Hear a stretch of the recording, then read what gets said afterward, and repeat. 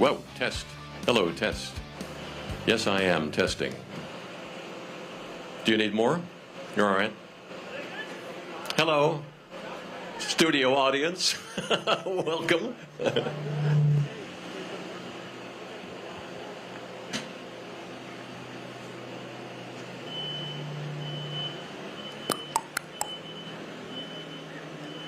We're going to be doing a live stream from our events all weekend long, so we're just about to go live.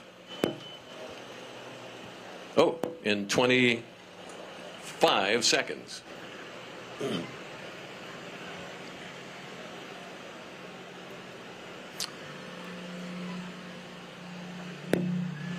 Am I feeding back just a little bit? Just make sure not to cup your hand around. That'll do it. Oh, yeah? You should be good. Yeah, I thought so. Oh. And? Oh, I guess I'm on. Well, welcome. This is the 41st annual Pittsburgh Vintage Grand Prix, and we're here on a stage, the People's Gas stage. For the first year, we've got this beautiful stage on the greens, the fairways of the Bob O'Connor Golf Course here in Pittsburgh's beautiful Schenley Park. We've been doing the vintage car races and car shows since 1983. It started as a one-day event. And here we are 40 years later, 41 years later, and we've got 10 days of events, car shows, rallies, black tie events, all through the week, parties and so on. But here we are. This is the weekend that is the quintessence of the Pittsburgh Vintage Grand Prix, and that is the road racing on the roads here in Schenley Park, the access roads that for the rest of the year are open to the public. You can bicycle, you can walk, you can drive your car around these roads right now. This weekend, it's a 2.3-mile, very challenging road course. And all around us, off the stage, to the right and left, and way over on fields back that way and that way are perhaps 1,000 cars on display. We've got Corvettes right here, the Cortile with Ferraris, our Mark of the Year up on the hill. We've got the Panoz cars, our Spotlight car. We've got British Car Day right here, vintage motorbikes, German Hill with BMW, Porsche, Mercedes, and so on. It's quite an amazing scene. And we're all here to raise funds for our two charity partners, Autism Pittsburgh and the Merrickey Allegheny Valley School. If you're watching the stream, this is our live stream, and we invite you to come to the park. Don't miss this if you're out of town. It's a wonderful, wonderful event every year. It is, frankly, the biggest event in the city of Pittsburgh in the summertime. This is the place to be. And if you're somewhere else, I hope you come and join us next year. But if you're at home in the greater Pittsburgh area, we do car racing tomorrow. We're also running our vintage cars, race cars, on the course today in warm-up and practice sessions and qualifying sessions. Tomorrow, opening ceremonies late in the morning, and then full afternoon of vintage car races on the course. Well, I could talk forever about the event. I've been the announcer for the Vintage Grand Prix since 1983. My name is Ted Sohier, but I want to introduce to you your host for our stream throughout the day today. Please welcome Jamoke Davis. And we're going to have some special guests. Jamoke's been going to be talking to a lot of folks about a lot of things today. I am, Ted, and I am really excited to be here. My first year as the host on the People's Stage of the Pittsburgh Vintage Grand Prix. I know that you've been here several years. I feel like every year there has to be something new that you are seeing that just amazes you. Well, this is something new right here. Right. Our stage and the stream is brand new for just a couple of years. So the ability for us to reach outside of Pittsburgh to bring this event to people somewhere else. But it does grow every year, and there is a new event that pops up every year. There was a new thing this year in Sewickley, Pennsylvania, called the Roundup. What was it called? I can't remember what the event was called. It had a Western theme. Yep, that's right. And the other night we were up at the historic Pittsburgh Butler Airport on Thursday night for our Passport to Elegance, full of Ferraris and vintage aircraft So yeah, there's something very special that pops up every year. And here on the grounds here of the golf course and all the different cars here and food, there's a lot for families to do here. Absolutely. And we have an amazing lineup that we're going to be not just talking about cars, but the future of cars and AI and what they're doing at University of Pittsburgh and CMU. So we got a great show for you here live on YouTube. And thank you very much. Jamoke, I will get out of your way. I know you got some very special guests coming up. I do. I want to welcome to the stage Leon Haynes of Hosanna House and Dan Heit from JusticeWorks. Welcome. Thank you very much. Thank you. Thank you, gentlemen. Looking dapper out here. Thank you. Our first guest, honored to be the first ever guest on the People stage here.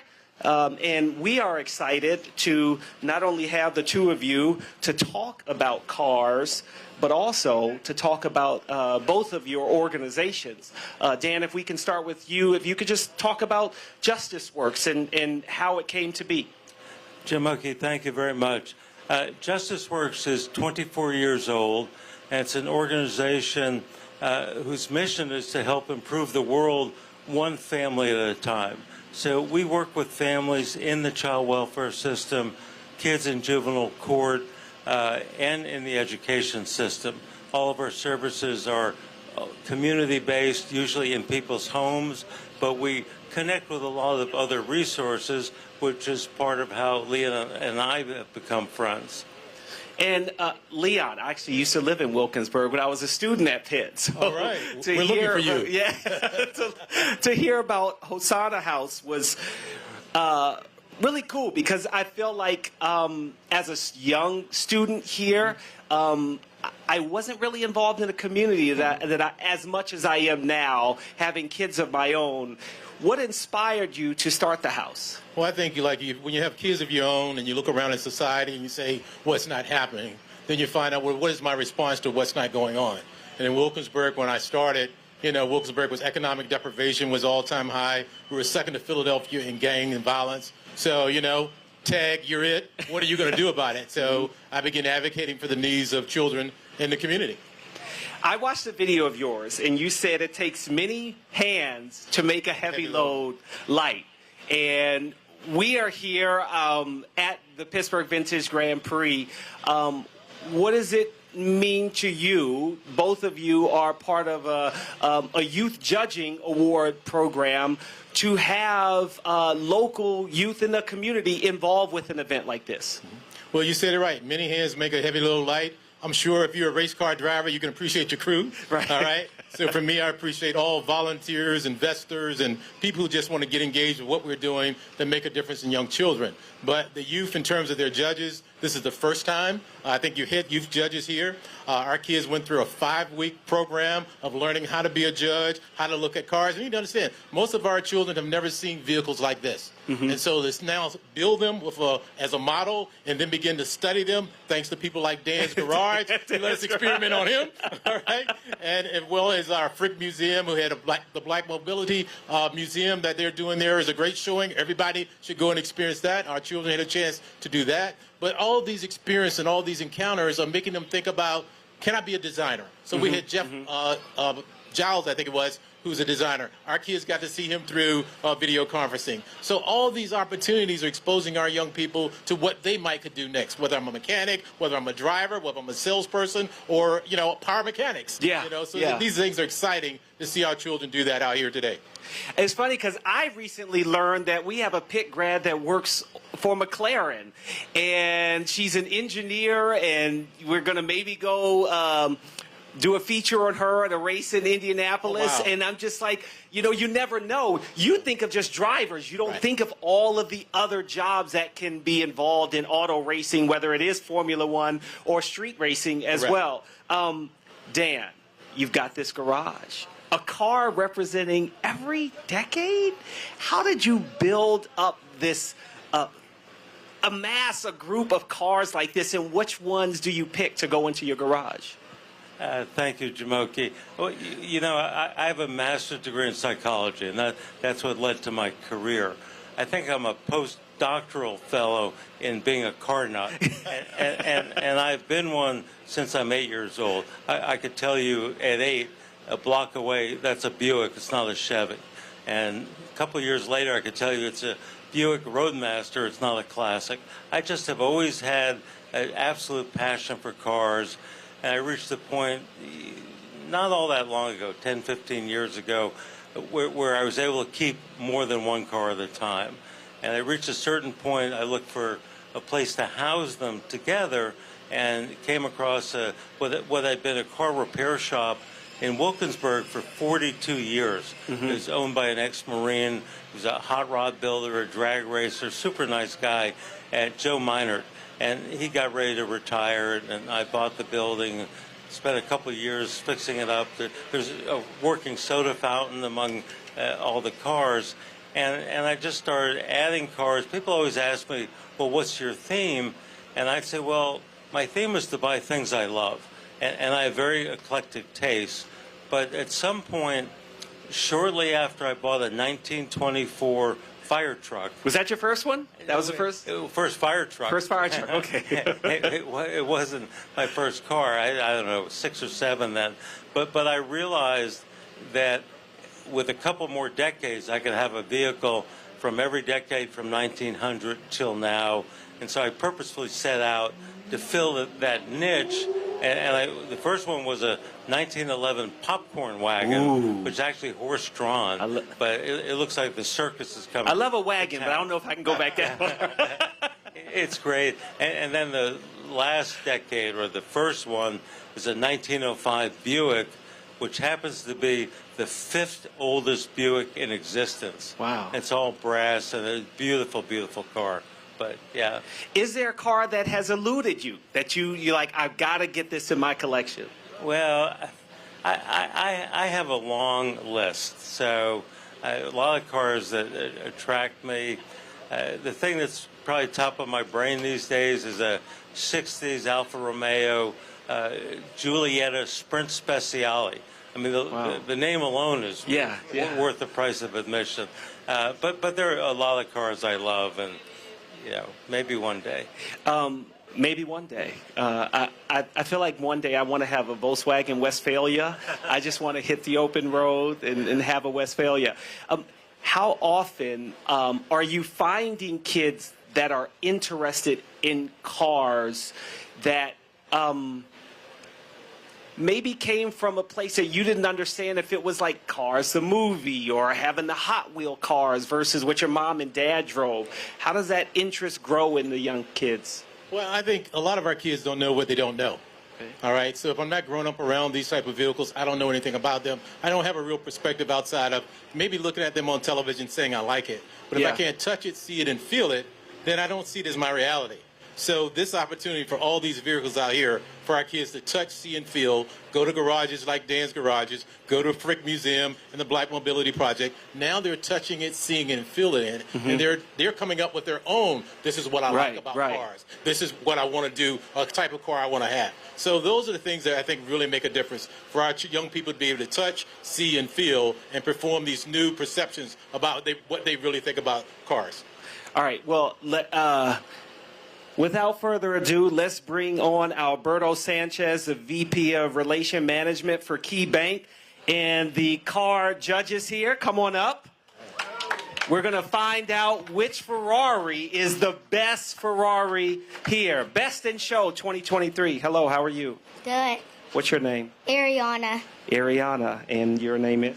Amela. Amela. Let's hear it up for the judges here. Joining Dan and Leon here. Alberto, you want to take the mic here? How you doing? Good. Nice to see you again. Thank you very much. Good morning, everybody. Thank you very much for being here. I'd like to thank Leon and Hosanna House, as well as Dan Heit, for putting this program together. This is the inaugural program. This is the first time that the Pittsburgh Vintage Grand Prix has partnered with the Hosanna House for the youth judging program. and we look forward to many more years partnering with the Hosanna House. I had the pleasure of being visiting the Hosanna House with Leon a few months ago, and I was totally blown away by the facilities, not just in the main campus, but also in the alternate campus, which is the Sherwood Event Center. Yes. And it's a beautiful center with a pool, a grilling area, and available Tuskegee Museum, the Tuskegee Air Museum, as well as the CAT, the Center for Aviation Technology and Training. Yes. Beautiful programs that train kids to be future aeronautical technicians and to be in the field. And right now, you're training some kids to get their commercial license to pilot drones with the FAA, correct? Yes. Awesome. Beautiful program. I was blown away by the facilities, by everything that you all are doing. 36 kids were originally chosen to be part of this. They went through a 4-week rigorous program on how to judge cars appropriately, and out of the 36, a final 6 were chosen. And I'd like to thank again Hosanna House, Mr. Heit for helping us with the judging as well, and of course KeyBank for their matching donation to be able to put all this together. And without further ado, we will announce the winner. And the winner is Perry Righetti in his F488 Spider. Awesome, Mr. Righetti.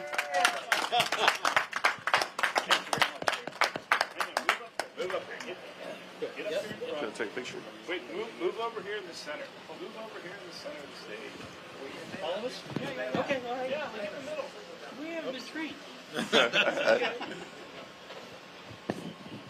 You want me to sit down or you want to stand? Should we sit or stand? You're good. You sit. Sit? Yeah, peace. Get some pictures.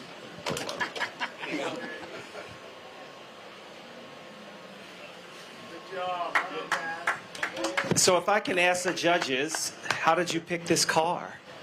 What did you like most about it? Okay, so we split up into boys and girls, and we all did separate judging, and then how we liked the car, and then we all came together as a group, and then picked the winner.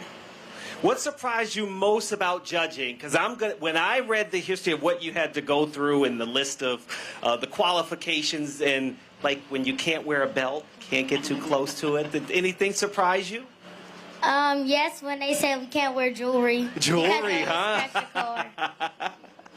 Well, congratulations. Thank you very much. Dan, Leon, congratulations on winning this award. All right. And without further ado, come on up here for 1 minute. 1 minute. We wouldn't have this award if it was not for this gentleman right here. If you want to say a few words, Bernie. So I really want to thank Leon. For 10 years, we looked for somebody to create a youth judging program, and we weren't successful. And it was happenstance that we met at a Grand Prix event last year at PPG Place, and he said, we want to do some things, and I'm like, wait a second, you want to do what? So I'm really appreciative to Leon and to Dan, letting everyone learn. And for Ralph Gills, who's not here, who's the head of design for Stellantis, for spending some time on a Zoom call with the kids. So a lot of people to thank. Thank you guys for supporting this. There you have it. All right. Bernie Martin, thank you very much for allowing me to play a role in this. And thank you very much for coming up on the People stage. And we will send it back to the studio. Lizzie Barker coming up next. Great job. Autism Pittsburgh, founded in 1966, provides advocacy, information, and referral on care, treatment, educational, habilitative, and other life-improving service options for those with autism, their parents and families, and to the professionals who work with them. Contributions from our donors, private and government grants, and our many sponsors have helped us accomplish much over the years, including these past and current projects, training legal and juvenile justice professionals, and educating governmental officials on autism needs, developing middle school autism curriculum through our SPEAK program, providing summer education to prevent seasonal regression, producing the Autism Takes Flight program for travelers with autism, and conducting in services for parent support groups and providers. On behalf of the people we exist to serve, we can never thank you enough. For more information, contact Autism Pittsburgh at 412-856-7223 or on the web at www.autismpittsburgh.org. Marikey keeps a simple promise. protect and empower the most vulnerable. We believe where there is life, there is hope. And we believe everyone has the right to live their life with dignity and acceptance. Thousands of Meraki employees across the country put their hearts and souls into providing exceptional care for those who need it most. This is more than a job. We strive to create a world we all want to live in by dissolving labels, upholding dignity, and redefining limitations. With every early morning shift, every small celebration, every hug and high five, we fix, we heal, we restore. Because doing the right thing will always matter. What we do matters. Who we serve matters. That's Meraki.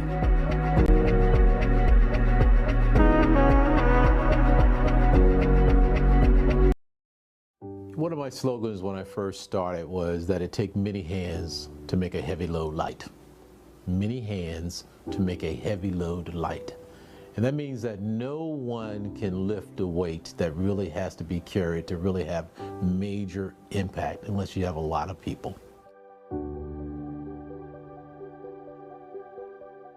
Wilkinsburg has a number of residents that could be accurately defined as being in distress. And there are answers or relief for that distress in Hosanna House.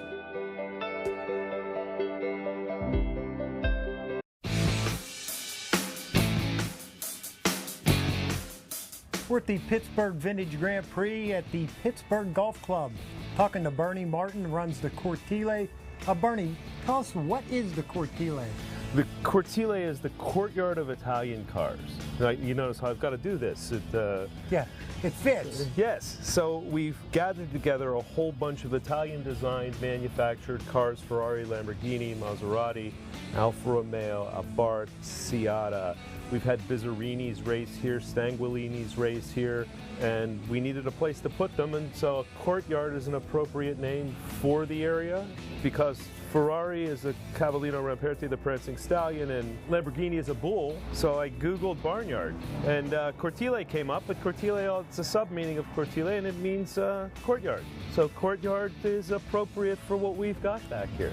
So you were the guy behind getting this started? But my family and I guess is really the right answer. I was asked, what would you change about the Grand Prix sometime in 2007? I said, we need more Italian cars. There's not enough Italian cars here. We got them on the track, but we don't have them on the field.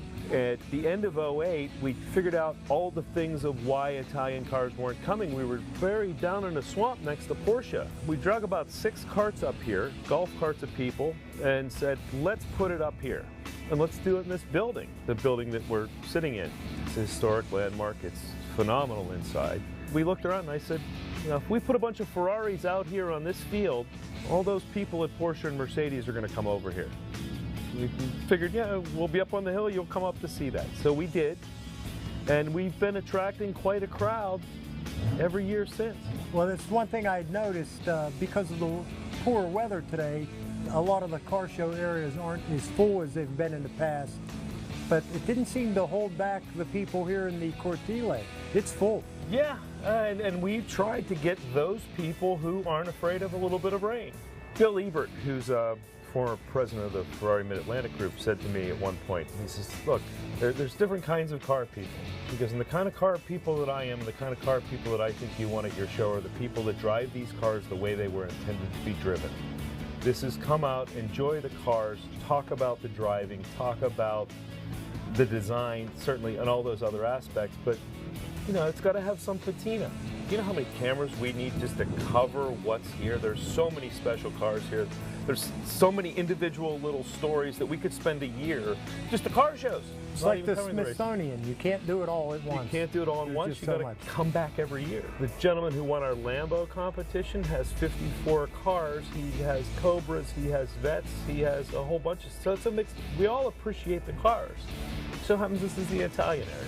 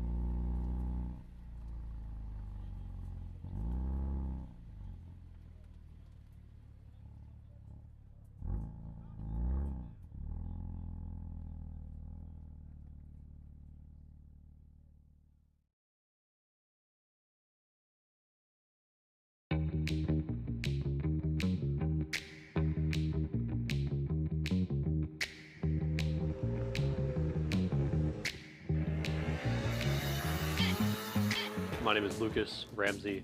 I'm currently a senior doing my undergraduate in mechanical engineering.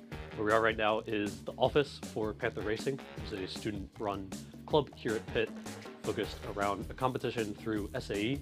SAE is the Society of Automotive Engineers. They do these collegiate competitions. What we do is part of one of those competitions. My name is JJ Slavic. I'm the technical director of the club, which means I oversee the design, the research, the manufacturing, and the testing of the vehicle. I'm an electrical engineer, and then I'm also a senior at Pitt. So hi, I'm Rahil Farooq. I am the lead performance and data acquisition engineer for this year. I have been on the team for about 3.5 years now, and I'm currently a senior studying computer engineering. Our competition in Michigan is a yearly competition. We go up with 100 other teams, so it's a lot of teams that go up and do this, and it's split over 4 days. The first day is set up so you go through a technical inspection where they make sure that your car passes all the rules, it's going to be safe. Part of that second day is justifying your engineering decisions and your business decisions. You have to really be able to explain and justify it. The third day we start getting into the driving events. So there's 4 driving events total. 3 of the driving events are on this day. There's an acceleration, and there's a skid pad, which is a figure 8, and then there's autocross, which is what people traditionally think of with racing. It's just how fast can you do a single lap. On the 4th day, which is endurance, which is 22 kilometers of a track. That is one of the most difficult parts of the competition. So that last day, the endurance is really the test of a car to its limits. Also, what we were trying to do this year was do research and development into electric. Initially, when I joined the team, we were heavily lacking in the electronics department. And then now at this stage as a senior, we certainly have almost 40% of the team is electric, and now we're going to an electric powertrain as well, which is super fascinating. I think kind of the whole point of the club is innovation. It's a brand new field, even to professionals. I'm kind of excited that we're going EV because it means that we're going to be a lot faster, I think. And I think we have the skill and the motivation to do it as well right now. This year was a really good success for our team. I'm incredibly proud of this team and what we were able to accomplish. The team environment is just immaculate, and I've just really enjoyed working on the team, and it's such a friendly environment. It's hard for me not to be here, 8 a.m. to 12 p.m. every day and just live down here because it's just such a fun time.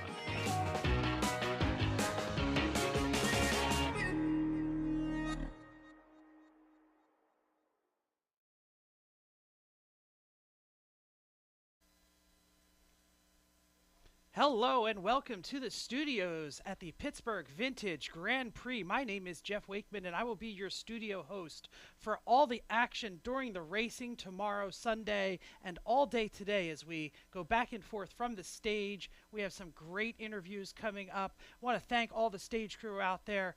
Ted Shore, Jamoke.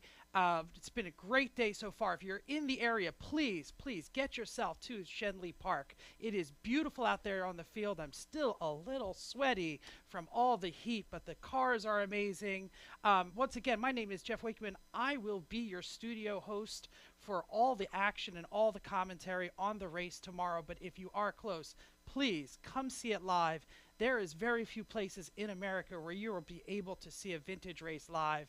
We are going to actually go right back down to the stage. Lizzie Barker from the Frick Galleries will be here. Back to the stage. All right, we're back here live at the People Stage here at the Pittsburgh Vintage Grand Prix. Jamoke Davis here with you, and we are joined now with Lizzie Barker of the Frick Pittsburgh. And I am amazed at all of the cars here. And as I was going down the list of who was going to be coming on the stage, first time we've ever had the stage here, thank you very much to everyone that are here joining us live. I'm ashamed to say I've never been to the Frick Pittsburgh. And now I have to come and visit you and see what it's all about. But for someone like myself or someone here that's watching on YouTube, what is most exciting and why you should come to the Frick Pittsburgh? Well, there's no time like the present. So we'd love to see you at the museum. At the heart of the Frick Pittsburgh is the Car and Carriage Museum with a collection of dozens of stunning antique vehicles. Everything that shows you the whole history of how the modern automobile came to be. Even electric vehicles powered by steam from the first decade of the 20th century. What? That's amazing.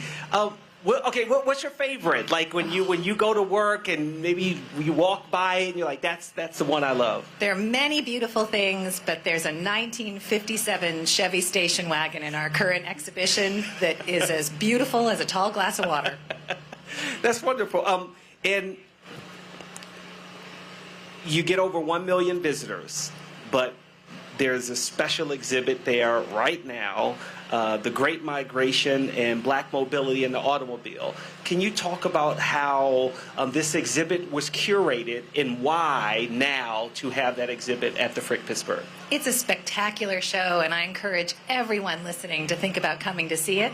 We've peppered this venue with discount codes today, and kids always get in free. It's an amazing show that tells the story of how the automobile helped Black Americans move from the agricultural South to the industrial North during that critical period between 1916 and the end of the Second World War. I think most of us think of that as a story that's about trains, but actually having a car was a path to freedom for so many families. And that's funny because when I was reading about it, it made me think about, like, to me, I would think having a house was freedom, and it was a symbol. But it was a car because it was more attainable. Is that what it was? And you can hit the open road? Absolutely. Redlining was a real practice, and a lot of Black families didn't have the opportunity to invest in real estate. But buying a car was smart because it gave you a lot of freedom in where you went, and it gave you a little bit of control when you were out on the roads. If you felt uncomfortable driving through a town that wasn't very welcoming to you, you could speed up. What do you see when you go to the Frick and see the exhibit? The pictures, videos, what? When you walk through the show, there's something for everyone. An amazing collection of historic vehicles borrowed from across the country, and each of them is paired with beautiful vintage photographs, some of them taken by Pittsburgh's own Teenie Harris. And then, to round it out, for those of you who care about fashion, every one of the displays has models giving you a little scene that takes you back in time. That's really cool. How do you envision what an exhibit will look like? I mean, how long before it actually was open did the planning phase is going and picking out the costumes, cars, etc.? I can't give away all of our secrets. All right, that's true. Okay. But the magic takes years, and this show had a team of about 18 people who worked on it. Researchers, historians, designers, artists. We even brought in an artist who cuts paper to make the wigs for the mannequins in the show. What? It's okay. The creativity that must go into this is pretty cool. Is there something that surprised you when you were going through the research and they were presenting you the different ideas? I loved it. One of my favorite pieces in the show that really surprised me by how much I loved it is a version of the car that belonged to Gus Greenlee, a numbers runner in the Hill District of Pittsburgh, who was the Black community's unofficial banker, and it is a spectacular vehicle. It is the model of vehicle that he drove out onto the ball field when the Crawford Grays, one of the great Negro League baseball teams, played its first game. And when you look at that car, you can picture the sunny day and the crowds that were gathering, and you know that team's going to have a glorious history. Back then, it was the Model T Touring, Lincoln Model L. I was trying to think of what car today would symbolize what in the Black community would be the status car. I'm curious, has that ever come up in conversation when you talk to people that come to see the exhibit? We hear from so many people their family memories of cars that we have in the show. The number of people who've ridden around in the 1950s cars that are in the show is wonderful. What we're not hearing from people is very much about electric vehicles, and it actually makes me wonder if there's something really special about a vintage car that still appeals to folks. It's funny because I was thinking more like a Dodge Charger, maybe a BMW, Mercedes. But also I feel like there's so many SUVs on the road today. It's different from a car per se, maybe a Range Rover. It's something. How long will it be on display? The show is on view all through the summer and fall, and we're having talks. So if you want to really dive into the show, come around 1 in the afternoon. And the price of getting a personalized tour comes with your ticket. and you're right on 5th Avenue. We're right at the intersection of Penn Avenue and Homewood in Point Breeze. Free parking, beautiful 10-acre grounds. While you're there, check out the cafe, the art museum with a great free exhibition about Shakespeare. There's something for the whole family.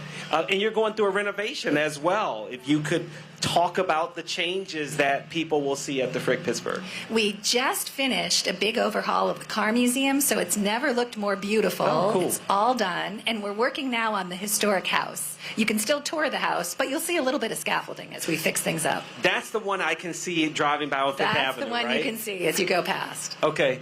How long will the renovations be going on? Well, it's an old house, so it could be forever.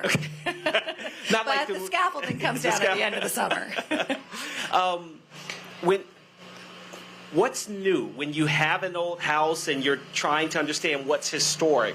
What can you change about it versus just restoring? Are you having to go on Craigslist and find old pieces that you can replace, like a fireplace, things like that? I love that question. Having a historic house museum is different than living in an old house.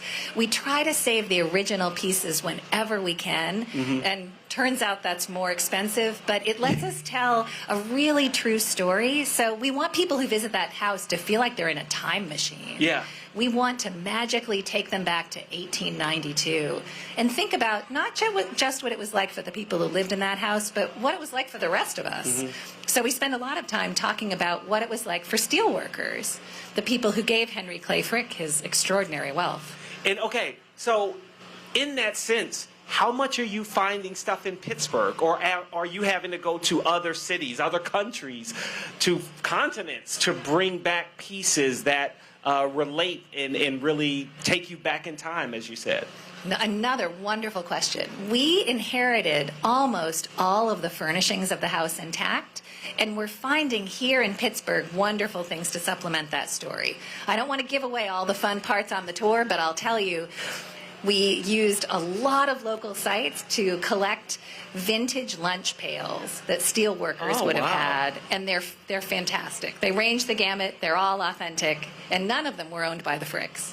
And you're going to, do you go to yard sales? Like, is that where you're looking for old lunch pails? Things turn up any which way. Sometimes people just bring them in and surprise us.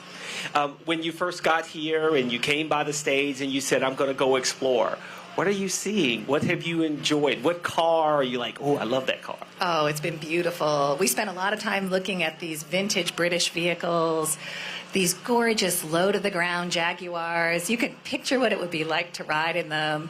We watched some of the vehicles that were practicing. We wandered over to the Bentleys. There is so much to see. I can tell it's going to be 2 rich days. Do you come every year to the Pittsburgh Vintage Grand Prix? I'm relatively new to Pittsburgh, and this is my first of what I know. Hey, let's give her a hand. How about that? First Pittsburgh Vintage Grand Prix. That's pretty cool. So, okay, if you start up here with the British Grand Prix, have you gone over to see the Ferraris or the Volkswagens? The Ferraris are next on my list. I'm going to see if my taste is as good as those kids, as those judges from Hosanna House. Those kids were great. They were. When you were younger, what car did you like, or say, I want to have that car someday? When I was little, my parents had a VW that was so old, if I looked carefully between my feet of the car seat, I could tell how fast we were going. That's funny. I'm probably going to say it a million times during the show, but I really want a Volkswagen Westphalia. I want to put the kids in it, beautiful, the family, hit the road, have them sleep in the pop-up tent. Yeah. It really is. I love Volkswagens. But to think about this being one of the best shows to come to and events in Pittsburgh, at the Frick Pittsburgh, how often do you have outdoor events where things are on display for, obviously you want people to come in, but to be able to see it from the street? Because I feel like when I see it, I see the house way off in the distance with the lawn there. We're actually talking to some of the organizers of the Pittsburgh Vintage Grand Prix about having some of the car owners drive on over and do an impromptu show in our parking lot. So watch our website and our social media to find out more. That would be pretty pretty cool. Okay, what's your social media handles? Where can people follow You the will Frick find Pittsburgh? us at thefrickpittsburgh.org. Okay, all right. Let's give it up for Lizzie Barker, the executive director of the Frick Pittsburgh. Thank you very much for giving us some Thank time. you. We really Can't appreciate wait to it. see you all over at the Frick. Enjoy the rest of the Pittsburgh Grand Prix, and we'll send it back to the studio.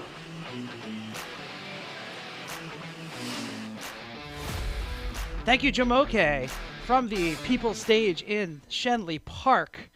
We are here for the Pittsburgh Vintage Grand Prix. Please, if you are following, tweet, tell everybody, all of your friends to tune in today. Coming up, we have an interview from Christian Mental Ward on the field with Mark Morrow, talking about the electric vehicles that are on the field today. Lots of great EVs, lots of wonderful things. We saw a bunch of them out there this morning. So we're going to go down to the field with Christian Mental Ward and Mark Morrow right now.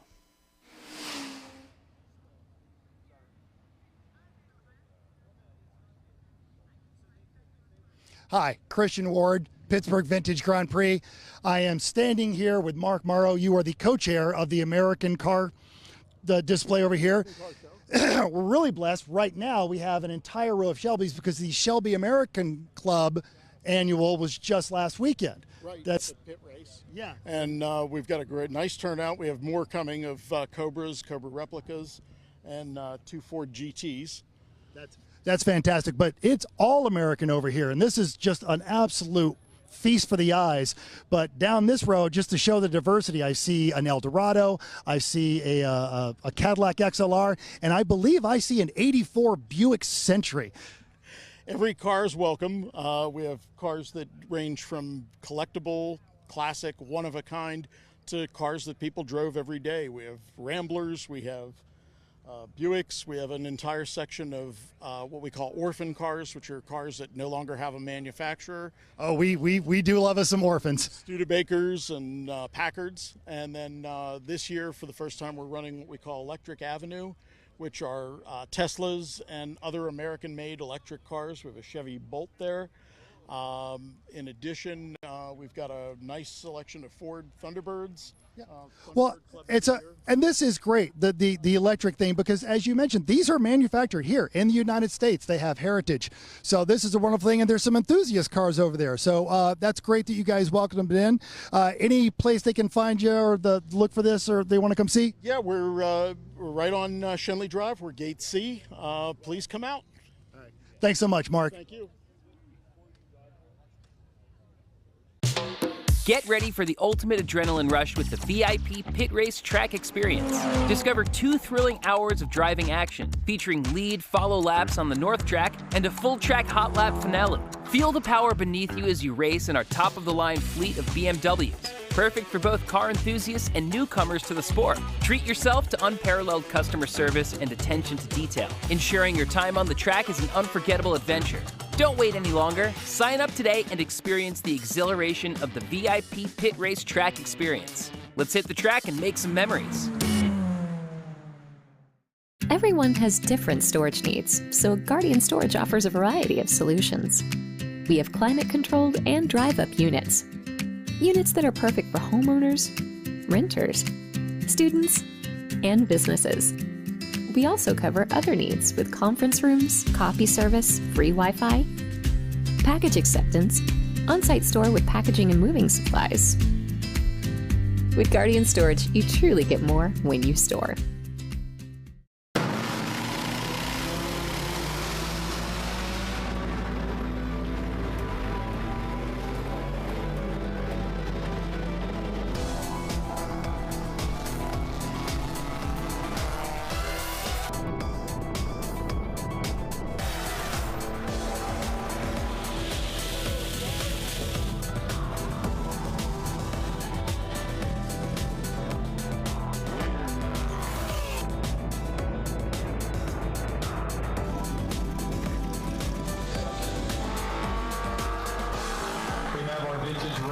Through the streets of Schenley Park around the golf course. It's a great event.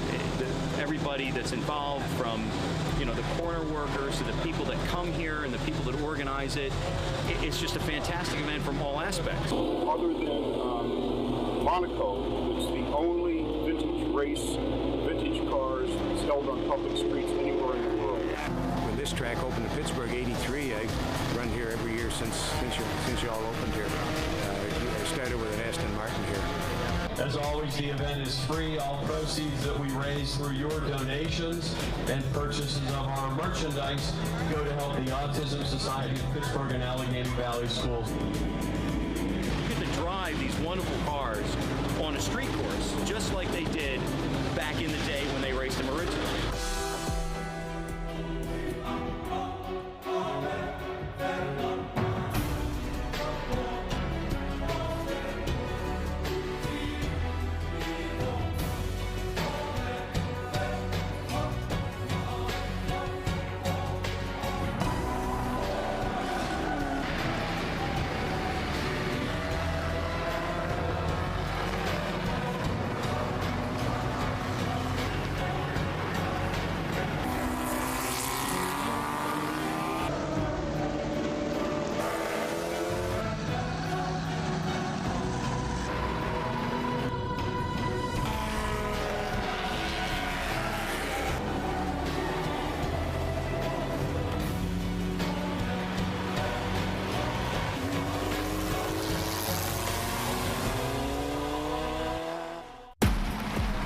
At safe distance, just a couple of car lengths from the car in front of you.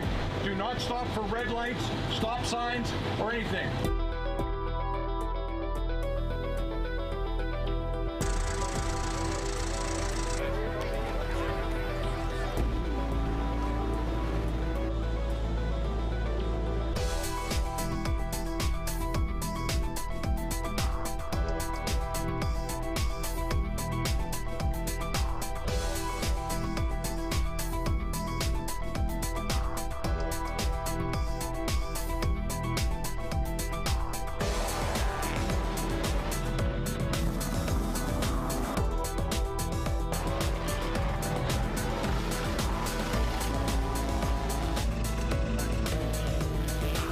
Thanks everyone for coming out.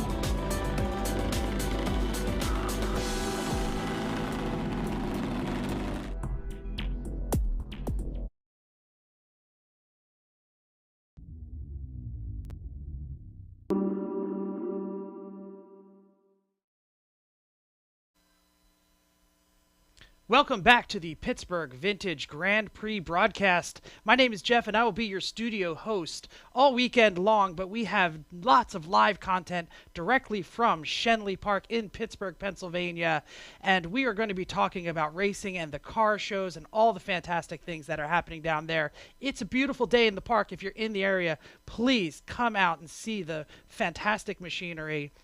The Pittsburgh Vintage Grand Prix is a long storied event, and we're going to hear more about that. Ted Shore, the voice of the Pittsburgh Vintage Grand Prix, is down on the people's stage, and he has a great interview lined up with Bernard Martin talking about the history of motorsports in Western PA. We're going to head right down to the stage coming up now. We go with it.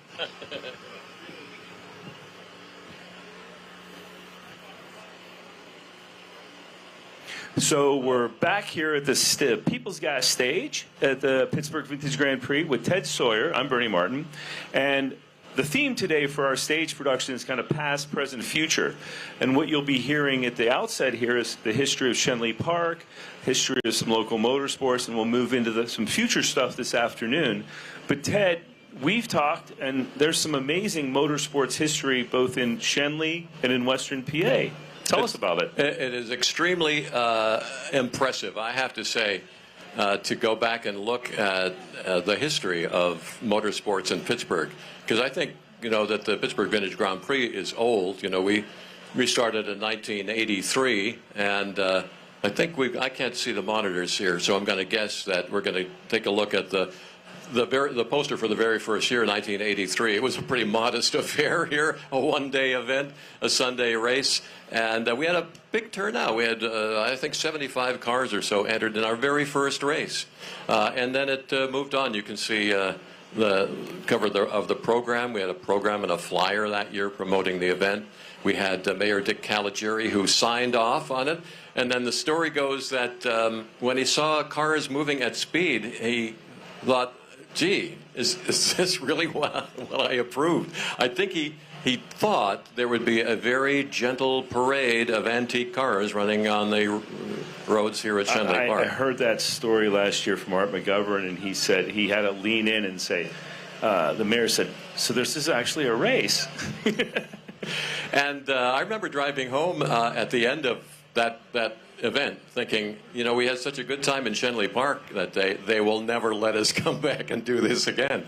And they did. And the rest, as they say, is history. We had a nice note in the program in 1983 from Mayor Caligiuri. He was a terrific friend of the event. In fact, right by the start-finish line, there's a plaque that pays tribute to Dick Caligiuri.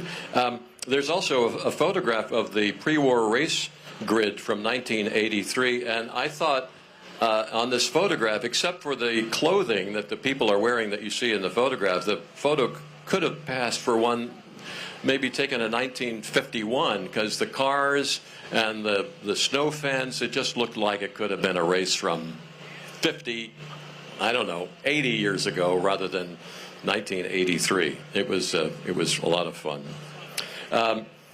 We had, in fact, I don't know whether we're looking at that photograph, but if we're looking at the photo of the pre-war race crew from 1983, there are 3 Bugattis in that race. And in the early days of the PVGP, the Vintage Sports Car Club of America, VSCCA, was a terrific partner with ours, and they have a lot of pre-war race cars. And for some years, we had big pre-war groups and cars that you would never see race anywhere else. Bugattis and a Grand Prix Talbot Lago and just some fabulous stuff. Well, and that group, if I'm not mistaken, was the first time that there became a corporate sponsor for racing, which was Gulf Oil, started in that period. So before everybody started changing caps at NASCAR, it kind of started here.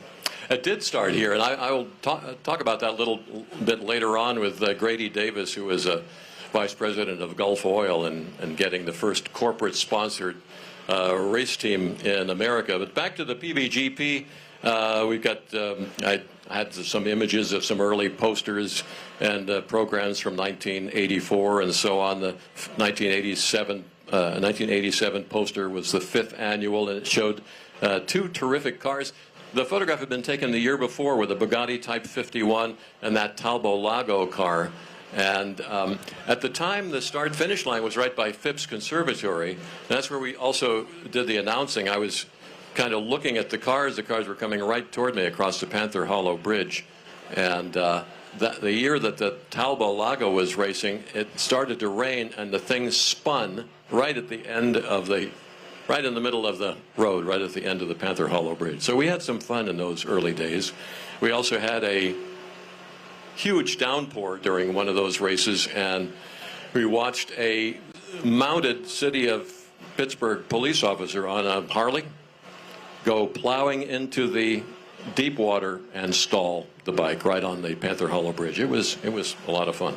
Hey, I have a cover. You can see some illustrations from this wonderful book. It's Jim Burke's book called Weekends in July, Pittsburgh Vintage Grand Prix. And Jim has been coming to the race for many years. He's a Pittsburgh area artist. And his illustrations from the book, and I think there's a photograph of the cover, and then there are some illustrations in the book from some of the cars in those early days. This book was only published for a few years, I think maybe available for 2 years from the Pittsburgh Vintage Grand Prix.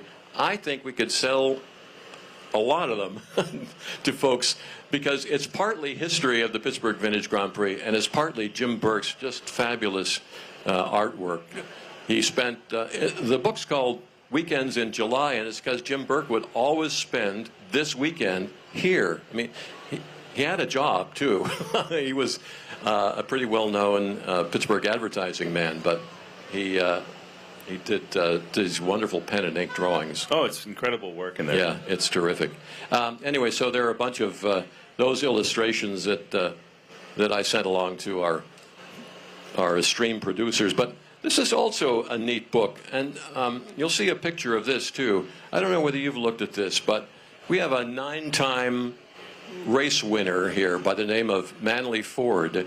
He races an MGT TD. He's been here he's one of the legends of Schenley Park. Wonderful guy out of Michigan. And he builds MG race cars and races very successfully. And in the early days, he said, and this is typical of Manley, who does a lot of driver training and education, he wrote up a book. He made notes of the Schenley Park course, and he wrote a book for racers here, and it's called One Safety Fast Lap of Schenley Park. And the safety fast comes from MG, used to be their advertising slogan, safety fast. Not safety first, safety fast. And so he wrote this book called An Unauthorized Guide to Safety and Swiftly Driving the Course at the Pittsburgh Vintage Grand Prix. He sells this to new drivers here, and the proceeds all go to the Pittsburgh Vintage Grand Prix charities. So the interesting thing that we've done that you'll see coming up, we have a car that went around the track for the track walk with Nate, and we're going to have some of this of how do you take a turn, where's the turn in, where's the apex. So that'll be coming up. Also, you'll see, if we're still showing visuals, that one of the things in the Jim Burke book is a drawing of the Schenley Park Racecourse, and we took that drawing and we marked where the corners are, and then we took notes from Manley Ford's book about what you do at this corner and how you slow down for the bump at the bridge and so on, and connected that to the map. Now, today we would do that electronically, you know, and through computer and so on, but that was in this book some years ago. Anyway, so it's Pittsburgh Vintage Grand Prix, so I thought, that's cool. We've been racing in the Pittsburgh area for, 41 years for the Vintage Grand Prix. But I'm a member of Sports Car Club of America, and SCCA workers were the earliest ones that enabled us to put on a race in Schenley Park, because I don't want to denigrate the work that all the people do for car shows, but essentially anyone can put on a car show, but not anyone can put on a safe race. And so we needed people who knew how to put on a race and run it safely. And then that's why we brought in members of the Steel Cities Region Sports Car Club of America, who run races. That's what they do. They've done it since 1953 or so. So I went back to look at the history of the Steel Cities region. It was founded in 1950, and they were doing motor sports events from the early 1950s, and starting out with hill climbs. There was the Sewickley Hill Climb that went up Blackburn Road, I think, behind Sewickley, and went on to, there was a private estate up there. I think I have information about that somewhere, but anyway, hill climbs were the first competitive things in modern times here in the Pittsburgh area. And then the SCCA started to run races, and just like the Pittsburgh Vintage Grand Prix, which is raising funds for our charities, the SCCA, the local region, started running races on the Cumberland, Maryland airport. We partnered with the Lions Club in Cumberland, Maryland, and they had a program that provided eyeglasses to children in need. And so Steel Cities region put on SCCA races, raising funds for the Lions Club, and that went on for very many years, and it became, for a while, it was the biggest road race in the nation, the Cumberland Nationals on the Cumberland Airport circuit. And eventually the FAA said, you know, we want our airport back. So we had to move, and it moved to Nelson Ledges near Warren, Ohio, and that was our home track for a while. It's where I was racing for my local track, and then a little bit at the Connellsville Airport, and then the folks built what was Beaver Run and is now Pittsburgh International Race Complex, and that's where the Cumberland races are. But now... Well, wait. Now, what we learned last week during the SAC convention from Peter Brock, not only were the first 6 Shelbys made here, but the first Shelby Cobra that was ever raced was raced down in Connellsville. That I didn't know about that in Connellsville. That's very possible. I know Ed Hugas, built the. You may not know the story, but Ed Hugas and his Continental Motors built the first Cobra that was built first on West Liberty Avenue. First, we verified last week that it's guaranteed the first 6 and possibly the first 18, and set up the initial distribution. And our former race director here for many years, Mike Connolly, was a Porsche-trained mechanic who worked for Ed Hugas and worked at Continental Motors, and he said, oh yeah, they built the Cobras downstairs. Yeah, well, Ed was also the first, it's 100 years of MG, Ed was the first MG dealer here, and certainly the Ferraris that are here with NART, in 1965, Ed Hugas was the 3rd guy in that car. Ferrari just won at Le Mans a few weeks ago for the first time in 58 years, and the last time they won was with NART and with somebody from Pittsburgh. Yeah, Ed Hugas was, I think, needs to be better known. You'll see some photographs a little later on. There's a wonderful book by Bob Walker called Cobra Pilote, and it's the Ed Hugas story. And it's amazing to think this guy was here in Pittsburgh. He ran European Motors and Continental Motors. They were on Sawmill Run Boulevard, and then later on West Liberty Avenue, and they were the Porsche dealer, the Mercedes importer, the MG dealer, and so on and so on, the Ferrari place. So, amazing history there.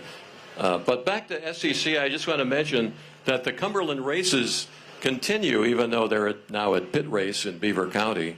But they're still called Cumberland in honor of the early days at the airport, and it is the Sports Car Club of America's longest continuously run national level sports car race in the nation. I know there are a lot of West Coast racers and people based at Watkins Glen and so on, but our Cumberland Nationals are the SCCA's longest running series of racing. And in SCCA, not just Ed Hugas, but the great Don Yenko in the South Hills with Yenko Chevrolet in Canonsburg, building the Yenko Stinger and Camaros and all that stuff that he did. He's in the Corvette Hall of Fame.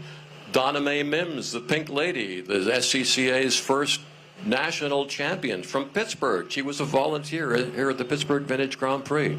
Won a national championship in SCCA in a Sprite. She was a Corvette person. She is in the Corvette Hall of Fame and the SCCA Hall of Fame. I heard some stories from corner workers from back in the day, and they said that the corner workers would run away from the corner because they didn't think she'd make the turn because she was coming in so hot, and she made the turn every time. She was a very, very talented driver. In fact, she and a group of women drivers, professional drivers, drove in one of the Cannonball Baker races across the country, Brock Yates's Cannonball races.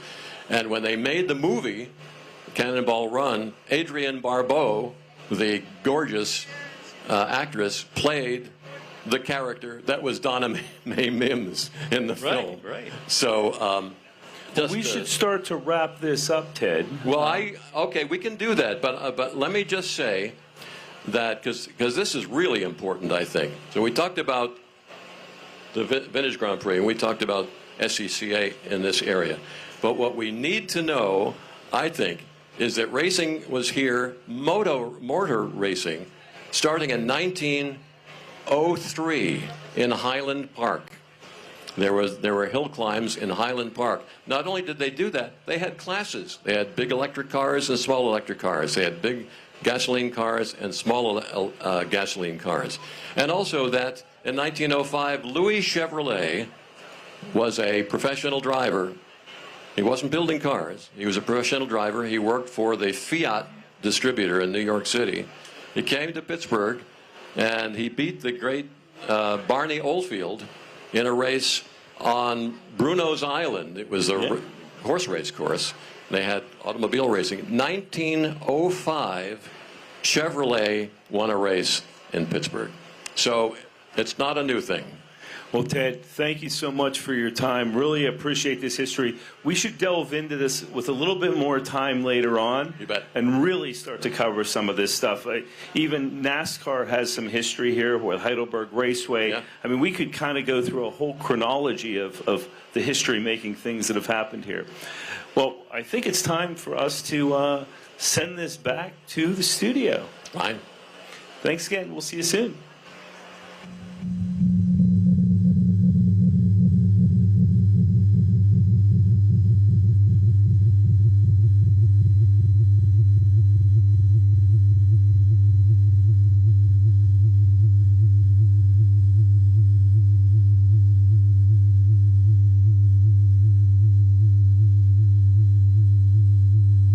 Hello, everyone. Christian Ward, Pittsburgh Vintage Grand Prix, and we are standing next to easily one of the most historic racing Corvettes ever. Now, this is a 63 Z06, but you were telling me this was the hottest of the versions. Right. This Z06, there were 50 with the tanks that were built. They called them tanker cars, and they were just built for racing. This was delivered to Forsyth Chevrolet in Homestead. It's a Pittsburgh car. And he raced it up to 1969, and then Dan Ferry from Murraysville raced it up to 75. And 75 is an interesting time because that's when you had just, we're going to sell his age out a little bit here, but you had just graduated and you were working a regular job, and you saw this and you knew it was historically significant, but at the time it was just a beat up old Corvette race car. It was beat bad. And I bought it in '76, and now it's been 48 years. So you had to sell one of your cars and borrow some money from your relatives? Yeah, I sold. I had a '57 Chevy convertible. I sold and then borrowed some money. And the guy I was working for at a gas station, Sunoco, I was, pumping gas at the time, and he lent me some money because I worked for him. Yeah. And that's fantastic. And you were going to restore it as a race car.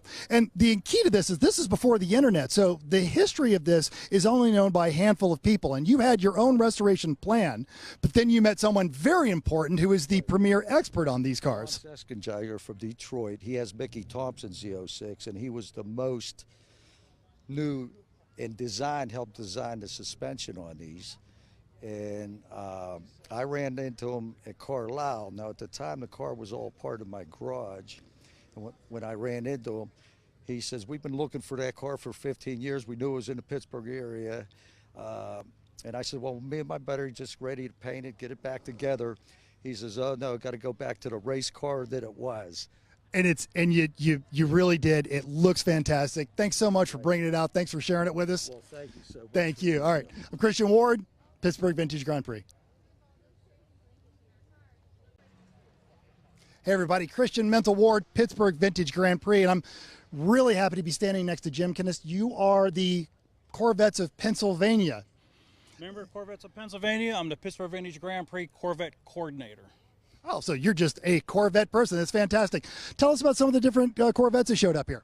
Anything from a 1954 to a 2023. They come from all over the place. This is a Corvette/Chevy display. We moved over here because we have a large collection of cars coming this year, and we're happy to be here. The weather's beautiful. Come on out if you're not here. And you do have some, there is a literal C1 Corvette over there all the way up to the latest stuff, and we've got some historic race cars that we're going to be talking about later. But yes, if you are a Corvette fan, you need to be here. This is the place to be. I'm Christian Ward with Pittsburgh Vintage Grand Prix.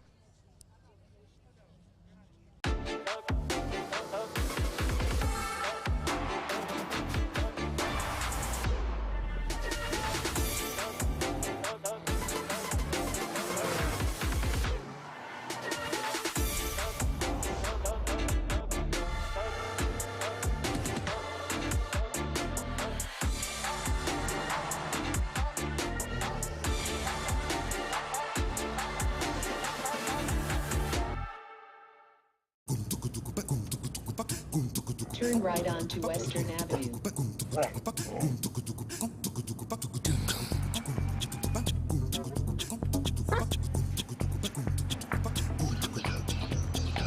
You have reached your destination. One more? One more time. Turn right onto Western Avenue. ID light in the all-electric ID4. It's the little things. It's a VW.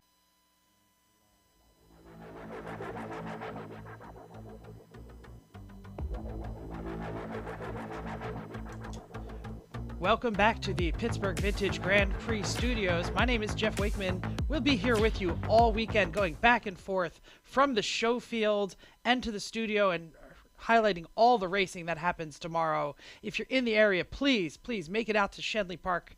It's free. It's a vintage race. Hard to find a free vintage race anywhere in America, and this is a special one because the show field is absolutely gorgeous.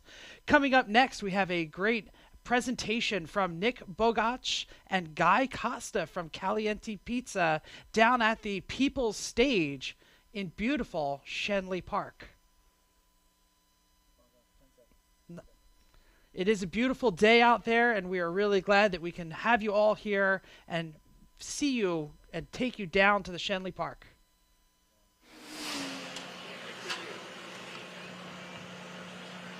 Good afternoon. This is Dan Del Bianco. I'm fortunate enough to be the executive director of the Pittsburgh Vintage Grand Prix, and I want to welcome everybody here. And we've just completed our first hour of the live stream. We're pretty excited.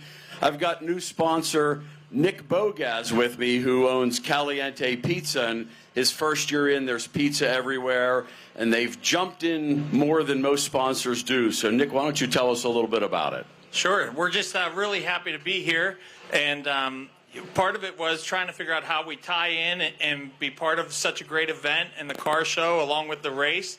So we decided we would go ahead and buy a race car and put it right into the race. So my cousin's going to be driving the race tomorrow in the we have a 67 Spitfire that will be representing Caliente. And then on top of that, we wanted to do something special for all the great participants over the years. So we thought, we know how much we like receiving trophies.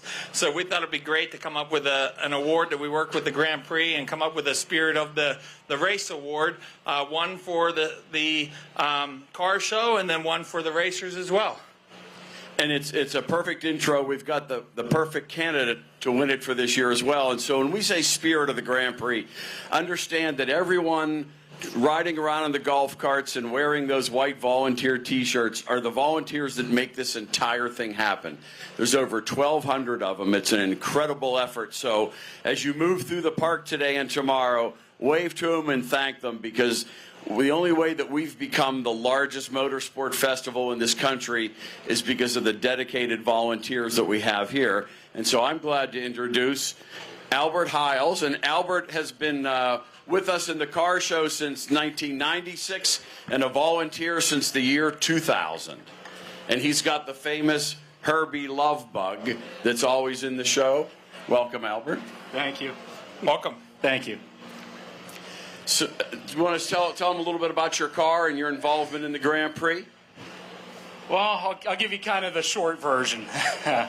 I'm a Volkswagen enthusiast.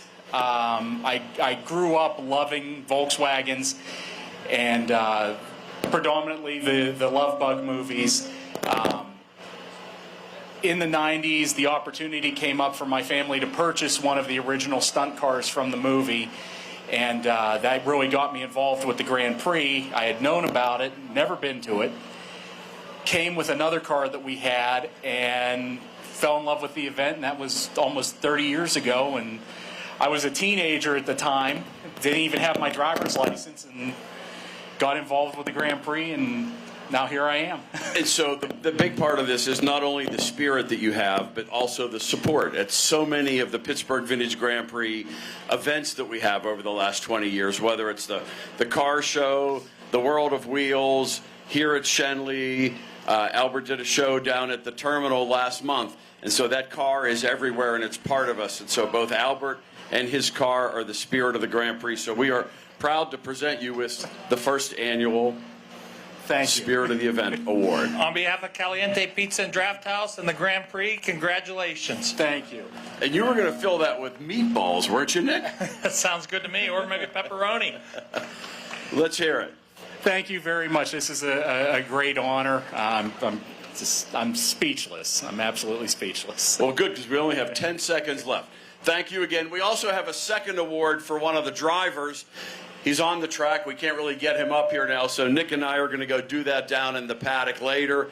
And it's Stu Long that drives the silver Porsche 914, and he's on the track right now doing lunch laps, vintage laps to raise money for our charity. So it's fitting. Thanks, guys. Great. Thank you. Thank you. Next up, we've got...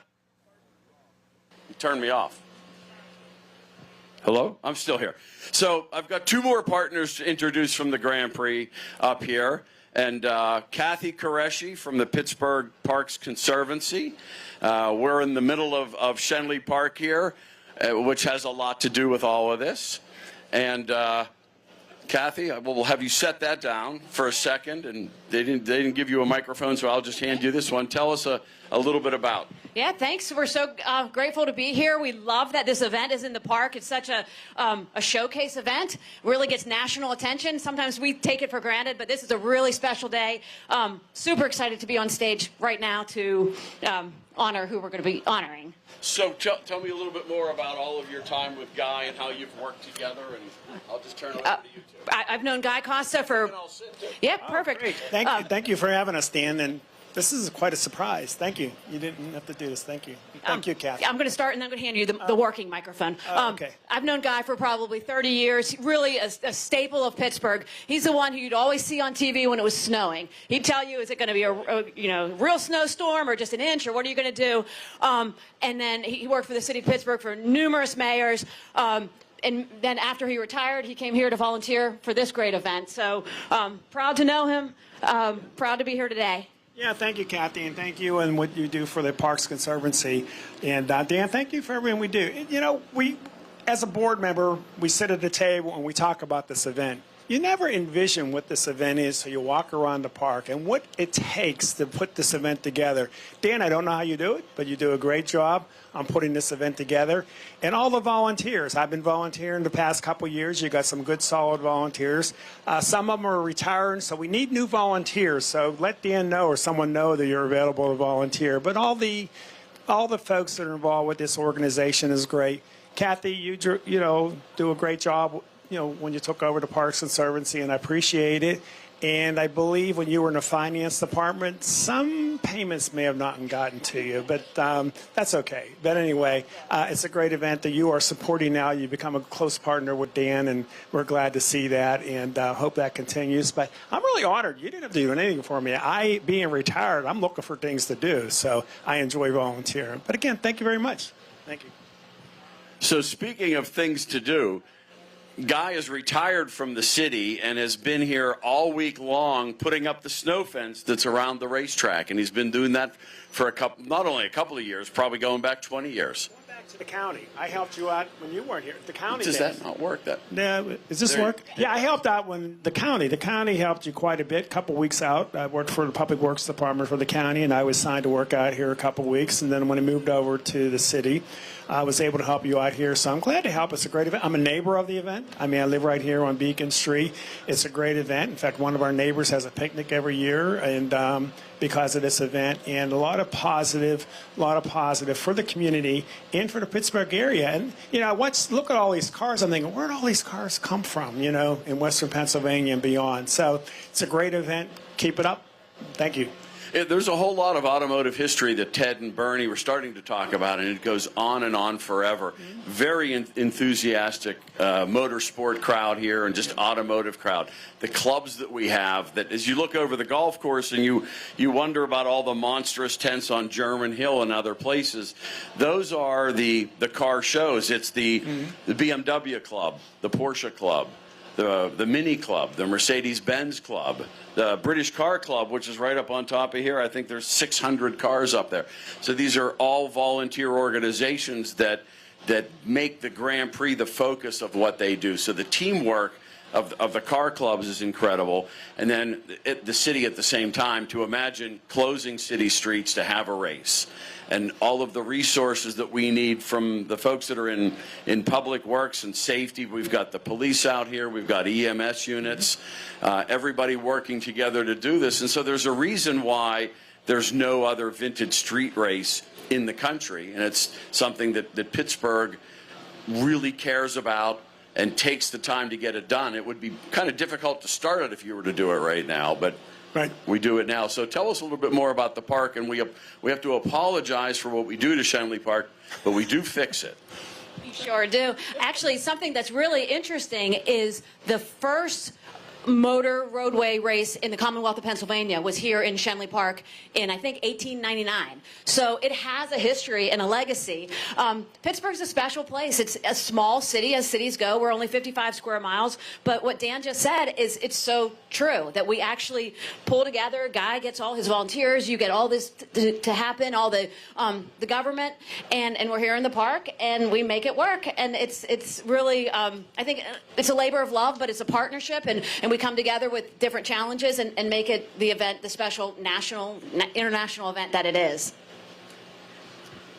And one of the main reasons we do all of this is for charity. So we've raised $6.4 million since 1983 for Autism Pittsburgh and Merricky Allegheny Valley School. And so Allegheny Valley School is probably familiar to most. That's the organization that also gets the funds from the Terrible Towel.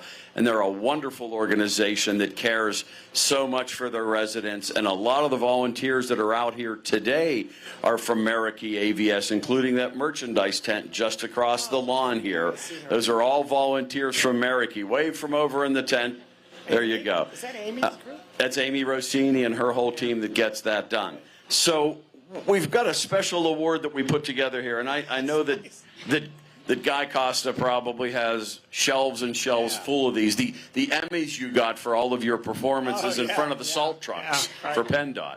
And so Snowplow Guy, the mug that is here is one of the original trophies that was given out for the Grand Prix back in the 80s. Really? And we had a couple of left over, and I thought that would really be fitting. It's got all kind of motorsports on it. Great. And I'll hold this and I'll let Kathy read what we have on the inscription there. It says, Guy Costa, July 22nd, 2023. In appreciation for service and dedication to our organizations, Pittsburgh Vintage Grand Prix and Pittsburgh Parks Conservancy. Thank you very much. You didn't have to do this, but I really, really appreciate that. And I do it because, you know, Dan, sometimes we have meetings and some of these children or adults come, you know, autistic, and you just see them and see their eyes, and you want to pour your heart out to do what you can to help them. And I'm glad we're able to do that. And so, again, thank you. And the other thing is sitting there earlier, just watching the people in the cars and looking at cars and bringing back memories. There's a 76 yellow Corvette that I owned, 1980, another car I owned. So it brings back a lot of memories walking through the park and seeing these cars and seeing these people. And, again, thank you. You didn't have to do that. I have a place for that. And I will treasure it. Thank you very much. Thank you, Kathy. And thank you, Dan. Terrific.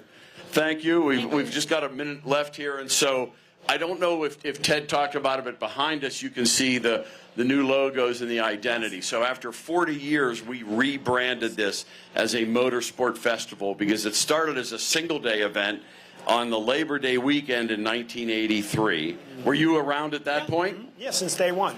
And so were you with the city or the county at that That's point? the county, and we did wooden fence everywhere. None of this plastic fence, which is much greater, but wooden fence. And I don't know who was in charge at the time, but we made sure there was so much fence that no one got in. You know, nobody, not even the deer. But anyway, we did put a lot of fence up, and it took 2 weeks to do. And that was the year that we had the Marine Reserves come in as security. But it was our first year. They didn't really understand everything, and no one said, hey, you have to feed these guys. And about 1:30 in the afternoon, they were said, well, we didn't know, we didn't bring any lunches for you, and the races ended a little bit early. So we've figured that out since then. So I want to thank everybody that's here today. We've got a full program, and thank you very much. Thank you. Okay. Thanks, Cap. You're gonna take it's 2 pieces. My wife's gonna like this. She is, guy, it's 2 pieces. I know. Okay. Yeah. So Well, you take carry the that. bottom All piece. right, perfect. That is nice. It is. Thank you.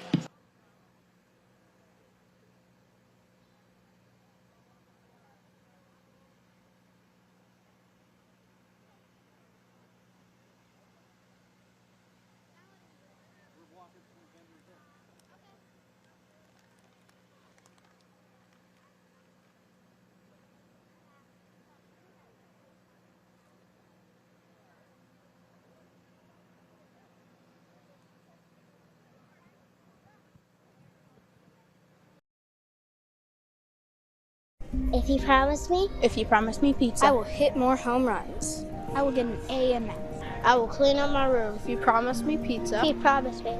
If you promise me, I will not pick on my little brother. I will eat all my vegetables. If you promise me, I'll be class spelling bee champion. If you promise me, I'll score my first touchdown. If you promise me pizza. Don't just promise pizza, promise the pizza of champions. Caliente Pizza and Draft House. Now that Baird and Heffron Tillotson are one, we're proud to call Pittsburgh home. And with 8 locations in the region, we're even prouder to be helping so many of our neighbors and their families build secure financial futures. From our big picture global perspective and business expertise down to the personalized master plan we'll create based on your unique goals and dreams, your financial security is our first priority. We'd love to earn your trust. Make an appointment today and discover the Baird difference. Good morning, this is Chrissy from the Pittsburgh Vintage Grand Prix, and I have Bob Spear here from Mercedes. Please tell us a little bit about the field. Well, we can talk about the field here, and I'm in charge of all the car shows, so Mercedes has been a part of the group for many, many years. Today they have cars ranging from the early 50s up to yesterday. Very current cars, wide mix sedans, SLs, SUVs, so anything goes with Mercedes. Can you tell me a little bit about yourself and how you got involved in this? I started off in the paddock 40 years ago, and then I worked my way into a Mercedes and became president of the Mercedes Club, moved up through some of the things with the Grand Prix, and now I'm the director of car show operations. So it's an exciting thing for me, and it's a passion, and because one of the reasons that I got involved was the fact that it's a charity organization, and they raise a lot of money for charity, and I've had people from the charities come up and want to give me a hug because their children are being served, and it is just phenomenal what they do, and I'm glad to be a part of it. That's great. And you hear some racing behind us, so if you hear a little bit of feedback, so you've got a really great paddock spot. Got the action of watching the cars and the car show. Also, we've got some racing behind you. Yes, you do. It's a unique place. It's the only race that takes place on city streets anywhere in America, probably the world, other than at least for vintage racing for amateurs. So it's quite a spectacle to see. So I encourage people to come on out and see the event. We have spectator parking available for you, and it's an easy place to be. And again, the charities are why we do this. We would invite you to be a part of that. So I thank you for your time today to highlight the Pittsburgh Vintage Grand Prix. It's near and dear to my heart, and I know it is to everyone else. So come on out and see us. Thank you so much. This was awesome. I'm so excited to walk around and see the beautiful Mercedes around here. And we invite you guys to come out and check out the cars. There's plenty of them, a huge field of any kind of car that you'd like. We have it. This is Chrissy Matura, Pittsburgh Vintage Grand Prix.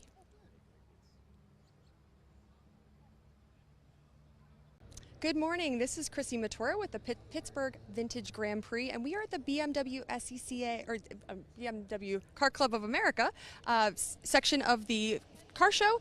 Can you tell us who you are and what's going on here? Sure, I'm Frank Paddock. I'm the Executive Director for the BMW Car Club of America, and we're up here today from South Carolina to join our Allegheny chapter and celebrating everything at BMW here at PVGP.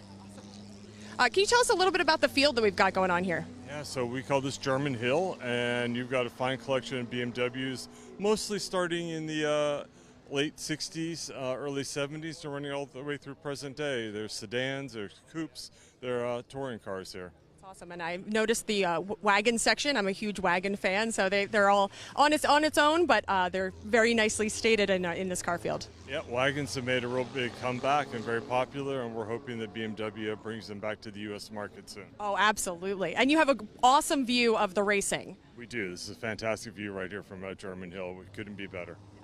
You kind of have to stop talking when all of the loud cars go by, but it's kind of nice to be able to look at the parked cars that are beautiful and shiny and then check out the racing too. Yeah, absolutely. The racing is great, and every so often we get to watch Mike Renner from the BMW Performance Center doing charity laps to benefit the Grand Prix. So if you haven't signed up to do one yet, please do and enjoy some fun out there on the course.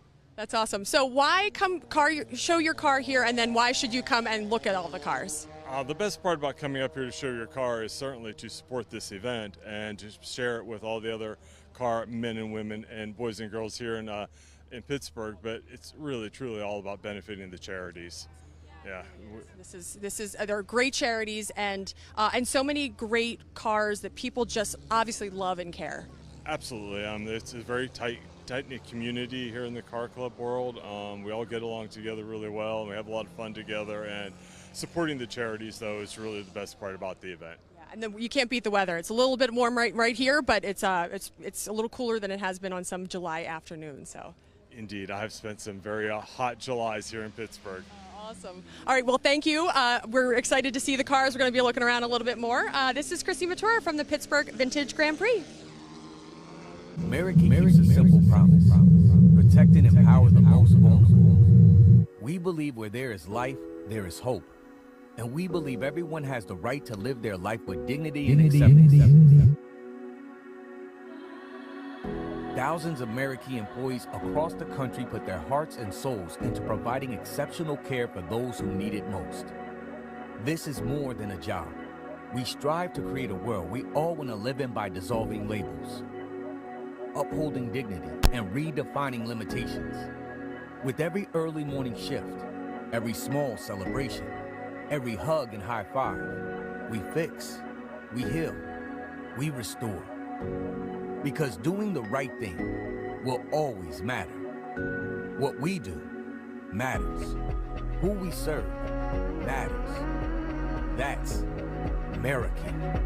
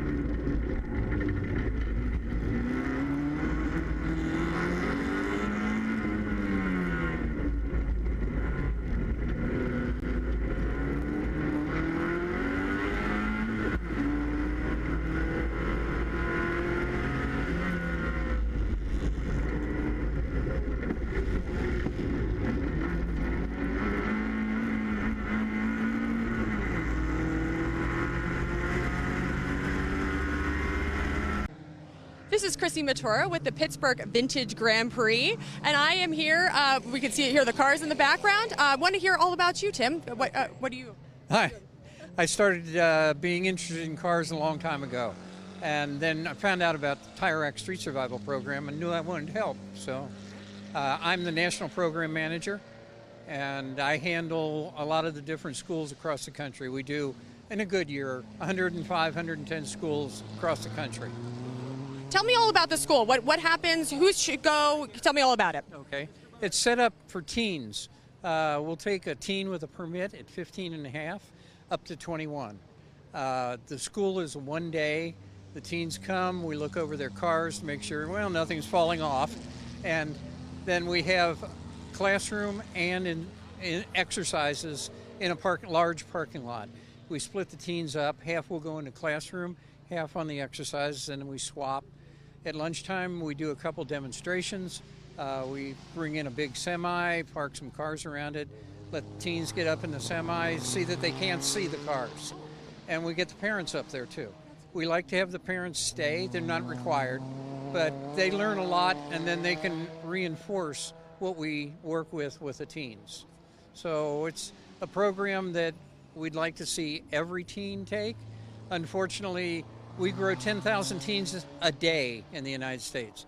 We also pass 10,000 on to their 20s, but there's a lot of people that could be taking the course. Okay. Tell me about the course. What kind of things are the teens learning? Okay, on the exercises, for the most part, we do a slalom, which teaches them weight transfer. And we do a skid pad, teaches them how to lose control, or not how to lose control, what to do when they lose control.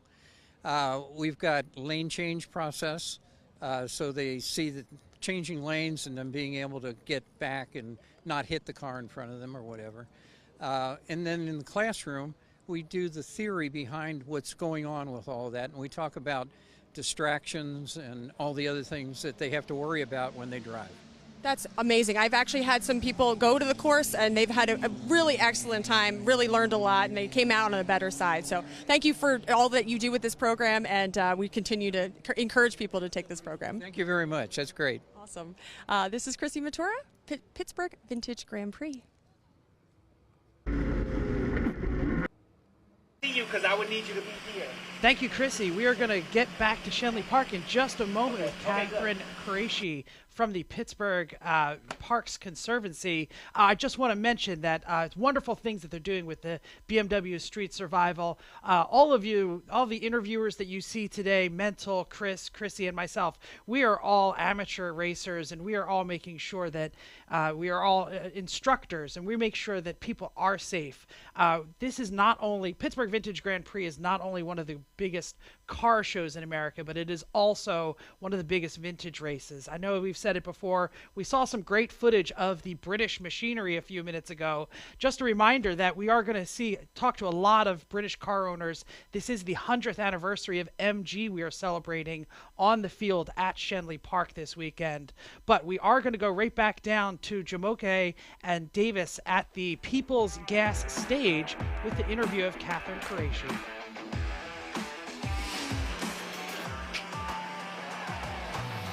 All right,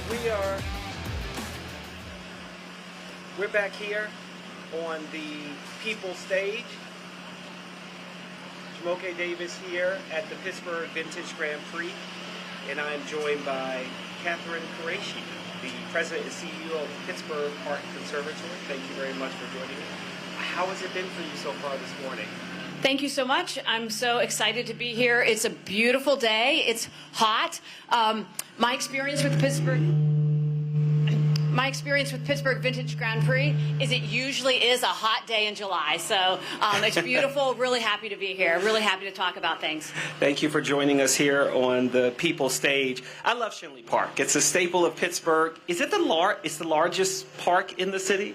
It's actually not. There's Frick Park is larger, and then the city of Pittsburgh, I'm really glad you asked that, just commissioned a new park. It's called Hayes Woods out in the southeastern part of the city of Pittsburgh, and it's the largest. So Hayes, then Frick, then Schenley. Okay. I learned something new already. you're a native of Pittsburgh. How many years back do you remember coming to the Pittsburgh Vintage Grand Prix?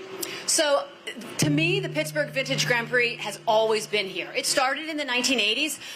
I was born in 1971, so it's something as a teenager, it was here.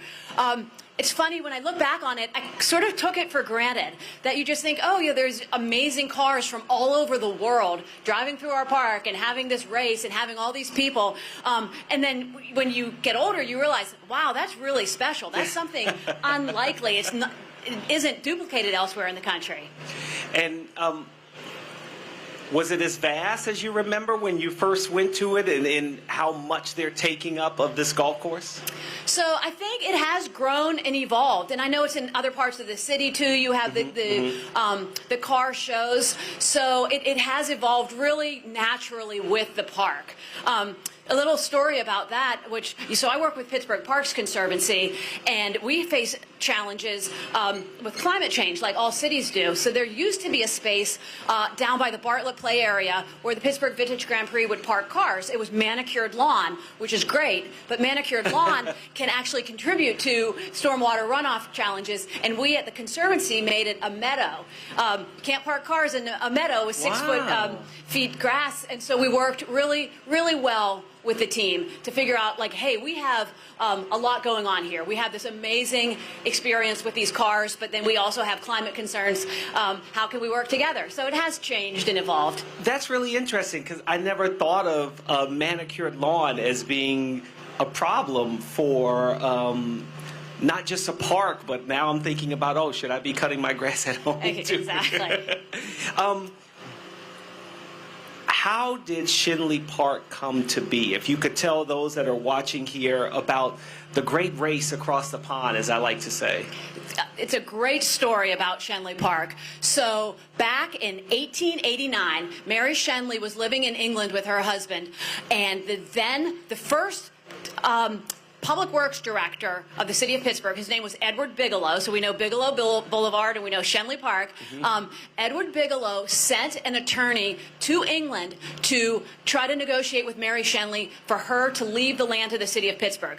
Other people knew that she was going to make her life over there and raise her family over there, so they had interests on the land also. So that's what you describe as the Great Race. You had to go by boat to interact and negotiate with her. So the conditions of sale were, 1, that it had her name on it, 2, that it never be sold. And then there was an option, which was that the City of Pittsburgh could also buy an additional 120 acres. So Bigelow got this negotiated and signed and sealed, and then he delivered immediately. He bought the 120 acres additional on behalf of the City of Pittsburgh. It was named Schenley Park, and it's never been sold, of course. Any development on it is consistent with municipal ownership and parkland. Really forward-thinking to do that it is such a special place for Pittsburghers today to have more than 130, 40 years later. I feel like that's a movie. I feel like just about the race and conservancy, if you will. What other stories do people mostly ask you about with the park? Or maybe there are really cool stories that people don't know that you'd like to give them? Sure. So Schenley Plaza is about maybe a quarter mile that way, and it used to be the entrance to Schenley Park. So way, way back in the day, it was considered the grand entrance, probably shortly after the gift was made to the City of Pittsburgh. And then over time, it was actually in 1949, we had Forbes Field there. So we had the old baseball stadium that the old Pittsburgh greats played in. Forbes Field needed parking. So Schenley Plaza was paved over at that time. So from 1949 to about the year 2005, it was parking. And then we at the Pittsburgh Parks Conservancy wanted to return it to what we called its best and intended use, that this was a gateway to Schenley Park. And we worked with the stakeholders, and of course, taking away parking space in central Oakland where you have the University of Pittsburgh and the medical center and all that. It was a big deal. but we worked together. Maybe it started a little acrimoniously, but it ended harmoniously because it's an iconic part of Pittsburgh now. It's this beautiful green space that we're all so proud of. You can spend the day there. It's flanked by the library, by the University of Pittsburgh, almost adjacent to Carnegie Mellon. So that's something I love to tell people about, that we had, that you've heard about turning parkland into parking. Well, yes. What about turning parking into parkland? Yeah, and the funny thing is, I remember being a student here at the beginning of that transition, which, I mean, looking at it today, it's just beautiful, and I love seeing people. You know, like, to me, it's the beginning of spring, at least on campus, where you see people sitting out there and the places to eat, the porch, et cetera, et cetera. If you want to visit Schenley Park, what other things are there to do here outside of walking around? Or obviously, we're on the golf course. That's another thing you can do as well as play golf. So you could spend a weekend easily in Schenley Park and not even begin to tap it. So you have the Phipps Conservatory, which is a world-class botanical garden. Pittsburgh Parks Conservancy has a little building called the Schenley Park Visitor Center. It's free. You come in, you can fill up your water bottle, you can have a cup of coffee. Flagstaff Hill is such a wonderful place. Probably That's as a where I like student. to watch movies. Yes, right? you can watch movies. We host free movies in the park. People bring a blanket, they'll order pizza. Or bring a picnic and really just congregate with your friends there. At Schenley Plaza, we have a carousel, so an older design carousel. Bring the children there and do that. And then you mentioned the golf course. This is a public golf course, so you don't have to be a member. I don't think you even have to have clubs or golf balls. You can go and sign up and get golf time and be here and do this. And then, of course, the trails, the walking trails, deep into Panther Hollow. We have a lake down in Panther Hollow. So really, just so much you can do in this wonderful park. How many animals use this as their habitat? And how do you track maybe the animals and who's having babies and the growth? There are so many animals. Of all type, mammals and so on. You know, deer is actually considered a problem now because they're such a deer overbrowse, and they eat the trees and they rub their antlers against the trees and so on. But it's so remarkable to see the animals. It's interesting you ask that because it's important to us to try to get a sense of how many people are using the park. The Schenley Park is so porous, though. There's so many entrances, so it's not like there's a gate. So we don't really know. And then sometimes if we try to do sensors to actually count people, then we start counting animals, too. So it gets really crazy. Is it true that the first motor racing event happened here in Schenley Park? It sure is. So it was 1889 that Mary Schenley deeded the property to the city of Pittsburgh. And then on July 4th, 1899, so 10 years later, our belief, our research is that the first motor race sporting event in the Commonwealth of Pennsylvania occurred here in Schenley Park at the Oval. So if you all have been to the Oval now, really special place. It really is an oval. People walk and they run around it. There's a lot of organized sports, a lot of pickup sports, and recreation there now. There's actually an ice rink, super affordable, really at cost. You can ice skate in the winter with your family, maybe $3 per person.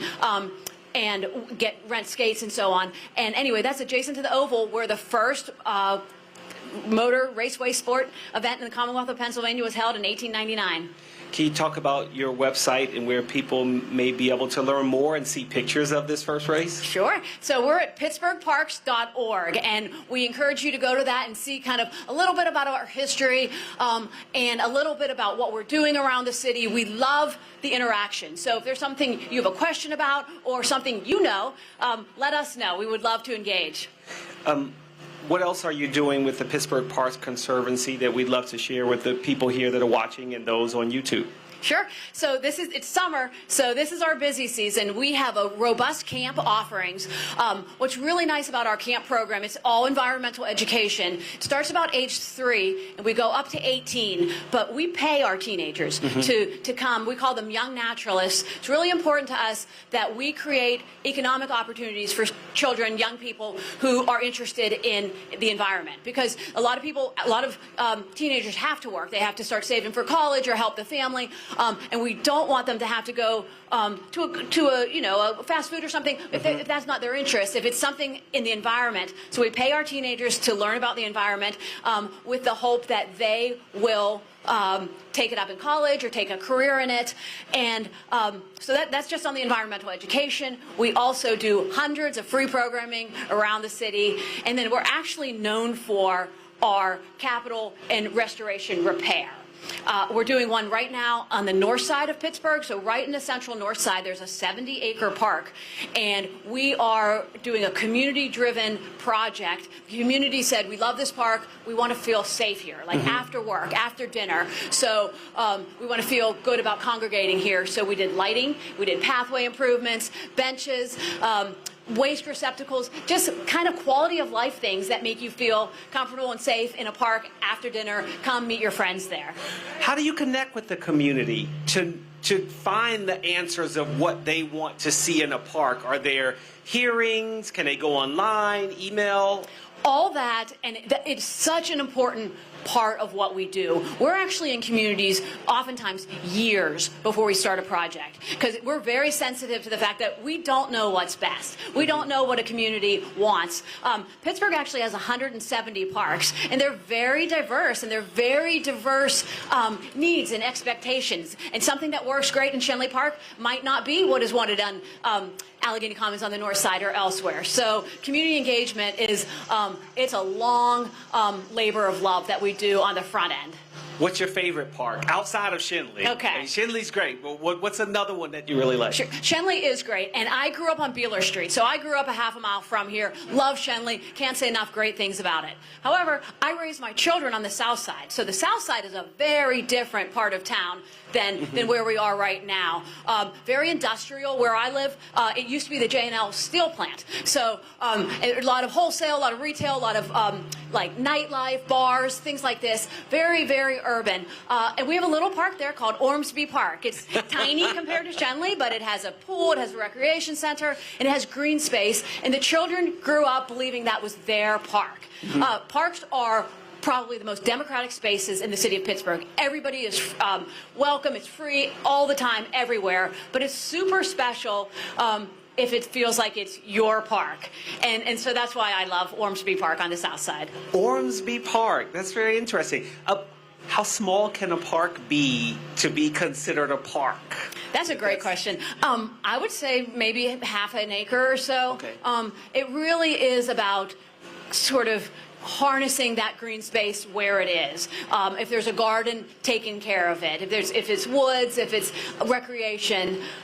So of our 170, they range from something pretty expansive and wonderful like Schenley Park to something small and kind of petite like Ormsby. If someone has land in the city, can they ask Pittsburgh Parks Conservancy to turn it into a park? How would that work? Was it like you have to determine where a park can be? Yeah, so I think the city of Pittsburgh has some rules on that. It's really interesting, though, because, you know, Pittsburgh used to be had a population of more than 700,000. When steel was big, we were the city that built the world. We're about 300,000 now, so there's way many less people, a lot of property and land that used to be in high use that isn't. So it really is a big issue and a big question. And I think there's a huge, long process to do that. But I like where your head and your heart is, because we want people to have green space and access to public lands wherever they are.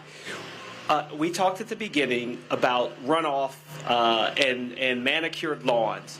What is the undertaking, and how involved is the Pittsburgh Parks Conservancy to be able to bring all of these cars into the park on the grass?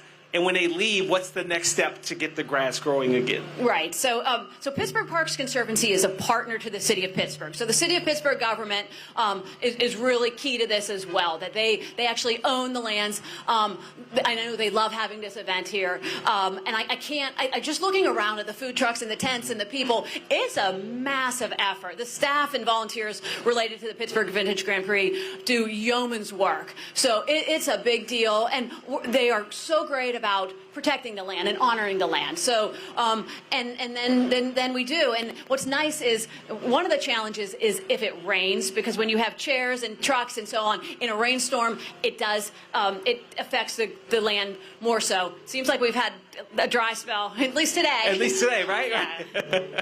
Yeah. We did, and we're on the golf course. And can you talk about First Tee and how it is playing a role in growing maybe just a local golfer, a scratch golfer, but really being able to showcase the game for people in the community? Yeah, so First Tee is a national organization, a national nonprofit, and they have places in different parts of the country, including right here in Schenley Park, another partner of ours. I use the word partner, and I know that's sort of a throwaway word, but it really is what it is. We have these different interests and values, and then we come together. And First Tee is, they want to make sure every child in the city of Pittsburgh who wants to golf is able to. So income should not be a barrier. And if nobody in your family's ever golfed, that shouldn't be a barrier. They want to bring you here to learn how to golf, all the wonderful things associated with that sport. But more than that, things like leadership and carriage and you know, learning about yourself and interacting with your peers. So it's a very special organization. I hope that First Tee, for anybody watching now, I don't golf in the traditional way, but I like fling golf. If anybody else has ever seen fling golf or played it, I'm definitely going to try that on this course. Do you have a favorite car when you walk around, or a section that you want to go check out the latest Corvettes or Ferraris, Volkswagens, etc.? So I don't have a favorite car, but what I catch myself doing, including this morning, is the double take. You think, you know, you're used to it, but you're like, wow, that is a really old car, or that is a really big car, or that is a really colorful car. And I look at the license plates, because, I mean, they're always vintage, but some of them are coming from other states and so on. So it's just a really special thing to see. So I catch myself catching myself. Yeah. How can it grow? How can this partnership grow between the Pittsburgh Vintage Grand Prix and Pittsburgh Park Conservancy? And what's next for the future of the two of them together? Sure. I think that organizations, people, all that, we grow best when it is organic and authentic. So Schenley Park is different now than it was in the 1980s. The universities are bigger. The landscape has changed. So, and we've grown together. We talked about the turning a manicured lawn into a meadow. That was a pinch point for the two organizations. And it's, I think, better than ever, because we kind of confronted that together and walk through it together. So I think that as we go, not really having any preconceived notions of like, this is what it's going to be like in 5 years or 10 years, but kind of working together in that authentic way to make it something that everybody is welcome to and everybody enjoys. And it's and obviously the race has evolved with the park and will continue to do so. I'd be curious, do you ever talk about electric cars versus gas automobiles and how it affects the environment in the park? We do talk about that, and you know, we have there are laws on the book, like no idling. So sometimes the truck they'll idle, and that's not lawful anymore. So you have to actually shut down the vehicle. Electric cars, certainly that's the way of the future. It'll be interesting. I don't know if you can have a vintage electric car, but that's something to think about as well. So always we have that mind for just the balancing priorities. Recreation's important, the environment's important, people's perspectives and lived experiences are important. So kind of bring that all together. Listen, talk, and learn and grow together. I know it's not quite old, but Dan Panoz, who will be on here later, will remind everyone that he had one of the first electric cars back in the 80s. So he was thinking about that already. Catherine Qureshi, thank you very much for joining us. Really appreciate it. President and CEO of Pittsburgh Park Conservancy, joining us here on the People's Stage. We really appreciate it. Enjoy the rest of your day. Thank you so much. All right, back to the studio.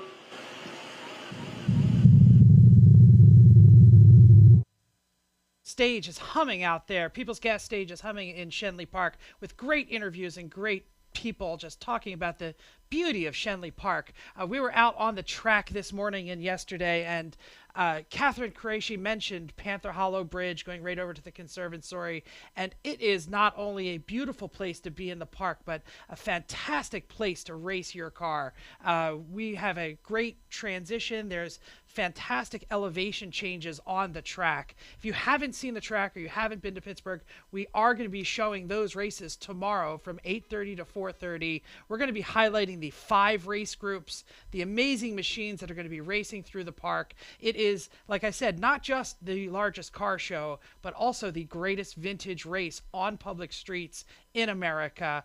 We are going to move forward, Chrissy, back to the field where she's discussing with Morgan McLean some of the great cars on the field this morning.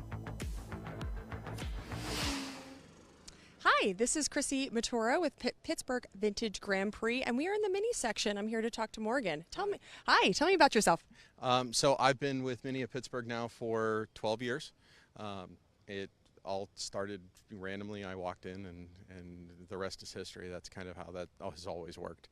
But now, yeah, here we are with all of our minis.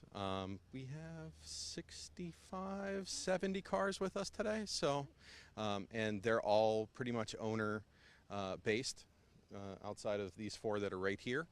What kind of age range do you have here? So as far as the cars are concerned, we have our Classic, which is actually in 1994, and then everything else is anywhere between 2001 and 2024.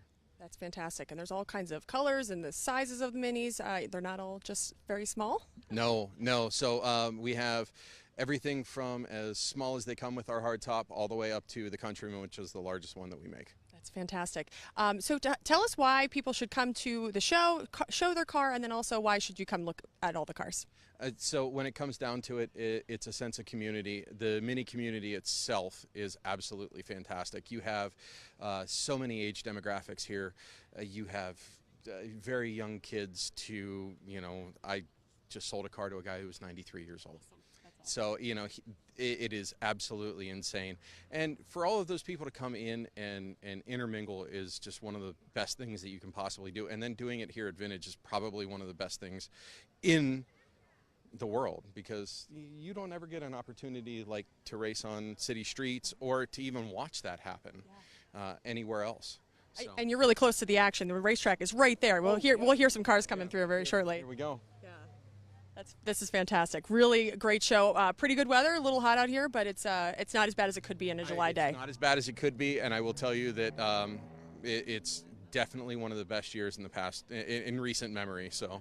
And it's kind of nice that you're kind of stuffed back in the corner, which is great, but you've got a lot of shade around, which is nice. Unbelievable amounts of shade. So. That's awesome. Well, thank you for joining us. Thanks for bringing all these minis out.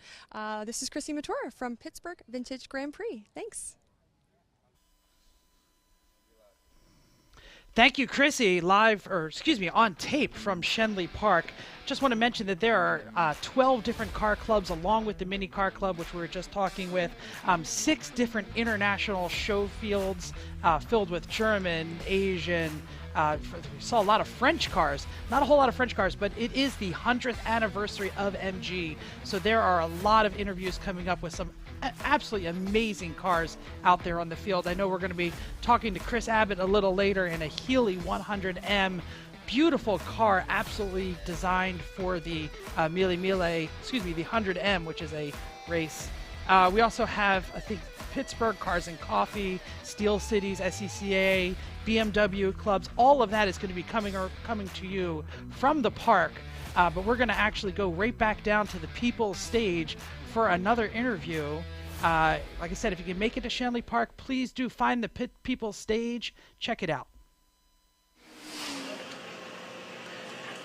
All right, welcome back to the People's Stage here at the Pittsburgh Vintage Grand Prix. We're at the top of the golf course. If you were coming up Forbes Avenue, for those of you that may be coming here tomorrow or later today, this is where we are. And we are joined now by Dan Panoz of Panoz Motorsports Group, family-owned car group, and Wayne Long from Mid-Atlantic Sports Cars. Thank you very much for joining us. How are you doing today?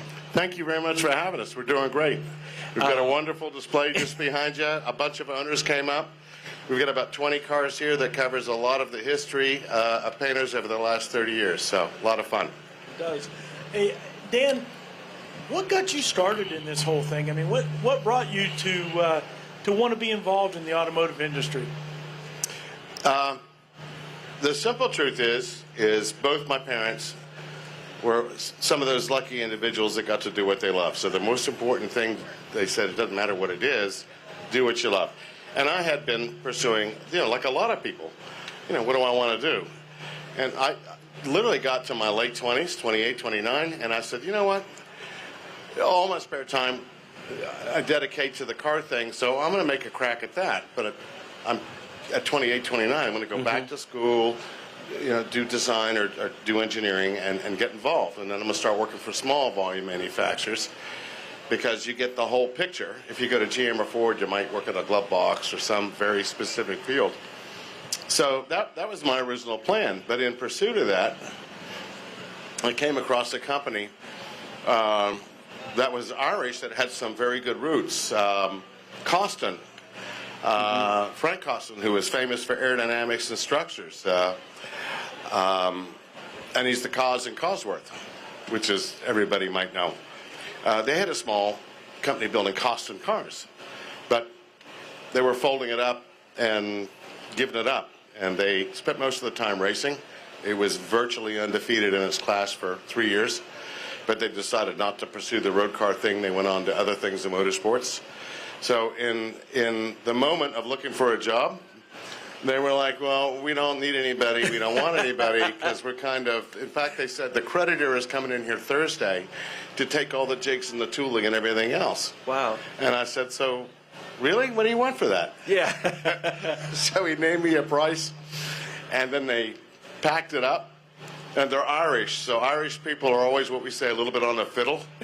So they had their fabricators make a bunch of, for lack of a better word, fake jigs to give the creditor so they get paid twice. Okay. And that's how so that was 1988. And by 89, I was in the business trying to figure out what now I was going to do with all the stuff that came over. But we started from scratch, working with some really good people that had experience in the car world. And we started with that design, expanded it in almost every way possible. We're American, so we're going to put American drivetrains in and get rid of those silly little buzz bombs, the 1.5 liter things. And that was the beginning of the Panoz Roadster. And from there, the Panoz Roadster turned into the Esperante, which first street car. Street car, and then we started racing at Le Mans to promote the road car brand. And there's about half a dozen different vehicles and marks since then, all the way to 2020. It was amazing because yesterday I met you for the first time at the Pittsburgh Golf Club, and something that I don't know that many, if not any of the car companies would be able to do today, that you were able to do, it was an honor for me, was to meet the first person that ever bought a Panoz car, which was really cool. And he said he has 4 of them now. Yes. What was that? Well, for one, the fact that you still connect. How strong is that connection that he calls you on a regular basis? Yeah, he lives locally. He lives locally, which is amazing. But what was that like to be able to sell your first car? What did that mean emotionally, to know it was going out on the road, and that it's still running today? Well, it actually meant a lot more than that, because his interest started from a magazine article that was written. And the magazine article is a typical article. These guys want this, and they want to do that, and they want to do the others. But there's no viable evidence that we're actually doing anything. It's just sketches and drawings. And Ray was looking at it and called me, and he said he was very interested. And he had a background in working with, but always eclectic cars. Ray's a little bit of an eccentric by his own admission, but a great guy. And Ray was the first guy that had faith in us. We built the first prototype. We had an unveiling, and I didn't know what he wanted to do. And he says, I'm convinced enough, and he placed an order for the first 3 right there on the spot. Now, people that were there thinking about what we're doing, some of them saying, yeah, that'll never happen, or this will never happen. They were convinced by it, and the guy that wrote the first article, which is an automotive magazine, they were there, and then Ray was there. So they wrote another article about how important that was. So it wasn't just a guy showing interest. It's how the chips and the ducks fell into row. That was our kind of first vote of confidence. And proof of the pudding is the very first car that we ever built, he drives it almost on a daily basis. Yeah. He's a gentleman who's almost 70 years old, and he won't even let me put a top on the car. And he's like, oh, the event's up there. I'm going to get my car today, and I'll drive 700 miles and get up here. And that's Ray Beaupre. And if you want to see the original car, that's the original paint. It's the original interior we put in it. Talk about the top. You want to put a soft top on it. Oh, yeah. I'm like, we could put a top on this for you. And he's like, you're not. He wouldn't let me drill any holes or put buttons on the car. It's because it's got to stay clean. And it's the bright yellow Roadster that you'll see in our display. But it's the first car we ever did, and it's the first owner, and he's got 3 more, but that's the one he drives around all over the place. He just kind of keeps the other ones. But he drives it everywhere in the country. We drove it cross-country together because we built it for him, but I said, you got to let me take it to SEMA. Yeah. So we shipped it to SEMA to not get any, fits on it. And then after SEMA, we packed our entire company display in the trunk of the Roadster and whatever luggage we had, and we drove that thing back across country. That's a subtle start there. Yeah. That's awesome. That's a great story, Dan. Can you tell us a little bit, too, about what your ties to Pittsburgh are? Because I know that your family has some history that's local to here, and maybe you can fill us in on that. Well, Pittsburgh, of course, and Morgantown. Morgantown's where I was born and raised till about 7. My father was a co-founder with Mike Pushkar of Mylon Labs in Morgantown. But my granddad was an Italian, first-gen immigrant from Italy, him and his brothers. And he lived in Pittsburgh throughout his later life. And I remember even at the age of 11 or 12, he ran a moose lodge, and you could walk to his house. So I've been trying to figure out where that is in Pittsburgh. I don't have an address, but so Pittsburgh's kind of home. And I came here to this event for the first time last year, and it's got a remarkable ambience to it that a lot of places that just don't have. And I'm even going to say this. There's some things going on here that, Pebble Beach would maybe wish it had, but it's got a little bit of the old country, a little bit of England to it. Reminds me a little bit of Goodwood, which is a phenomenal experience. So I think this is just a wonderful, charming event, and it's very close to kind of where we started at home, and so it's great to be here. I'm just delighted. Real highlight for us. Race day. What is race day like for Panoz, and what will it be like tomorrow for the Grand Prix? Race day is like a first date, and you're nervous because you're wondering if you're going to get kissed. And all those anxieties, right? And you got a whole crew of people. It's easier racing because you're in the moment of it. Right before, and the prep for it, or moments before, or hours before, let's say 2 or 3 hours before Le Mans, they're actually the worst, because your realization of what didn't you do? What didn't you do? What did you miss? What could go wrong? Why am I here? This is, all that goes through you, and it never goes away. It doesn't matter how many times you do it. And it's the 10th anniversary of the David and Goliath Sebring race for the Le Mans. 10th? This year? Yeah. Yes. We're coming up on one of the most important victories. We're coming up very soon, and I can't believe it myself because it seems like yesterday. But it was 2006, the year 2006. We had only introduced our Esperante GT2 race car, so we're competing against manufacturer-prepared cars, Ferrari, Porsche, as you know, which is pretty much the king of Le Mans GT racing, and there was quite a few other brands in there as well, but they were the main ones. But in our second year, we won Sebring outright, and it was a tooth and nail fight for 12 hours of Sebring, and to the very last lap, we had to post very close to our qualifying times, and on the very last lap, it could have been Ferrari's race, or our race, or the Porsche's race, but we won Sebring. And then we went on to Le Mans, and we won Le Mans in 2006. And then we came back, did a whole bunch of ALMS races, and then we did the Petite Le Mans at Road Atlanta, which is a 10-hour event against all the same teams. And driving with Bourdais, but we got involved in a little incident, so we only came in second. But we almost did all 3 day here. Almost. Yeah. Not bad for a small company from Georgia. Yeah. You know, Dan, one day when you were in my office, I never forget this.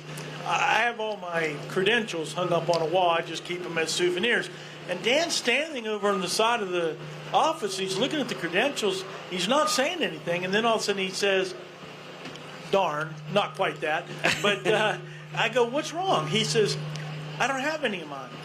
I said, what do you mean? I said, you guys raced at Le Mans and Sebring and all these famous historic places.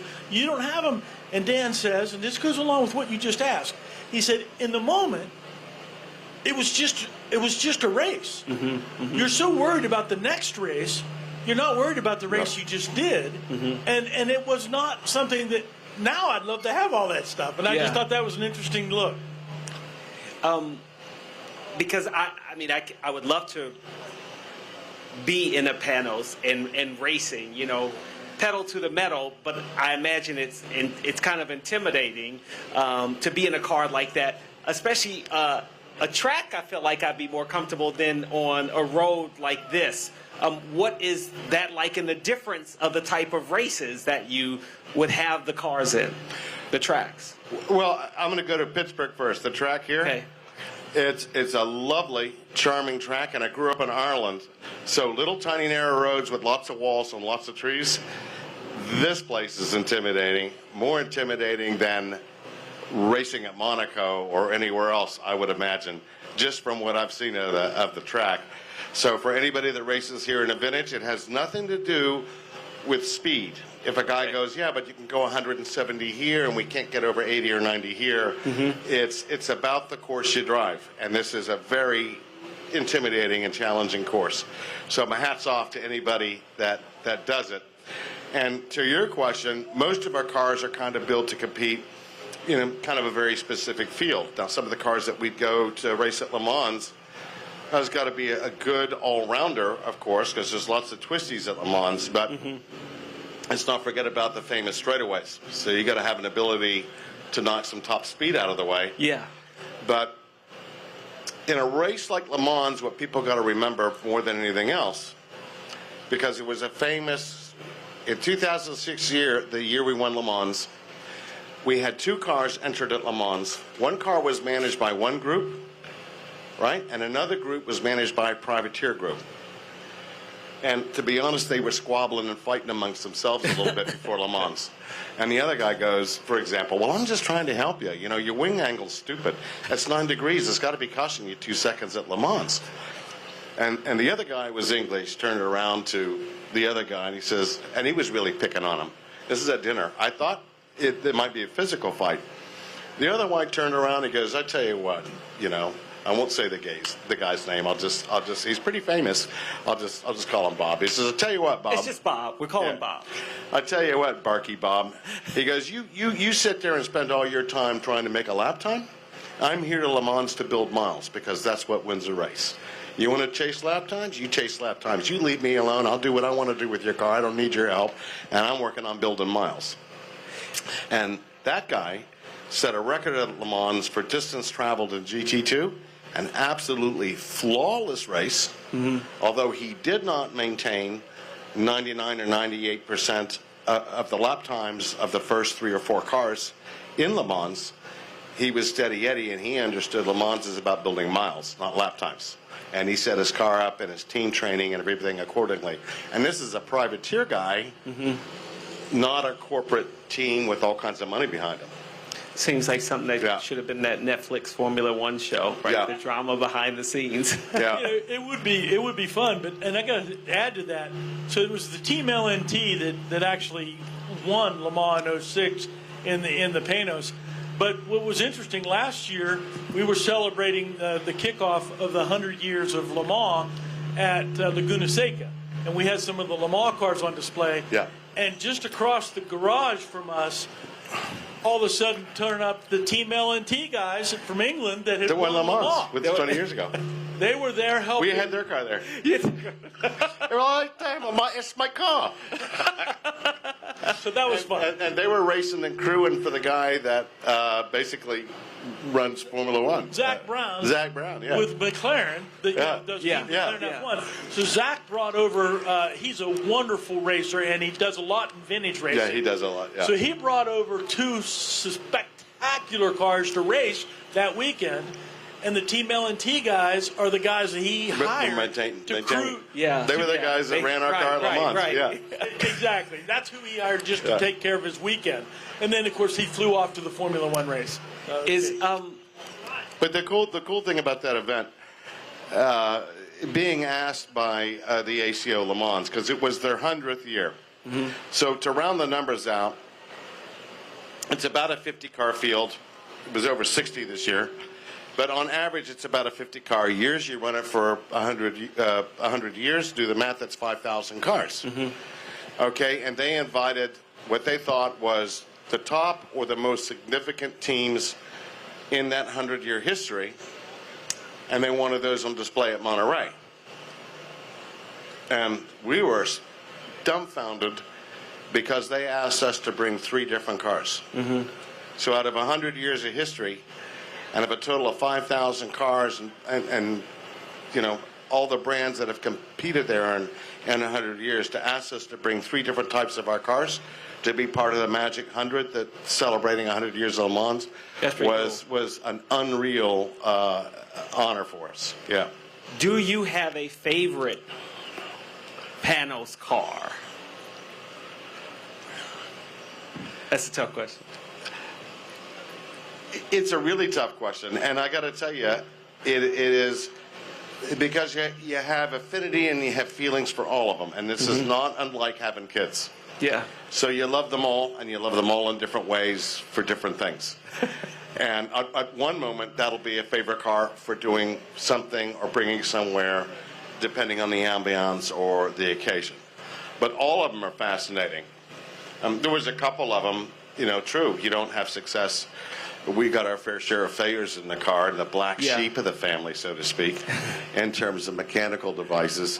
But you still, but even the ones that were terrible failures, when you go back and you look at not the math, but the theory that was behind them, you'd still go, yeah, that's the strangest thing. That should have worked perfect, and it was a dog.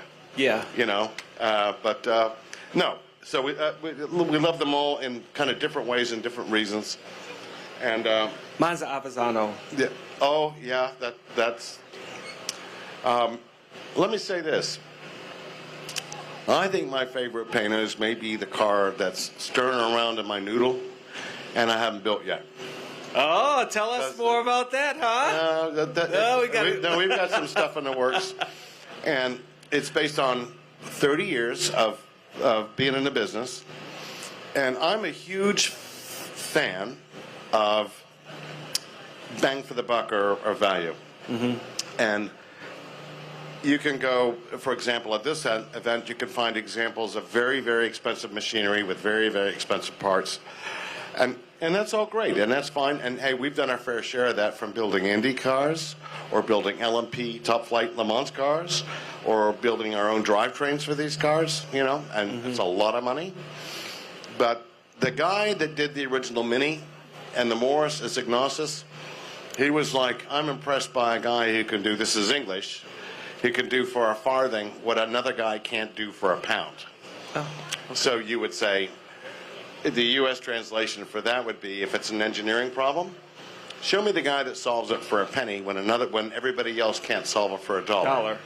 And is Ignacis with the cars that he did, and he was English, but he probably wasn't English with a name like that, but he did, you know, the original Mini, and he did stuff, and he was this tremendous talent, but they kind of kept him at the cheaper range of the British car lines, because that's where the masses were sold.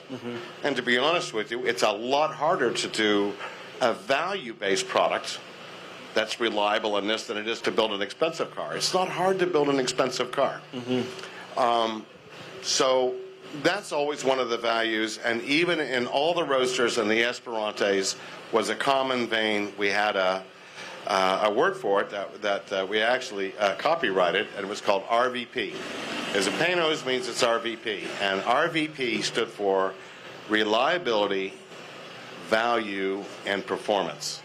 So what we wanted to do was where the top of that scale all crossed on all those parameters. That was the target for the cars we were building. Because as a small volume manufacturer, the world is littered with them.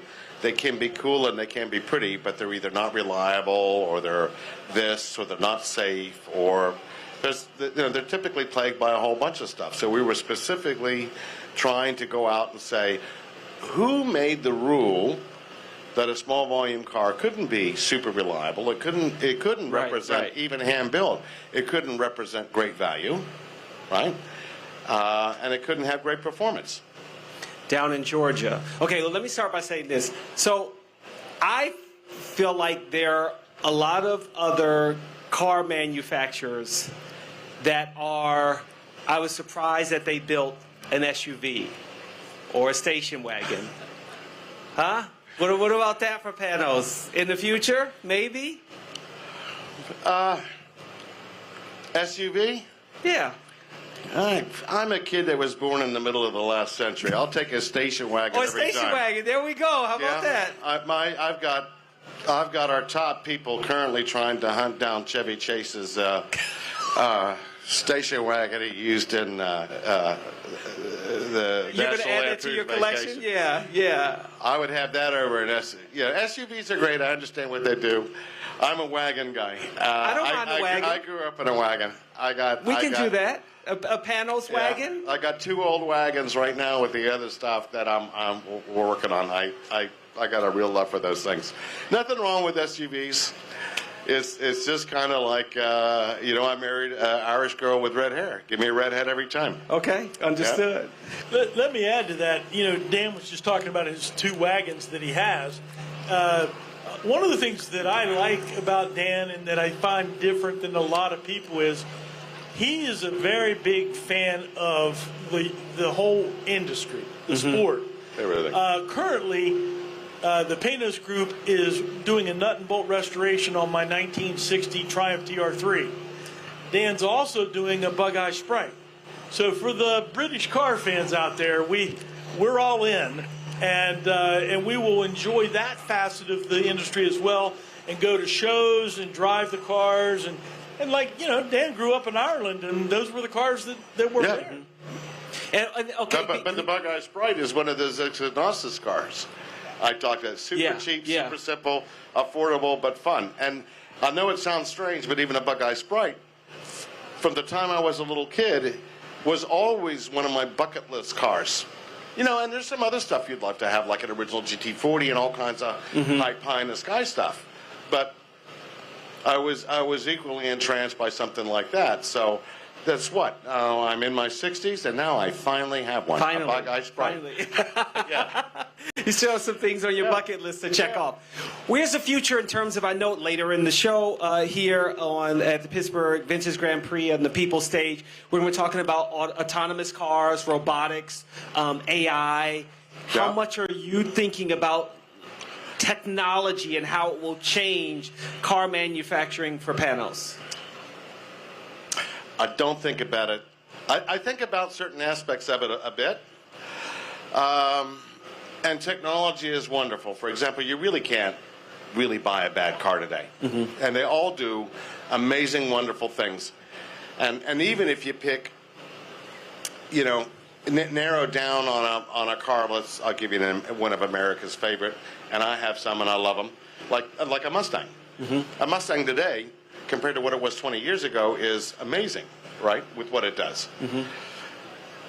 And they're reliable, and they do everything, and they're comfortable, and by God, they get good mileage. And whether people know this or not about gasoline cars, so I'm going to say it, I'm going to come back and find eggs thrown at my cars, I'm sure, this weekend for saying it, but I'm going to say it anyway. Don't throw eggs on Dan's cars. So here it is.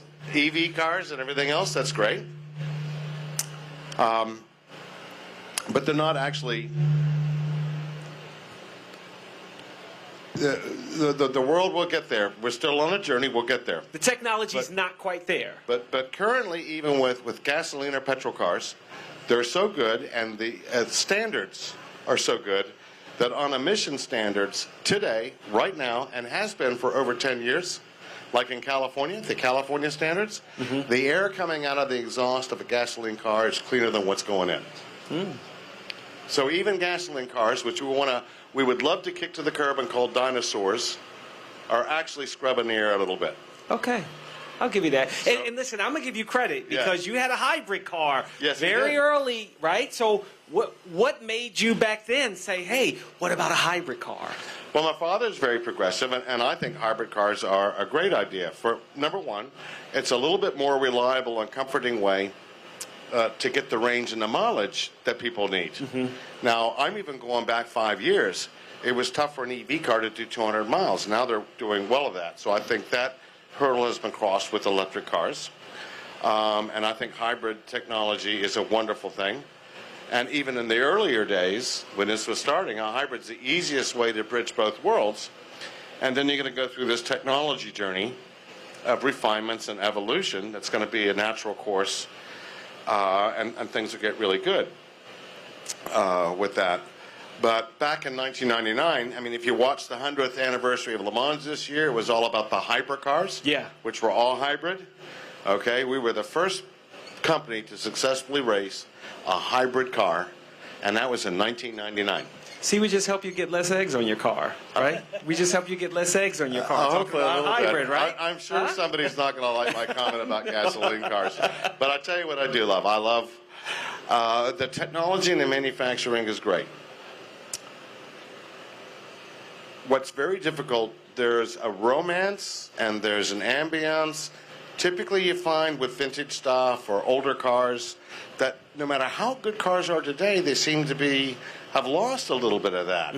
That seems to be missing. They're so good, even if it's a hyper-performance car, they can be a little boring, you know? 50 miles an hour in a Bug-Eye Sprite can terrify you, and you got all these noises. For example, I mean, just for an example.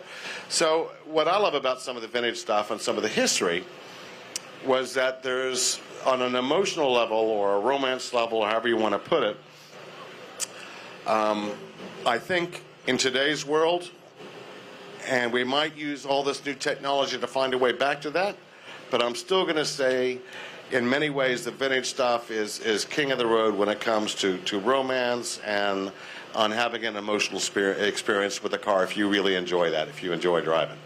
That's really cool. Yeah, and if as a manufacturer, you're looking at the great classics, which is what I do, of all the wonderful things that are just masterpieces and magic numbers today. And, you know, it could be anything. Yeah. And that's what I do is you try to struggle for how do you get that magic nugget, you know, and it could be through a combination of things. How can you endeavor to create more and more and more of that so that a car is rewarding to you on an emotional level every day? It's the reason why we love vintage. Yeah. Thank you very much, Dan Panoz of Panoz Motorsport Group. I really appreciate it. Wayne Long, thank you very much for joining us as well. Thank you very much for having us. This is a wonderful event. Thank you. All right, and check out the Panoz cars over here by the, is that the clubhouse there, right? Right at the top of the hill? Yeah, right in front of the clubhouse, you can see the Panoz prime spot, as it should be. Right in front of the new clubhouse, the Bob That's true, it's the new clubhouse. Yeah. And please come by and take a look at the Indy car that's sitting front and center. We're very proud to have that here today, along with the whole history of cars that Dan has aspired to with Le Mans and the Le Mans winning car. Please come take a look at that. All right. That'll do it for us here at the People Stage. Back to the studio. Jamoke, thank you for the great interview with Wayne Long and Dan Panoz from Panoz Motorsports. Just a great field out there full of Panoz cars. I know Christian Mental Ward had a great walk through the paddock, the Panoz paddock earlier, and had some very great discussion about the safety and building of the wonderful race cars coming out of Atlanta and Panoz Motorsports. I know we are going to be talking about a lot of British cars coming up. If you're a British car fan, you want to stay tuned because we have some great content from the field. Chris Abbott is going to be talking to some of the Healey people, some MG people. We are celebrating the 100 years of MG at the field at the Pittsburgh Vintage Grand Prix. So please stay tuned. There's some absolutely wonderful cars coming up. British cars from the show field in Schenley Park, Pittsburgh, Pennsylvania. Let's set it right down there now. Hey everybody, thanks for tuning back in. Christian Mental Ward here at the Pittsburgh Vintage Grand Prix, and I'm here with Kelly Dietrick, exceptional car broker, and we're going to talk about that, and we're also going to talk about this very exceptional Ferrari that we've got behind us. Well, actually, it's not a Ferrari, it's a Maserati. You told me that. It's actually not a Maserati, it's an OSCA. So the Maserati brothers sold their company to OSCA and started to build their own cars in 1959, so OSCA.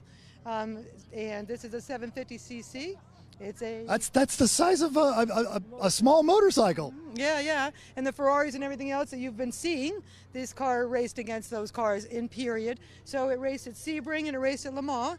And in Sebring, in June of 1960, it placed 18th and second in index, so in class. And then just 3 months later, it went to Le Mans and it placed 23rd and second in class. But the amazing thing about the car is it races against these big Ferraris and whatnot. So it's endurance. Absolutely, and it's obviously one of the NART vehicles. And you were just telling us that if someone is interested in this piece of history, it's probably too late by the time they see this. It might be, but let's not call up everything. But yes, I buy and sell for collectors, and this is one of my collector's cars. And that's wonderful. And you've got a lovely business, and if you're interested in something like this, you're going to have to find her on LinkedIn because she is busy selling fantastic, brokering exceptional cars. All over the world. All over the world. This is wonderful. Thank you so much for sharing the car and the history with us. Hey, all right. Thank you for coming to the Pittsburgh Vintage Grand Prix. It's an awesome event. I love it. Love Pittsburgh. Yes, it is. It's hard not to fall in love with it. So thanks again, Christian Ward. Call me mental. Pittsburgh Vintage Grand Prix.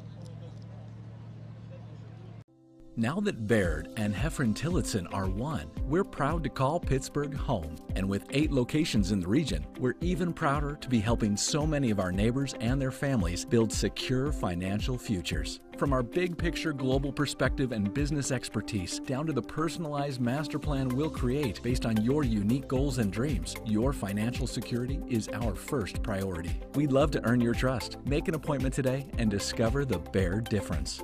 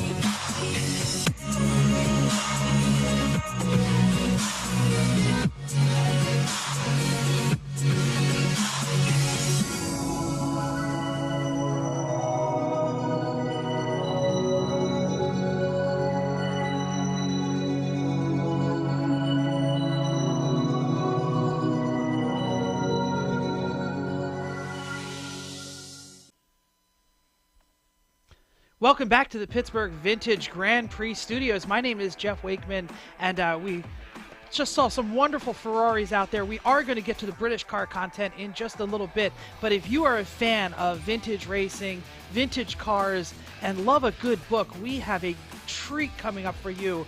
Bert Levy is coming up. If you don't know who he is one of the just amazing authors. He has a lot of books. They're all about just amazing vintage cars and vintage racing.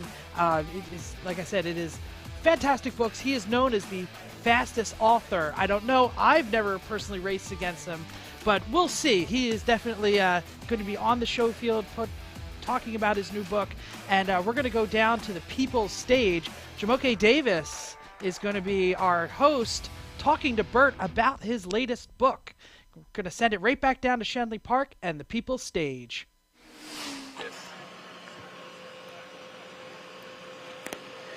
All right, welcome back to the People's Stage. For real now, we're here at the Pittsburgh Vintage Grand Prix. For those of you out here in the audience, thank you very much for indulging us, enjoying this conversation, as I am joined by Bert Levy. He is an author, and you call yourself the world's fastest, I'm going to say racer, but you're saying racer in a different way. No, actually, I'm the world's fastest novelist. Right. That doesn't mean I write. That's racing to the finish of a book. No, that's what most people think. I've gone 189 miles an hour in 2 different race cars. It takes me forever to finish a book. The first book took me 8 years because I didn't know how to write a book. And usually it takes me 3 to 4 years. I started out as an aspiring racer, and I was a pretty good amateur racer, but I didn't have nearly enough money. Mm-hmm. And I started writing about it as a way to get my hobby for free. And the rest is history. The rest is history. But you're still writing, which is good. Yes. The first book, I was driving for a guy out of Chicago at the Bahamas Vintage Grand Prix. This would be 1986. And I'd written some magazine articles mainly as a way to get to drive other people's cars. Mm-hmm. And I said, you know, I'd really like to do a novel about racing. And I was sitting by the pool with a terrific rum hangover, and I just started pecking on my computer. And 8 years later, it was done. And that was The Last Open Road, which is, wait, I brought a visual. Ta-da! Ta-da! Now in its 11th printing, it's being used in a couple of high school and college English classes. There's 7 sequels. Commercial's over. Ask me another question. Well, first, I don't want to bury the lead. I want to say congratulations to you for your induction into the British Sports Car Hall of Fame. How amazing is that? What was that experience like when you got the call or the email, whatever it was, to tell you you're being inducted? It happened last weekend at Road America. Myself, David Hobbs, Brian Redmond, who were not only friends, but long before they were friends, they were heroes. They were real international champion racers. And then David went on to a career as a commentator. He was the voice of Formula One in the United States for a long time. But just a great attitude, sense of humor. The guys that do it nowadays, as David says, if you start out at the red line, you have no place to go when it really does get exciting. Mm-hmm. And so it was a thrill to be inducted with those 2 guys, to find the kind of people here at this show that have become fans of my books, that read all of them. I am very thankful. And if you're so fast with your being a novelist, I imagine it didn't take you that long to write the speech. No, the speech, I think what I wound up saying is, those that can't do, teach. And those that can't even teach, write about it. And that's what I did. But I love the history of racing. I've raced mostly vintage cars. I had a brief pro career, brief fitful pro career. And I discovered in vintage racing all the cars that I grew up lusting after, not in a museum someplace behind velvet ropes, but actually out on the racetrack running. And I drove here for the first time in 1998. J.R. Mitchell lent me his Lotus 7, which turned out to be a really good car. Yeah. And I won my race that year, but I almost killed a guy trying to lap a back marker. And it was my fault. I mean, I just misread a situation. And I fell in love with Schenley Park. The track here is the only one, and I mean the only one, that is like it used to be in the old days, where you're running on actual city streets with curbs, with light poles, with all the hazards that are there. But it also, this track has a flow to it and a rhythm that is just unmatched. And the scenery and the support of all the people that make this event happen is just, it doesn't happen anywhere else. And it's interesting because before we went on, we both talked about how beautiful it is out here and to see everybody checking out the cars, and it's not too hot today. How do you prepare to come to the Pittsburgh Vintage Grand Prix? What do you bring with you? Who do you want to see? What cars do you want to check out? Well, apparently we brought not enough books because I'm almost sold out at 2 of the titles, but we'll take orders. No, you know, I said once in an interview, if you want to screw up your hobby, make it your business. because then all of a sudden you can't enjoy and indulge in the things that attracted you to it in the first place. But I wanted to write these books. I've always loved writing, and we found a following. And when we come to do books, my wife and I will spend most of the weekend in the booth, unless I'm racing, in which case I'll disappear for an hour or whatever and then come back all sweaty and disgusting. And it's thrilling. Thrilling's the wrong word. It's very gratifying to have people that, for whatever reason, the books have touched a chord in them. And particularly when they bring their son or daughter along, and I've got them started on the books and they like it. The first book is being used in 3 high school and 4 college English classes, and the audio book we did, which is of the first book in the style of a 1950s radio play with different character voices, music, sound effects, and it won a couple of awards. And that's, you know, you can only judge how well your work has been received by what the feedback you got. And it's been unbelievably positive. You've written so many books.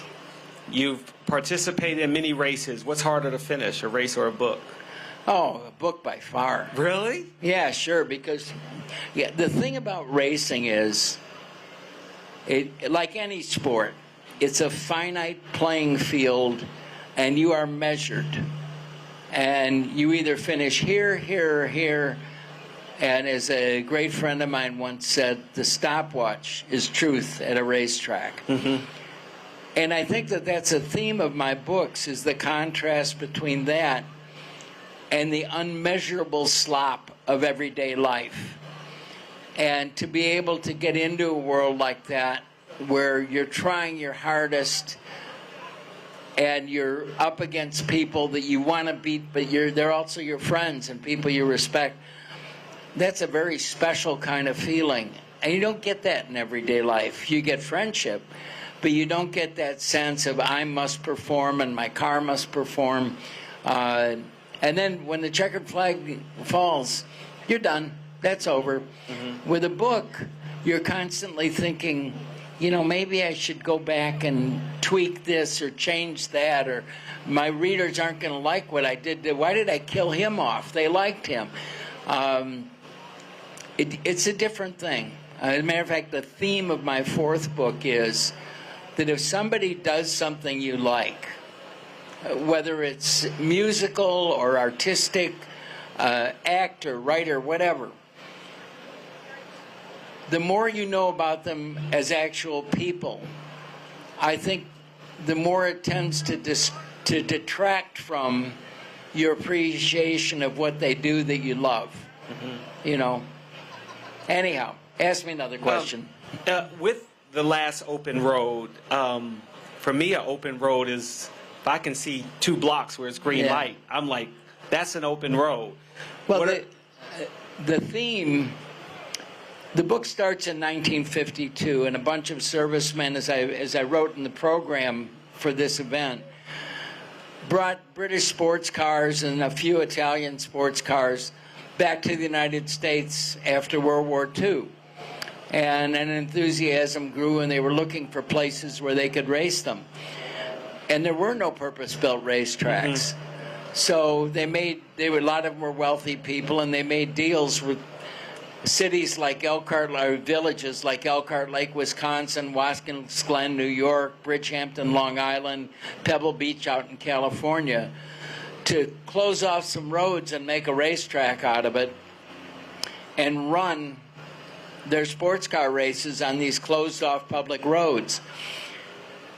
And the innocence of the era masked the danger. I mean, it was horribly dangerous. But no one was aware yet. And also, the races brought a tremendous economic boost to the little villages where they happened. And so the people in the villages, the bankers, the shopkeepers, the bartenders, the hotel owners, they all wanted this to keep happening. So they built purpose-built racetracks, after some accidents made it so the state legislature outlawed racing on the public roads. That's why it's the last open road. That was the end of that era. And I know that you love Schenley Park and the track here. What are some of the other tracks that you are fond of? Well, Schenley is unique because it is really a road as you found it, Right. you know, with all of its hazards and all of its beauty. Purpose-built racetracks that I love and where I've had some success. Road America, that's my home track. Watkins Glen, the old Road Atlanta, VIR, Mossport up in Canada, even though it terrifies me. Mount Tremblant in Canada. Sears Point, I guess they're calling it Sonoma now, out in California. What I call the actual road courses where the track simulates the feel of a country road and the way it meanders and turns and goes up and downhill. There's other tracks we race on that are much more artificial that personally I don't love as much. But I actually had the opportunity to go to Monaco and to see them racing on the street. And I feel like NASCAR is starting to do a series, I think it was in Chicago. Yeah. Like more organizations like that are realizing the allure with a street race, yes? Well, I think NASCAR is a special situation in that they're looking for their next, I don't want to even just say generation, their next group of spectators.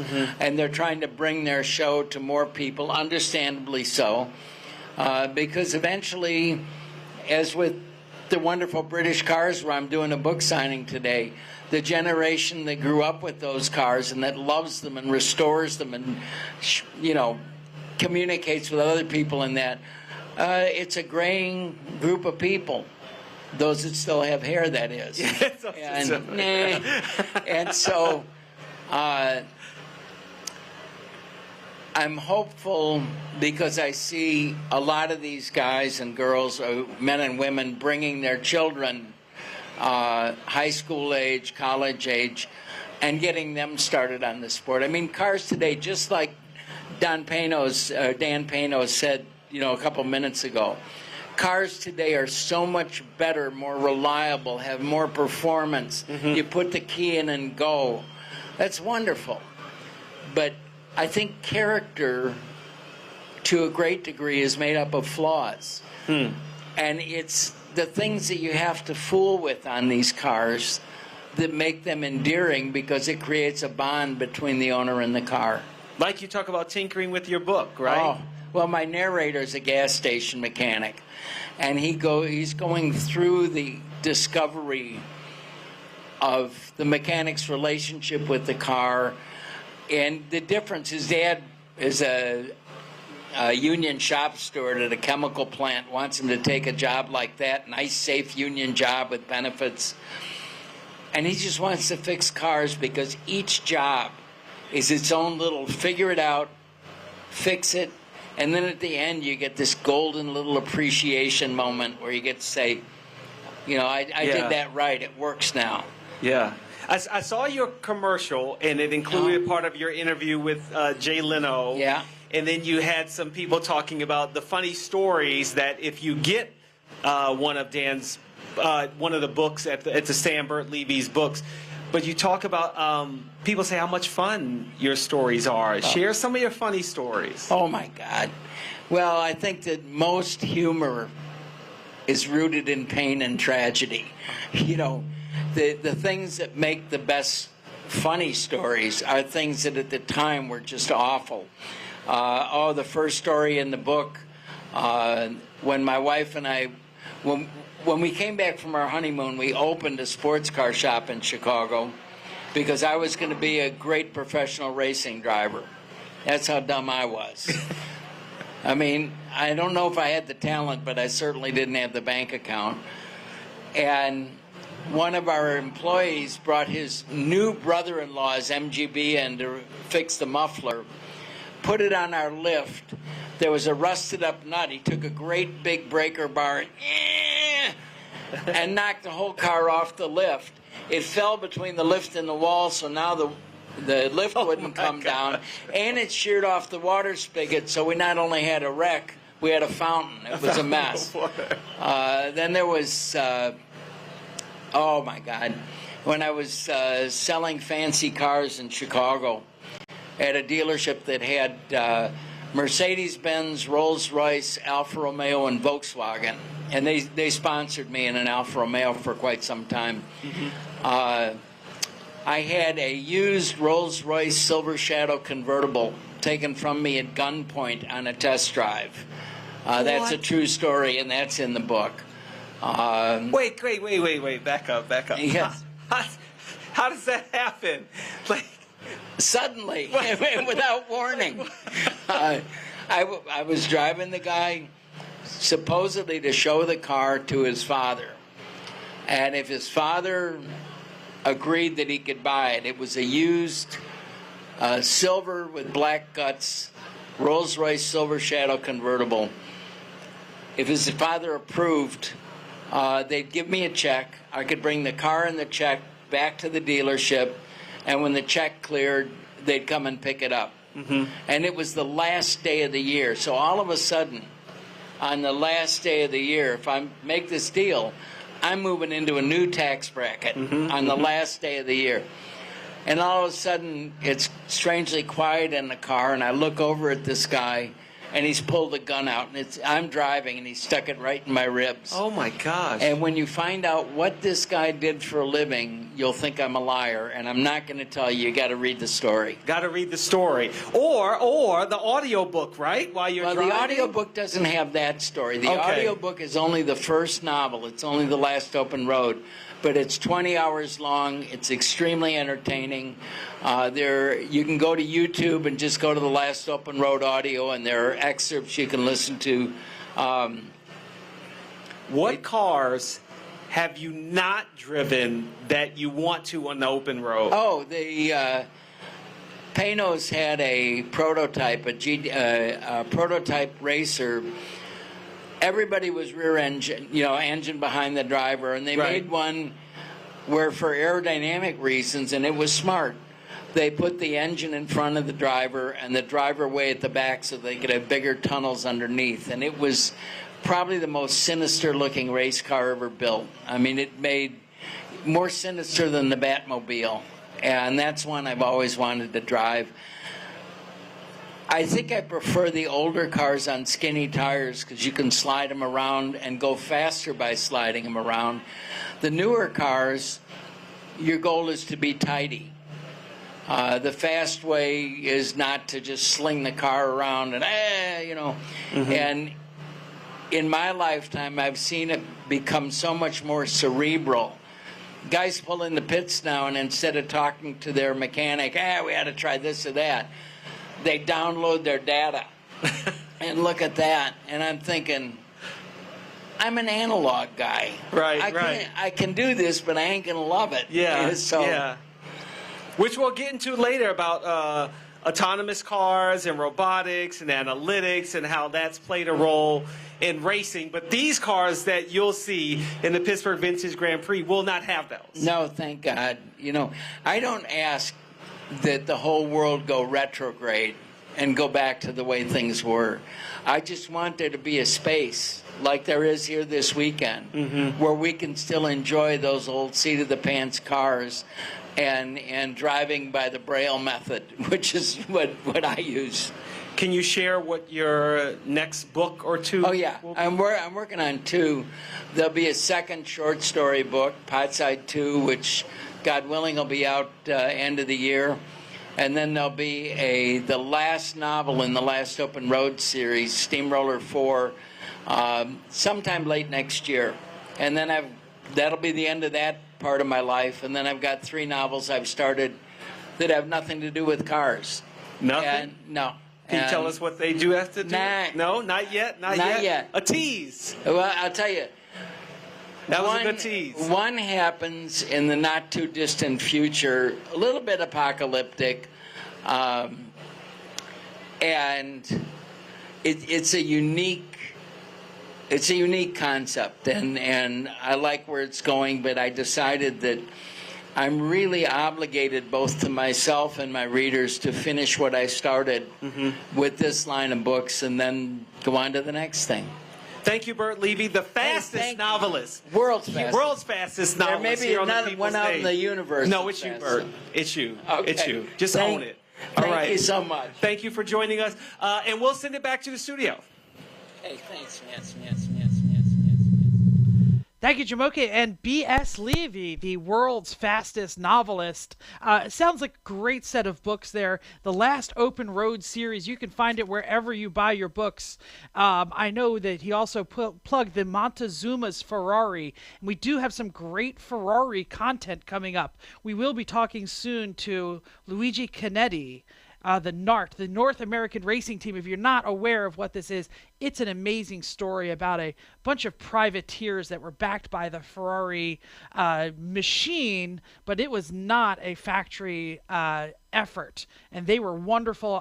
We saw, I believe Mental will be talking to Luigi, and we'll be looking at his beautiful 1971 512M, which is out on the show field in beautiful Schenley Park, Pittsburgh, Pennsylvania. Once again, if you're anywhere in the greater Pittsburgh area, please make it down to Schenley Park. It's free. The show, the racing that's going to happen all day tomorrow. Check out everything. I know I did promise earlier some British car content, and that's what we're going to go to right now on the field. We're going to send it down to Chris Abbott.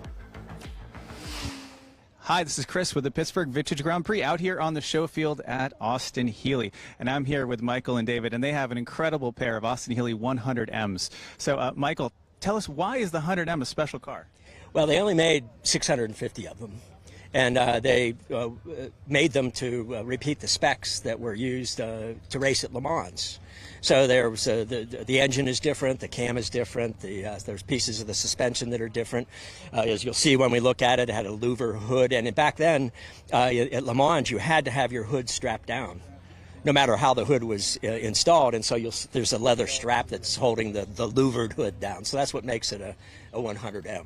Excellent. Yeah. Excellent. And David, your car, I hear, is even more special. Can you tell us a little bit about the story of your car and how it got to this gorgeous condition that it is now? Well, the biggest thing with my car is the aluminum body. So I rebodied this whole car. Basically, the upper and lower shrouds are steel or aluminum, but the rest of the car is steel. So I rebodied with the doors, the fenders, the hood, and trunk, everything aluminum.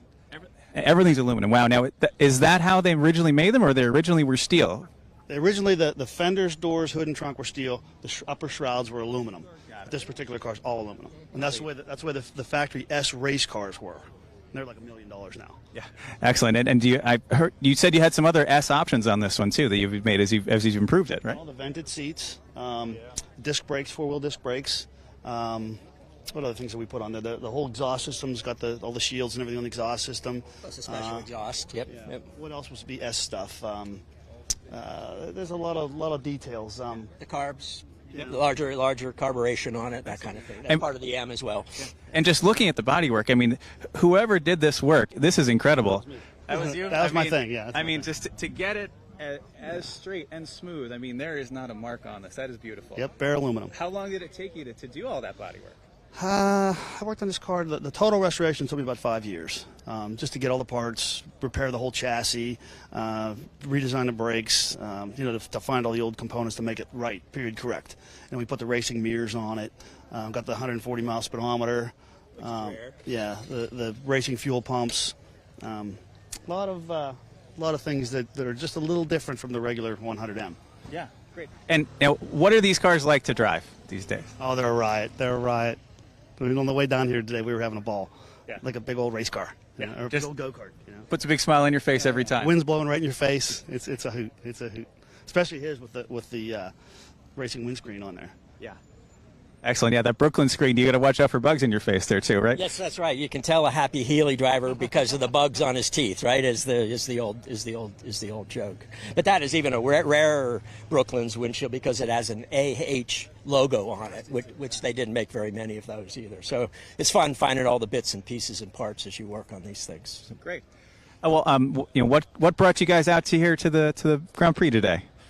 Well, I've been coming since the first Grand Prix, 1983, and I've always loved old cars. In fact, this car, I've been told, was the pace car at the very first Grand Prix in '83. Fantastic. So I saw it, and didn't own it till years later. But just love the cars.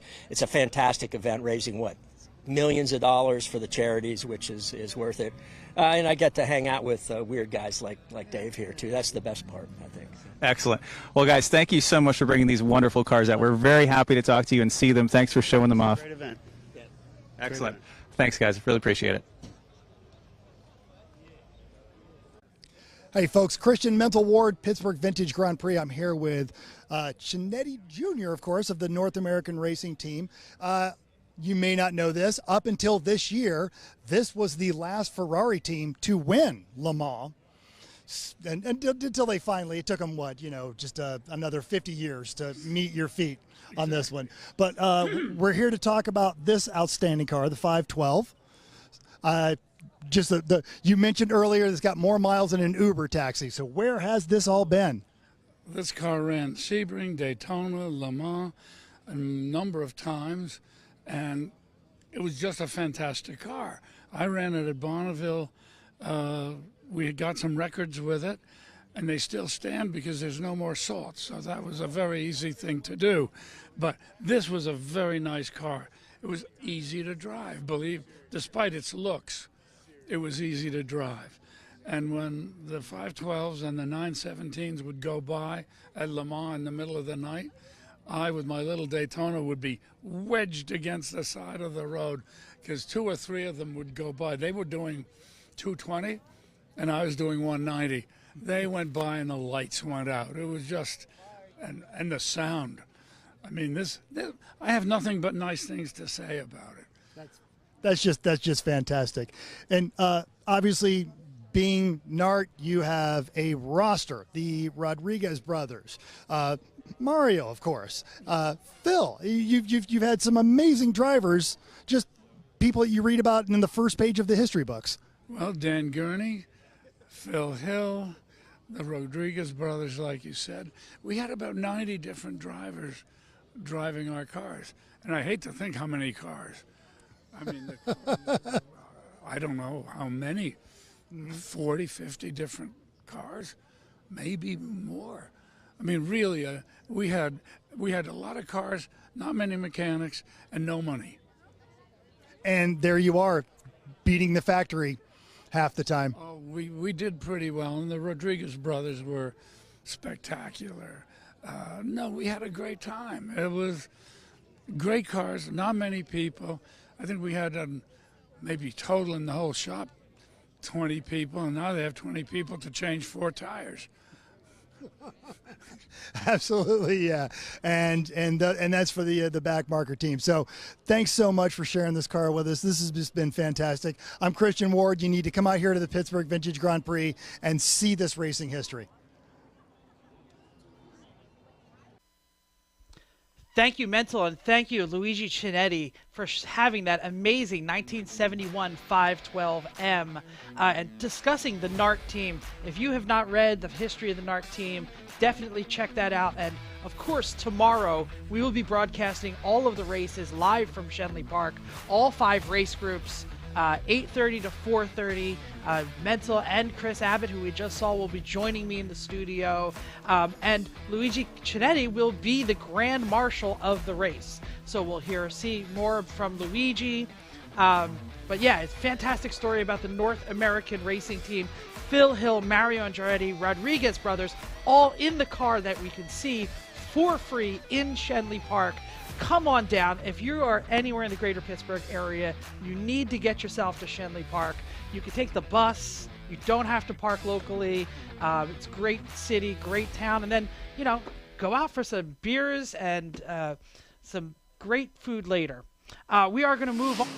So from really fast cars like Ferrari 512s, we're on stage with Lisa K. Schweier. And we're going to talk about a little bit different kind of transportation. And Lisa, could you tell us what you do at Carnegie Mellon University?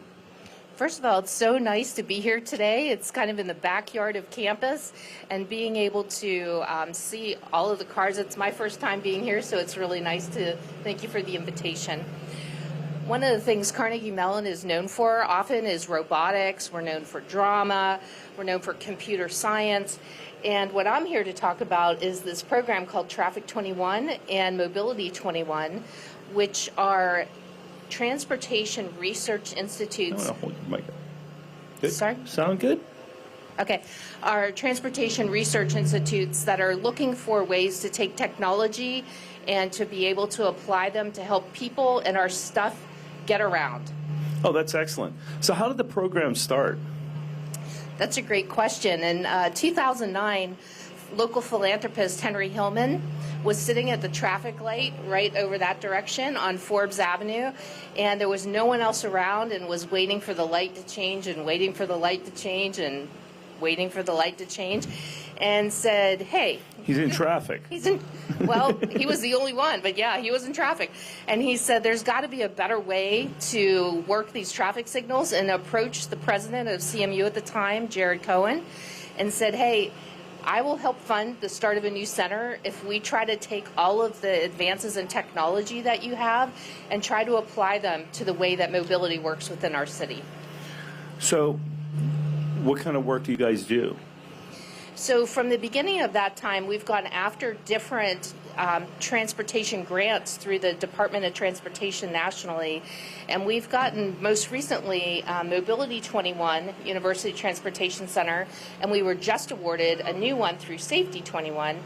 But through Mobility 21, we partner with the Community College of Allegheny County, the Ohio State University, and the University of Pennsylvania, and we all look at different ways to address mobility and how to improve the transportation experience for people and moving freight throughout the U.S.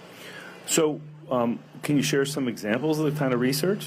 Sure. We have some researchers that during COVID were looking at how to use school buses and to redirect them into being able to deliver food to students and their families who weren't able to access the food through the schools anymore.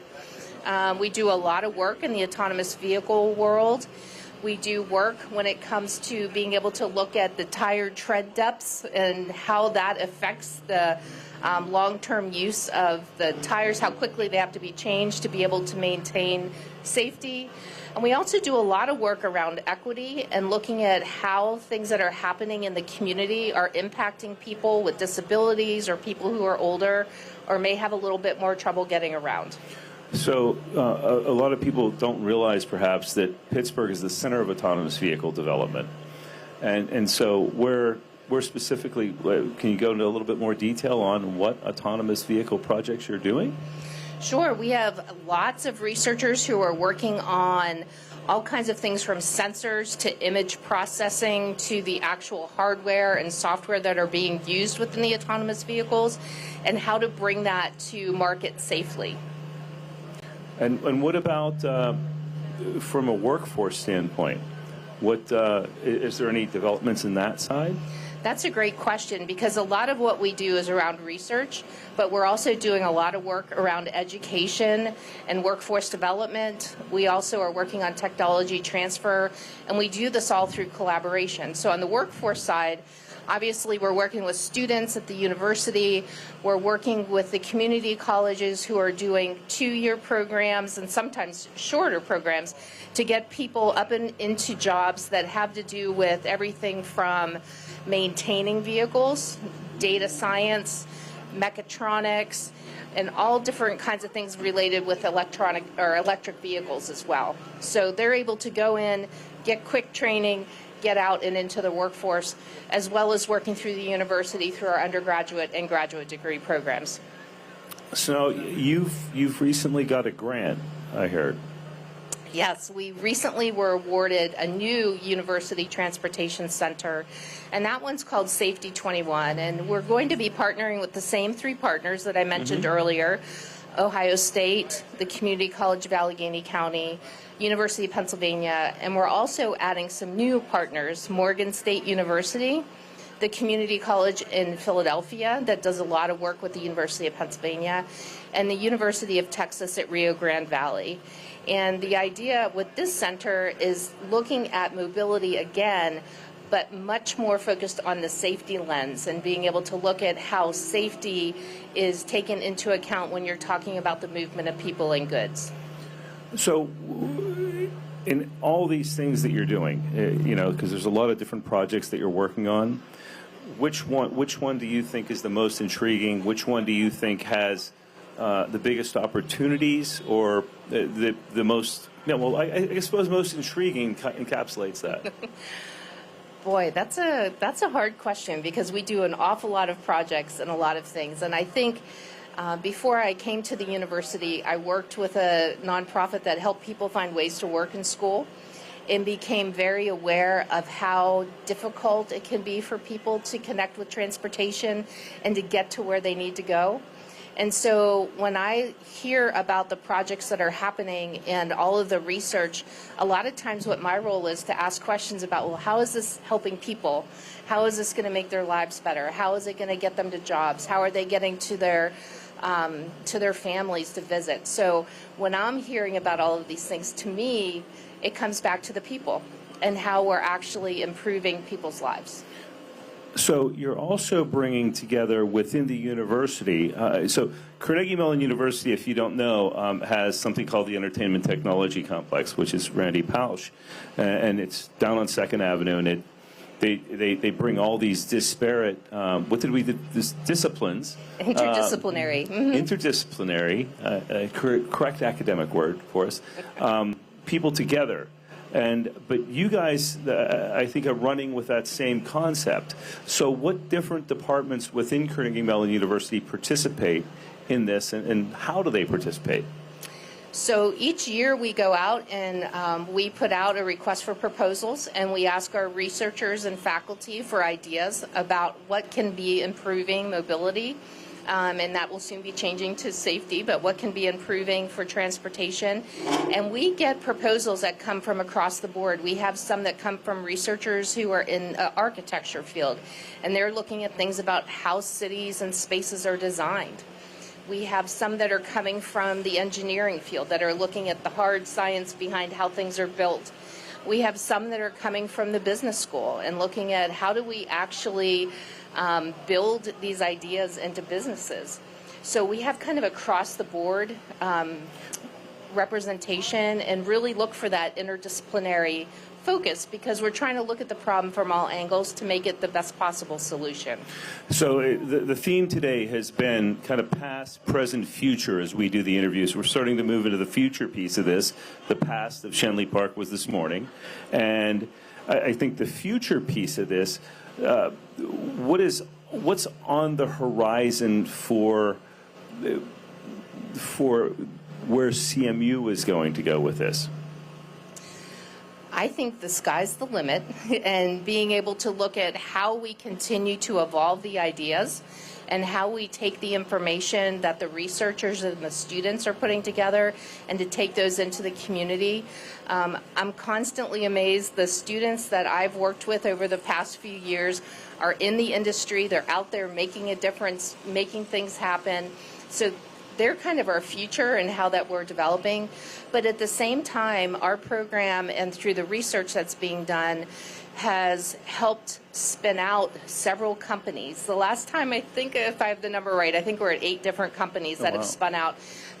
One of which was just acquired by Michelin, and it was called Robotics, and it was started with a cell phone camera pointed out a windshield, taking images of the roadway and having those images come back in and being analyzed to be able to look at what the health of the maintenance and the pavement of what's happening, and being able to say this road needs maintenance now, or it's going to need maintenance soon. And so being able to take these ideas, spin them out, create companies or create products, and then in this case employ people right here in Pittsburgh. So I have 2 questions. So what about like smart grids, smart roadways, to where, you know, you get self-guided cars? Any research in that particular area? There are, and I expect that to be continuing as the industry continues to grow in this area. Now let's go full circle back. Henry Hillman's driving along and has an idea. Not everybody's Henry Hillman. So we've got a lot of business.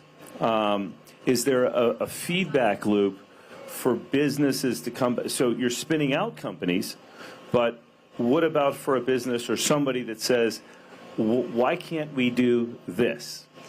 Bernie, that is the perfect question. And one of the things that we do that we would love people to get involved, we have newsletters that we can send out information about what's happening in the industry. We have seminars that are free, that are available to be attended in person as well as virtually, where people hear from the researchers, and it's more of a chat like you and I are having about what's happening in the research. We have ways that if you're interested in proposing an idea and want to be part of proposing an idea for research, just reach out to us. We'd be happy to talk with you. So how do they, look at that. We primed that right in there. So how do they reach out to you? Well, the easiest way is through our website, which is the cmu.edu, and then just /traffic21. // Give me a slash. Wait, I didn't say I was in the computer science part. It's /traffic21, because I think everything's / for a URL. But is there anything that you feel that would be important for people to know that I haven't asked or that we haven't talked about? What have I missed? Because we talked about a whole bunch of stuff before we came on. I've lost track. I think one of the things that people are really surprised with at CMU, well, I'll tell you the first thing I was surprised at was that when I started working there, I really thought there was going to be a robot that brought me coffee in the morning because they are known for robots. And no, I haven't seen one that brings coffee. So that's kind of disappointing. Why not? I don't know. I keep asking. I mean, an autonomous robot that you should just be able to think and, and say, I think it's time for more caffeine. So, but what I think is really surprising to most people is that the university has a lot of ways to connect. There are a lot of opportunities through our program, through the webinars, through attending meetings, through being part of the discussion. There's a lot of opportunities if you're a nonprofit or a business that wants to have student support to help you with projects, that you're able to connect with students to be able to help with projects. And we also have very talented students who are here looking for internships, they're looking for jobs, and if there are opportunities for them to get connected within the community, I would really encourage you to reach out. I try to make sure when I'm working with students, I'm like, let's go to the downtown core, let's go to the south side, let's go here, so that they're experiencing more of the city than just campus. So, Henry Hillman was sitting at a light and there was nothing happening. Nobody's on the road. It's wonderful for a number of years to go back down through into the city from here, but coming up here is kind of, oh my God. Are we going to fix this at some point? Is there a potential to fix this? Well, it's probably a great way to wrap this up because there was actually a researcher who has created a program that allows the traffic signals to talk together. Because everybody here coming to the Grand Prix wants to get in and get out when it's in and come back tomorrow to watch racing. So I can give you his name, okay. But he did actually... Do we have his email address? Can we call him now? He did actually spin out a company as well that has also been acquired. And so they are working with communities to build corridors of signals that talk to each other and are predictive to be able to say, oh, there's a problem at this one, we need to adjust at the next one, and the next one knows, so that they actually talk together and create a freer flow. I had this expectation watching the Italian Job, the original Italian Job, that we could program the lights. And so it's wonderful that you guys are actually doing what I saw in a movie as a child. Thank you so much for coming with us today. Really appreciate your time. Thank you so much for the opportunity. It's great to be here. All right. Folks, I think we're going to send this back to the studio. And... we'll be back here on stage with more future stuff shortly.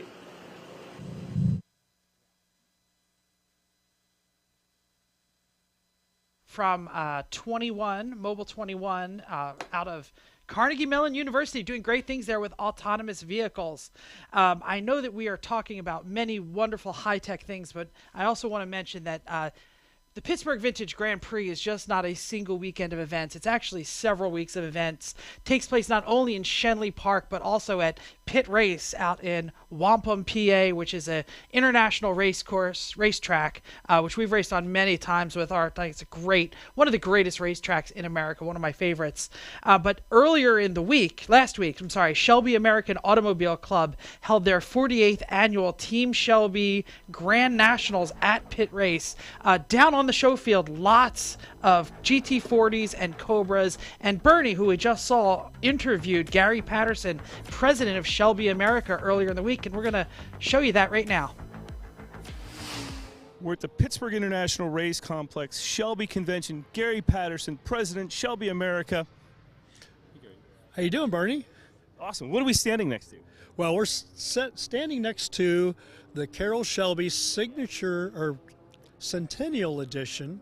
It's like a Super Snake, but not quite. It's got, we're only doing 100 of these to celebrate what would have been Carroll's 100th birthday this year. So we're celebrating that all year. We started out with this. We also have a Shelby F-150 pickup that's a Centennial version as well. So it's pretty cool. Well, let's walk and talk a little bit. So yeah, sure. You've got Shelby is moving forward. You're not resting on your laurels. So what are we looking at here? Well, that's actually a step back. So yeah, we're moving forward at a rapid rate, but we don't forget our past and where we're from. So this is a continuation of the Sebring edition 289 Cobra. So that's pretty cool. But then we quickly moved to a signature edition GT500 that we did. It's 800 horsepower. It's got a dry carbon hood and so forth. And then this is a Super Snake. This one happens to have the wide body option, but you can see a very, unique front fascia, hood, grille. There's a whole lot more to this car than just stickers and scoops. And then, what about this? Yeah, right? This is amazing. Yeah, so 775 horse in an F-150 Ford pickup, but now it's a Shelby. That's part of what makes it a Shelby, but so is, wheels and tires and suspension work and this cool hood and grille and front fascia. There's all kinds of neat bits in the interior. So we're clearly into the truck business. Carroll was in the truck business in 1989. So we've really continued that legacy on with what Carroll would have wanted as well. So you've moved. That's just not. This isn't it. That's on the plate. There's other stuff coming down the pike that you're talking about. So let's talk about what the future holds with EV, hydrogen. Well, Aaron Shelby, Carroll's grandson, and I go to Ford at least quarterly. I'm there at least once a month. We work with the Ford engineers and talk to them about the future. So obviously they've got a big push for EVs, but Carroll was all about future powertrains and electric vehicles and those kind of things. We got him on film in 2011 talking about it. Is that the technology of the future? We need to get in the game and find out. So who knows? We had that hydrogen Cobra. Carroll did a turbine-powered Indy car in the late 60s. He was always about, future. So, yeah, we'll see. Thank you very much for coming to Pittsburgh. And future drive, people. That's where we're going. Thanks, Bernie. Thank you.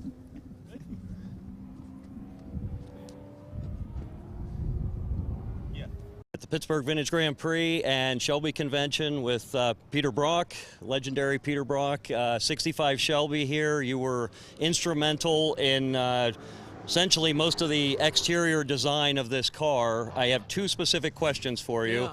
One relates to the hood scoop. My understanding is you had wanted it to face backwards. Can you confirm that? Or? Yes.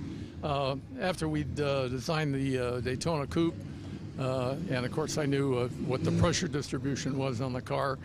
The highest amount of pressure is at the base of the windscreen, so that's the natural place you put air in for the carburetor. So I had designed the car with the hood scoop facing rearward with the opening at the base of the windscreen, and the Ford guys out had to approve it, and they looked at it that way and they said, everybody knows air goes in the front. And I said, well, it really doesn't go in the front. That's the wrong way to do it. It wants to suck out at that point. And they said, well, we can't do that. People would not expect that to happen. so we were required to put the hood scoop facing forward, and it worked, but it was not as successful as it should have been. Okay, so my understanding is you're actually with a team of original Shelby American employees. You're putting together new 65 Shelbys, we'll call them, kind of as you would have built them if you could, ideally, back then. Absolutely.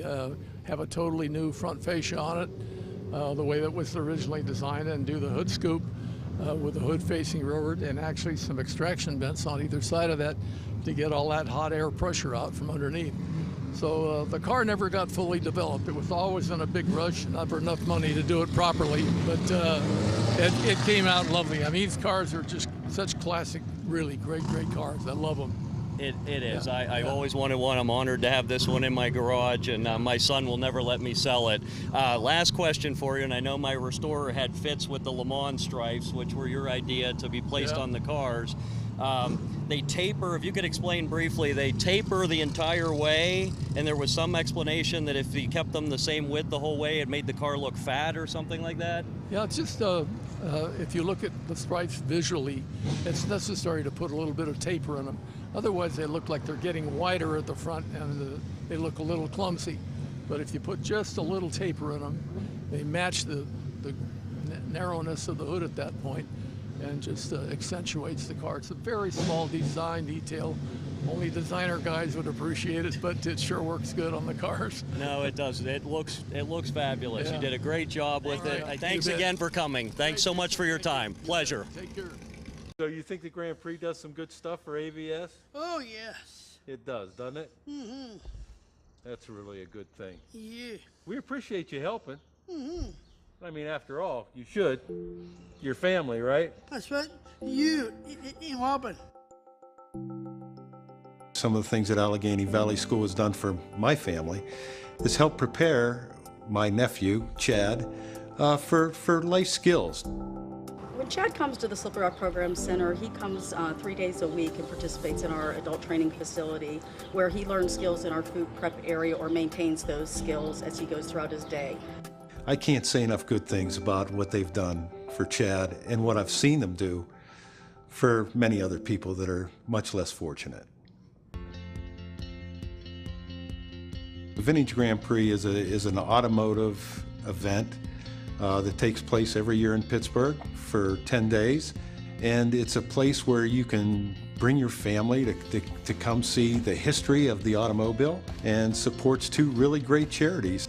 Every year, the money we collect is distributed 50-50 between Allegheny Valley School and the Autism Society of Pittsburgh.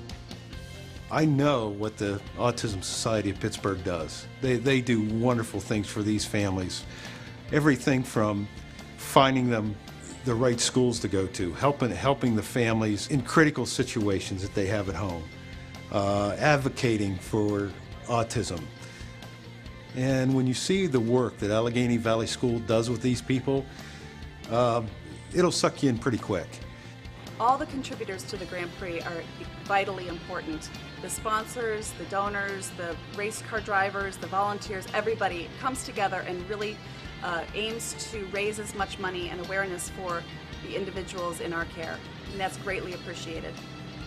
These are really, really special people that we're taking care of, and it takes special people to put on an event like this.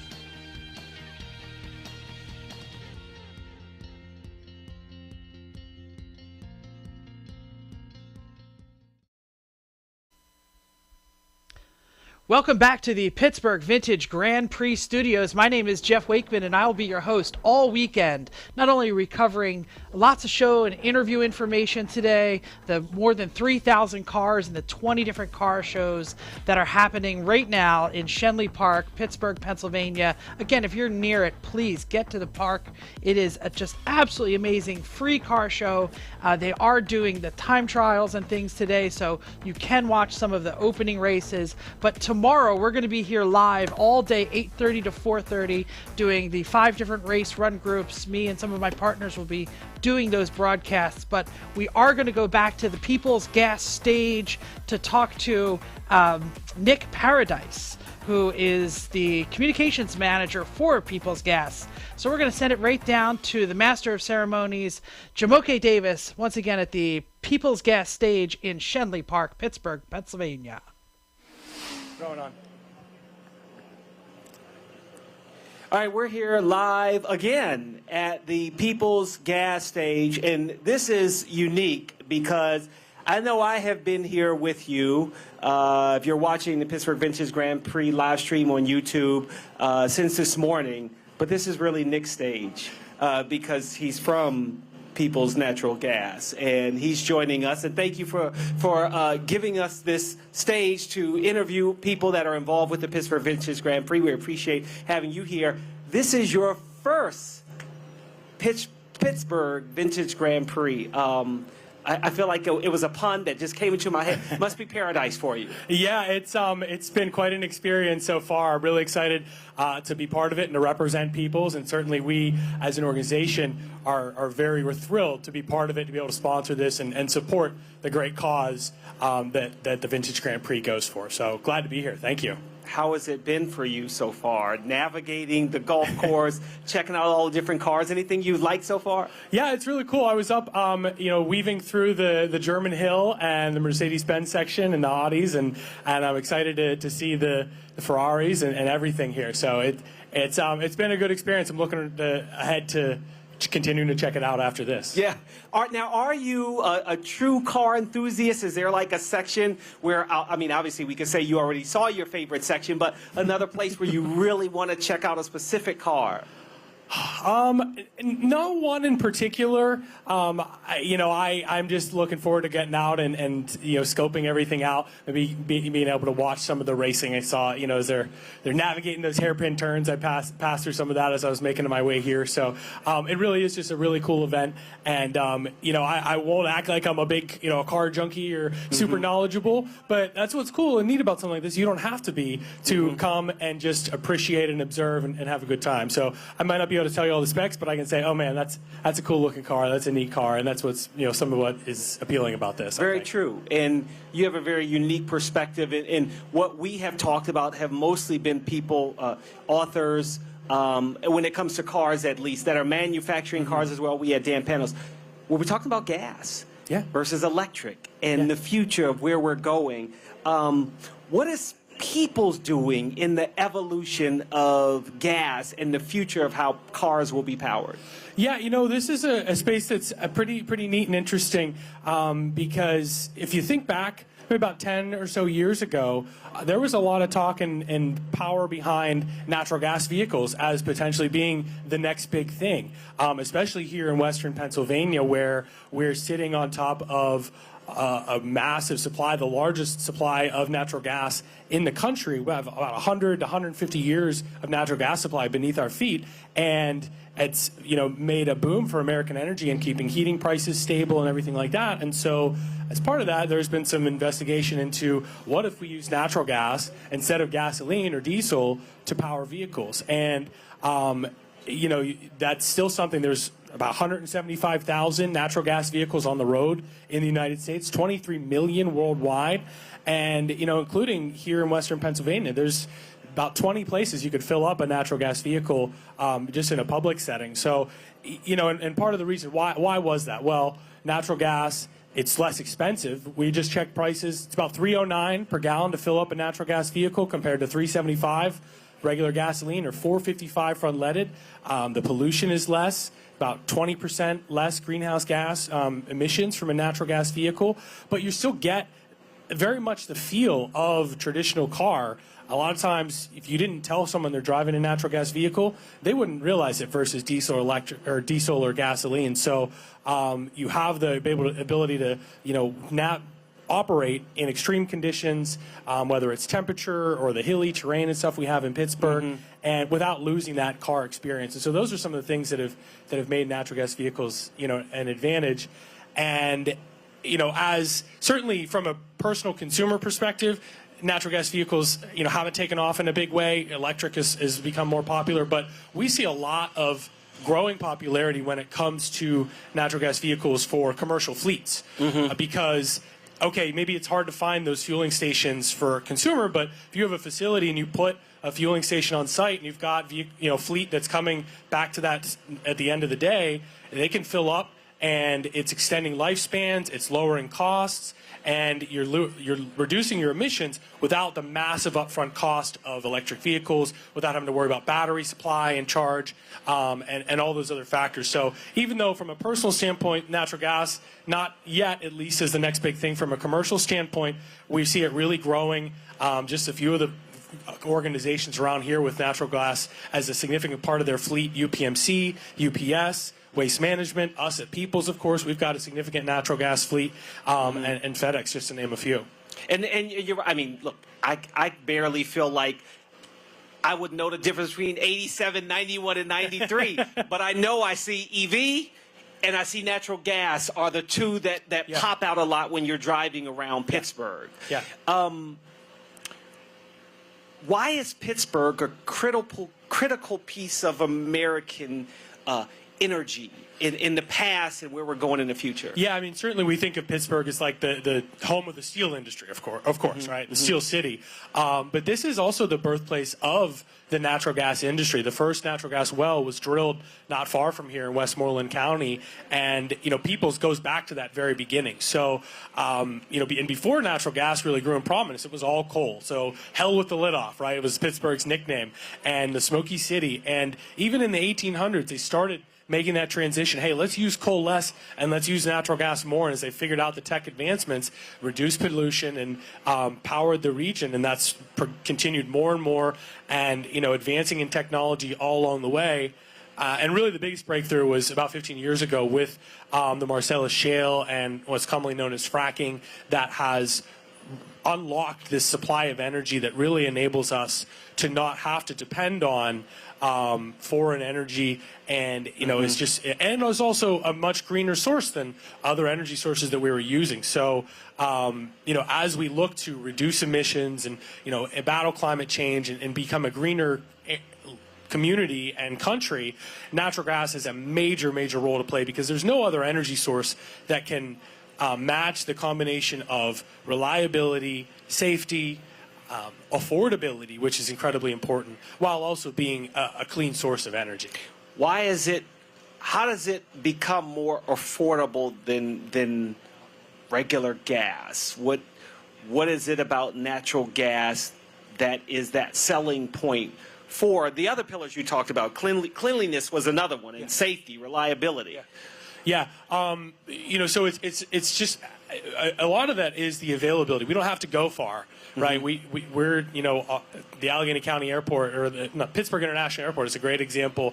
They've got a pad right there on the airport that they're pulling gas that's then being used to power the airport, and it's coupled with solar power, but the vast majority of that is through their natural gas production, and then they use that, and that reduces the dependence on the larger electric grid, and keeps the airport secure and continuing to operate.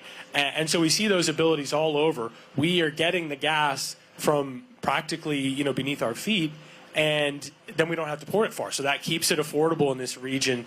That lessens the dependency on having to transport it long distances, having to transport it from overseas, and we're able to export it out of this region elsewhere, so that other parts of the country don't have to depend on it as well.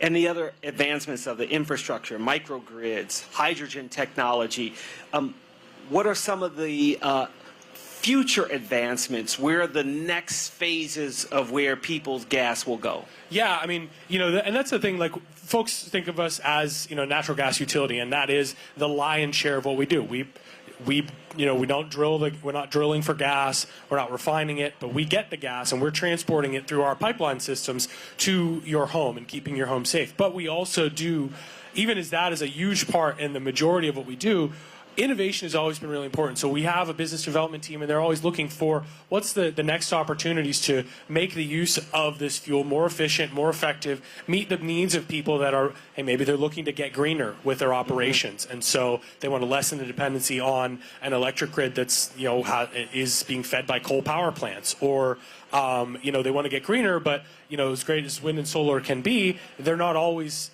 able to deliver maybe the amount of energy or the times that the energy is needed. And so, that's a spot where natural gas is able to be critically important. And, we're looking for, different technologies, that microgrid where you almost set up a miniature power plant, on site, and you're powering it right through from there. You don't have to depend on the larger grid where you lose power along the way, you lose efficiency. We're invested in something called a residential fuel cell. It's almost, if you think of like a generator that you might power your home off when the power goes out. Well, this is a generator that's the size of it's similar to a generator. It's a fuel cell, but it's about the size of a microwave and is powered off of natural gas. And you have that in place, and your connection to the electric grid is just a backup. But the benefit is that natural gas, you see very few interruptions. Your natural gas service is highly unlikely to get interrupted. It's far more reliable than electric service. So those are some of the ways, as well as looking at renewable natural gas, which is where we're taking now methane or waste, that's methane gas that is coming off of landfill waste or fertilizer, and they're able to capture that and convert it into usable natural gas and pipe it back into the system, so into the grid. And so it's, again, we're taking waste products that would otherwise be going up into the atmosphere and greenhouse gases, and we're using that as to power.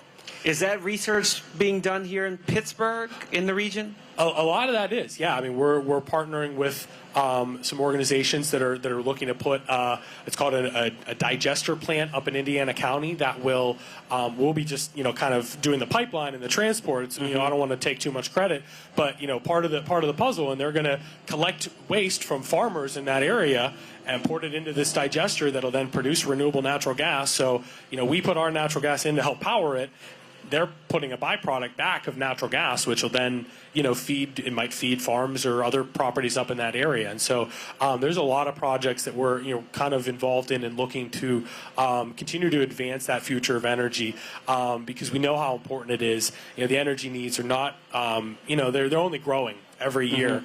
But we want to, everybody is kind of on board that we want to have cleaner sources of fuel, but we don't want to sacrifice reliability for that, right?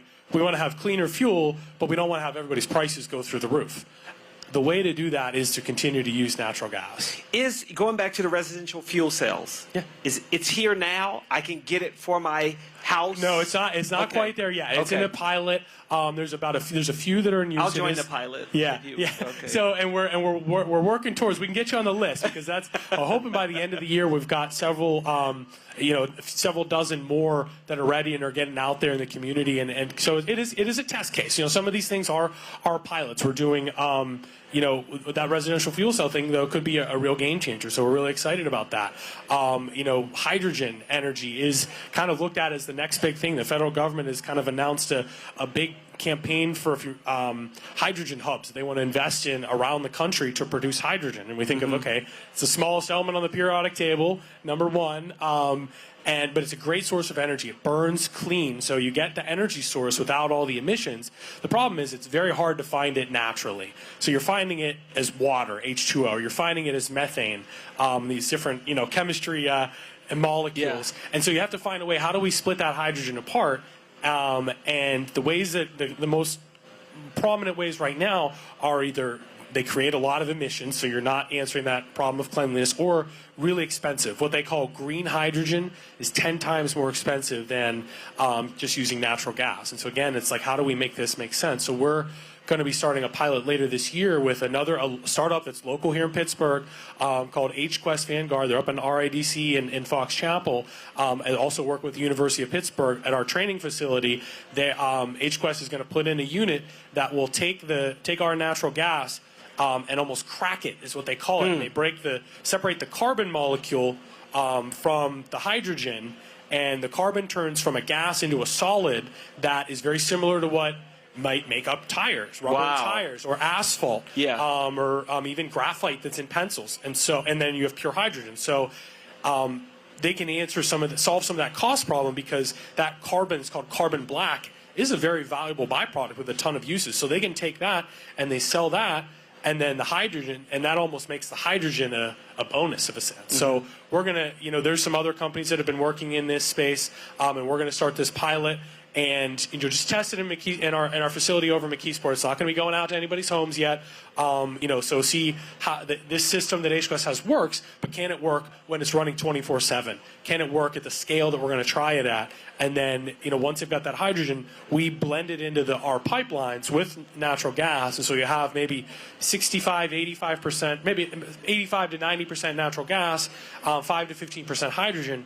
And then we'll just be studying with Pitt, what impact does that have on the pipeline, on the different, nozzles and parts and pieces that make up the pipeline? What if we, if we set up a furnace and it's going to feed a furnace on the training facility, or a stove, or a, hot water heater? What's all that? What's that look like? What does that do? So we just, test and learn, right? And, the hope is, though, that continues to go well, and potentially we're able to start using hydrogen, that's actually helping to power people's homes. And, then we're extending the lifespan of the natural gas supply while reducing the emissions, because they're never going up into the atmosphere. That's one of the big things is, okay, this emissions that are going into the atmosphere, we have to capture them and store them underground. Well, if you turn them into that solid, you don't have to store them. You put them, you might be able to take some out, and this is maybe a dream scenario, but you get this carbon black and you take it out in that pothole in front of your house, you fill it in, Yeah. And so those are some of the advancements and technological breakthroughs that we're supporting, working with a lot of really sophisticated and smart organizations and people to try to answer these questions, because that's what it's about, is how we solve and meet this need, this want. People want the energy, they need the energy. I mean, it really is critical to sustaining life, especially when you get really cold periods. So how do we meet those energy needs while also answering the question of reducing emissions and trying to fight climate change? There's a lot that you're doing in R&D, sounds like. Yes, you definitely just talked about climate change. We're right here, Schenley Park. Right next to us is University of Pittsburgh and CMU. You mentioned Pitt already. Yeah. How often are you able to recruit talent from the universities and working with these startups and really building a cohesive network here? Yeah, I mean, that's a huge thing. It's critically important. We've worked with Pitt for a long time. This Pacific Pilot, they've been doing, they've been kind of pouring over research and data that's already been done, and now I'm sure they're really excited, because now we're going to be getting in the field and we're going to be doing our own research so we can, study. We've also got a long-standing relationship with Carnegie Mellon, and certainly working with their professors over there and their graduate students, research students, but also absolutely, recruitment. Those are two critical, universities that are fantastic pipelines of talent, not only for Peoples, of course, but for the entire region. And so, we want to continue to support that and foster that, for many years to come. Up next, we're going to have Pitt and CMU's Formula SAE cars. And I'm curious, as you talked about the hydrogen-powered vehicles, how often are you working with some of the car manufacturers to advance that technology? Yeah, for us personally, I don't think that we are working with the car manufacturers as much, but our large volume sales team, it works, regularly with, large industrial organizations or large commercial organizations, and so they're helping to make those connections to the people that are doing the research. So, okay, you've got a fleet of vehicles, you're looking to, reduce your expenses or decarbonize, but, electric, $600,000 for a new electric school bus, for example. And, the questions still remain about the horsepower when you get up to those size of vehicles, versus you can convert existing diesel, school bus to natural gas for far lesser, amount of money. Even buying new is less than that. And then, you're able to install, and there's been some significant advancements with even the level of fueling with natural gas. Typically, it's been 3,600 PSI that you need to compress the gas to, and that means that the facility to fuel up is a pretty big facility. You need a good bit of space. They have recent advancements that it's going down to just 900 PSI, and the fueling station is only about the size of a small filing cabinet. So, you're able to, it's much easier to install that fueling station. You have the school bus fleet that all comes back to the same location, or, the UPS trucks or, similar fleets like that, or garbage trucks that are all coming back to the same location. They can fuel up. And so we might not be working with car manufacturers as much, but, the organizations that are doing this innovation and continue to work to make natural gas vehicles or other natural gas technology more viable, we're coordinating with them and putting those, really smart people in touch with our customers, that are looking for solutions. So we're kind of bringing those groups together that might not have the time to go out and do as much research, and it's much easier. We can say, hey, come to us as your natural gas utility. Yeah. We'll help you find those answers. So I think what we need to add also is a school bus race to the Grand Prix, with the natural gas school bus race for anybody who has kids and you watch cars. Mrs. Fritter will be one of the competitors for anybody who knows who Miss Fritter is, the school bus and cars. But I really appreciate Nicholas Paradise for joining us here from People's Gas. So much. You were great, and enjoy the rest of your first ever Grand Prix and checking out the cars. Some beautiful vintage cars here. I really appreciate it. Really excited. Thank you very much. Appreciate it. All right, thank you. We'll send it back to the studio. Thank you, Jamoke, from the People's Gas stage. And thank you, Nick Paradise, Communication Manager from People's Gas. Jamoke, you mentioned having a school bus race. I hate to tell you, man, but they definitely race school buses down in Florida, right around those gators, and it is not what you expect. Lots of fire, lots of crashing. Figure 8, if you have not seen school bus racing, after we're done talking about the Pittsburgh Vintage Grand Prix, then you should go Google that. We're going to start talking about something that is absolutely fantastic. Formula SAE. If you've never seen Formula SAE, it is a student design competition where they not only design and build, but also race cars. They do endurance, skid pad, fuel economy, endurance racing. It is a fantastic learning experience for lots of young engineers, and we're going to talk about some of that that's happening in Pittsburgh right now.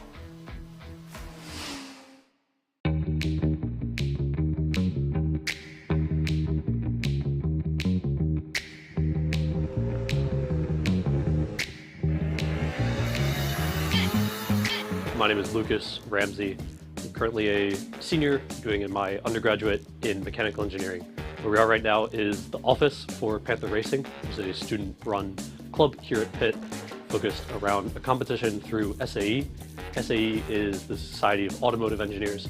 They do these collegiate competitions. What we do is part of one of those competitions. My name is JJ Slavic. I'm the technical director of the club, which means I oversee the design, the research, the manufacturing, and the testing of the vehicle.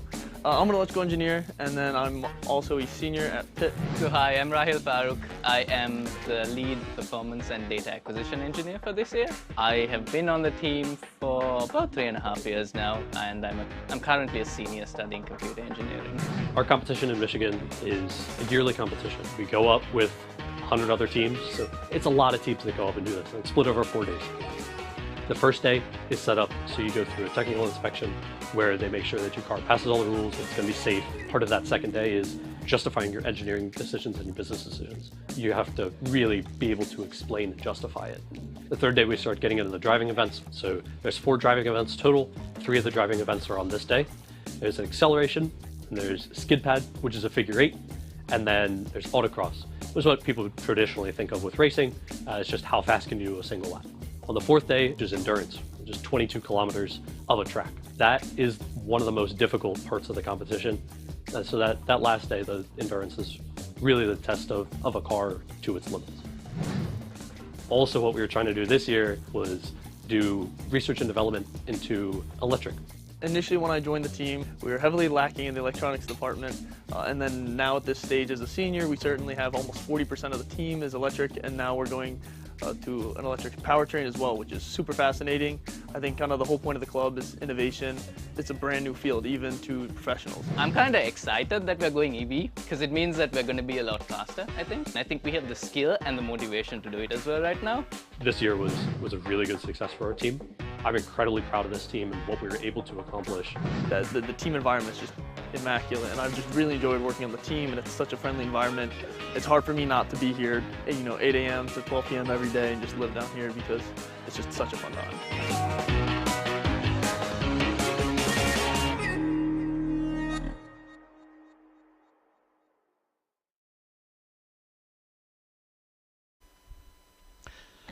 Thank you. That was a great package about the Formula SAE at both University of Pittsburgh and Carnegie Mellon University.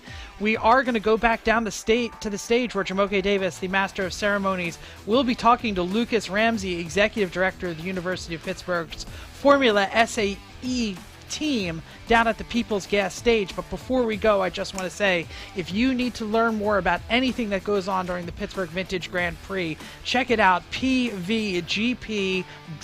That is the place. That is also the place where you're going to be able to see all the racing tomorrow. Tomorrow is when we're going to have the 5 run groups, race run groups. Me and some of the people you saw interviewing people on the field will be here broadcasting those races and seeing just the wonderful machines racing around the park. But as I promised, we're going to go down to the People's Gas stage where Jamoke Davis and Lucas Ramsey will be talking about the University of Pittsburgh's Formula SAE team. Take it away, Jamoke.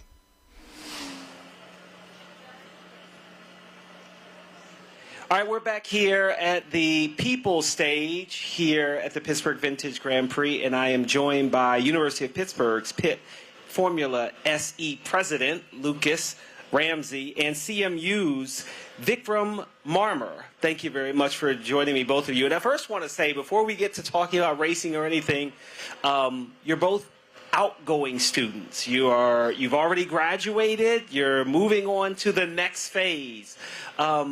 I want to know, how is life? Are you enjoying getting ready for the working world?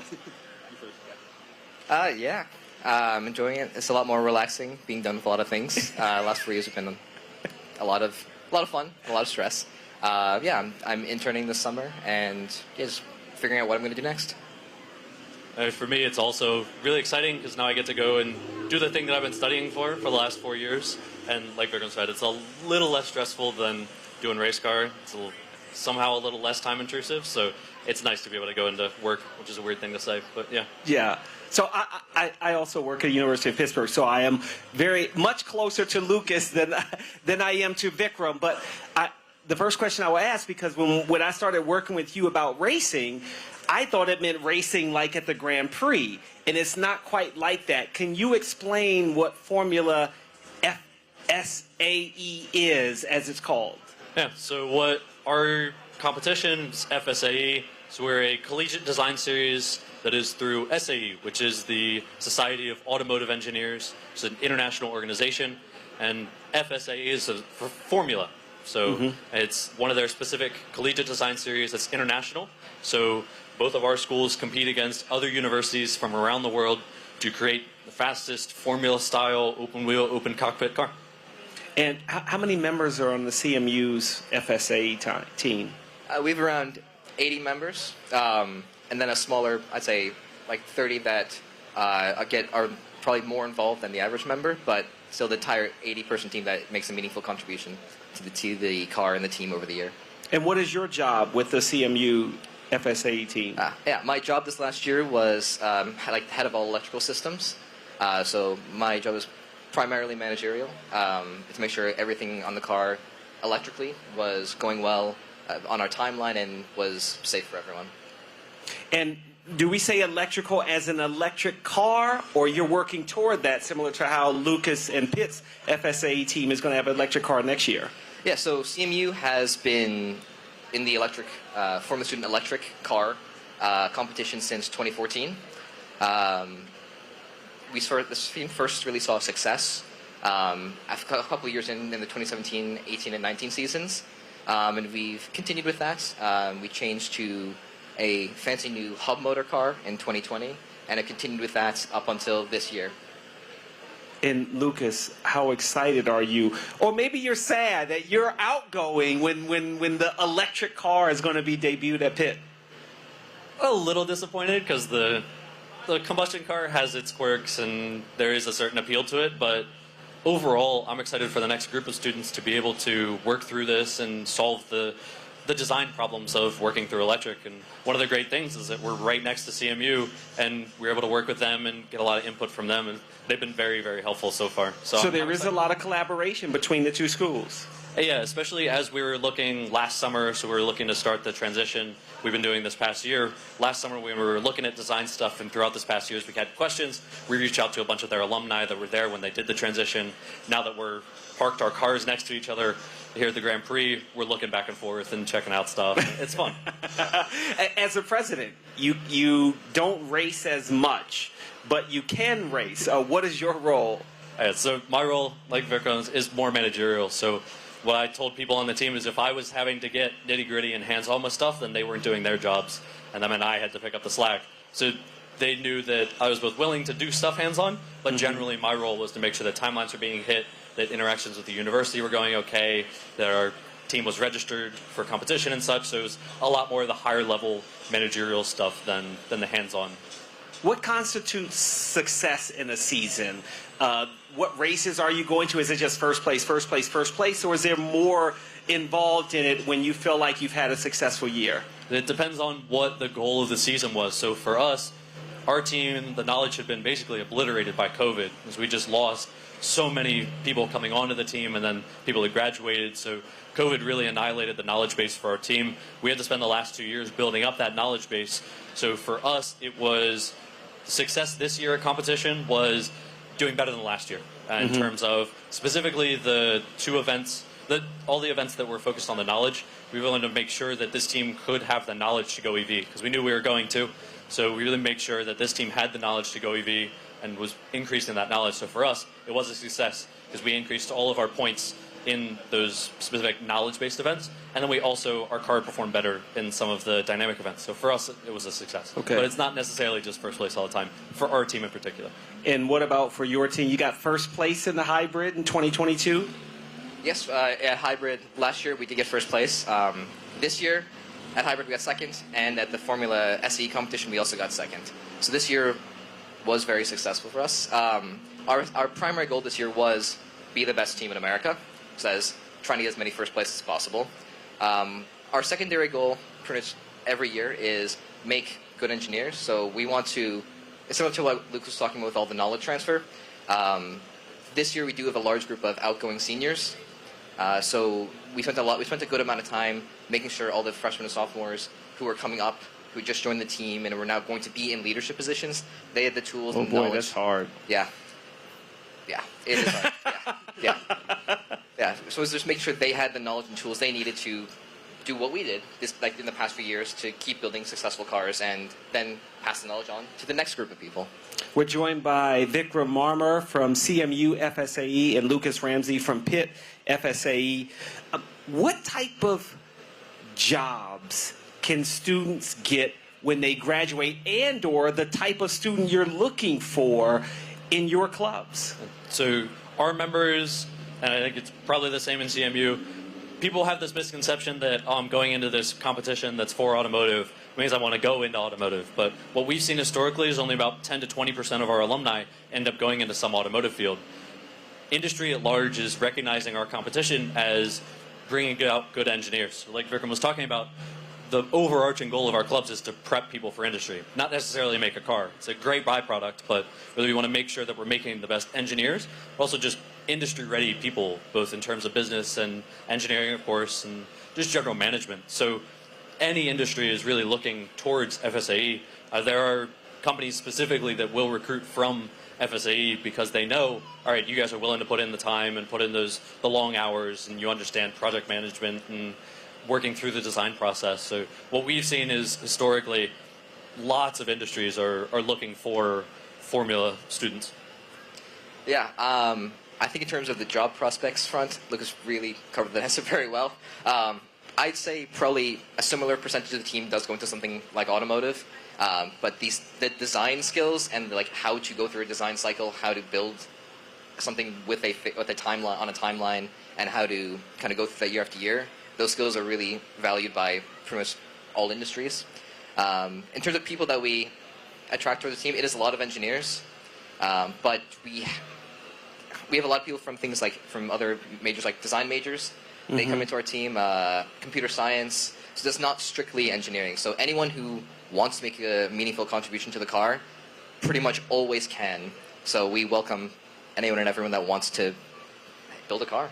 As I mentioned earlier, it's interesting that you say that, but I did find out this week that a former pit wrestler is a tire changer for NASCAR, and an engineer that graduated from Pitt also works for McLaren and is going to be at a race in Indianapolis next month. So, yes, there's still a possibility of getting into the automotive industry.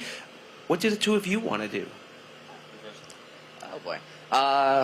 I haven't really decided exactly where I want to go. I've interned at a couple places. I might want to go into medical devices. I've had a lot of fun doing that at internships in the past.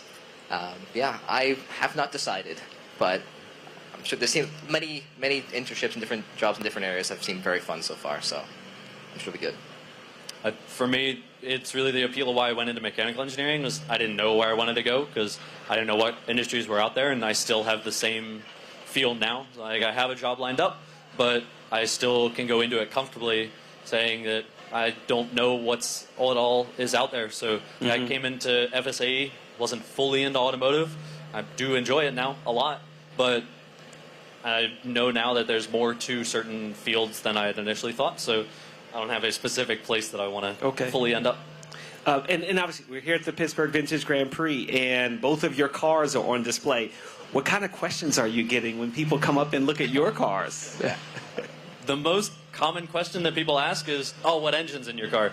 And then people are usually surprised when we tell them it was entirely designed and built by college students. Because they'll come up. That's great. It does feel That's great. awesome. Because then they'll come up and they get to see something that looks somewhat professional, and somewhat is the key word there. But they come up and then we can talk about it, and then we can talk about everything on the car that's custom, and they get to look at all these parts and see how college students worked on that, and you guys designed it, and people are generally impressed, which does feel good as well. And I've seen it firsthand as y'all were building the chassis, and right? I mean, it's very, very impressive.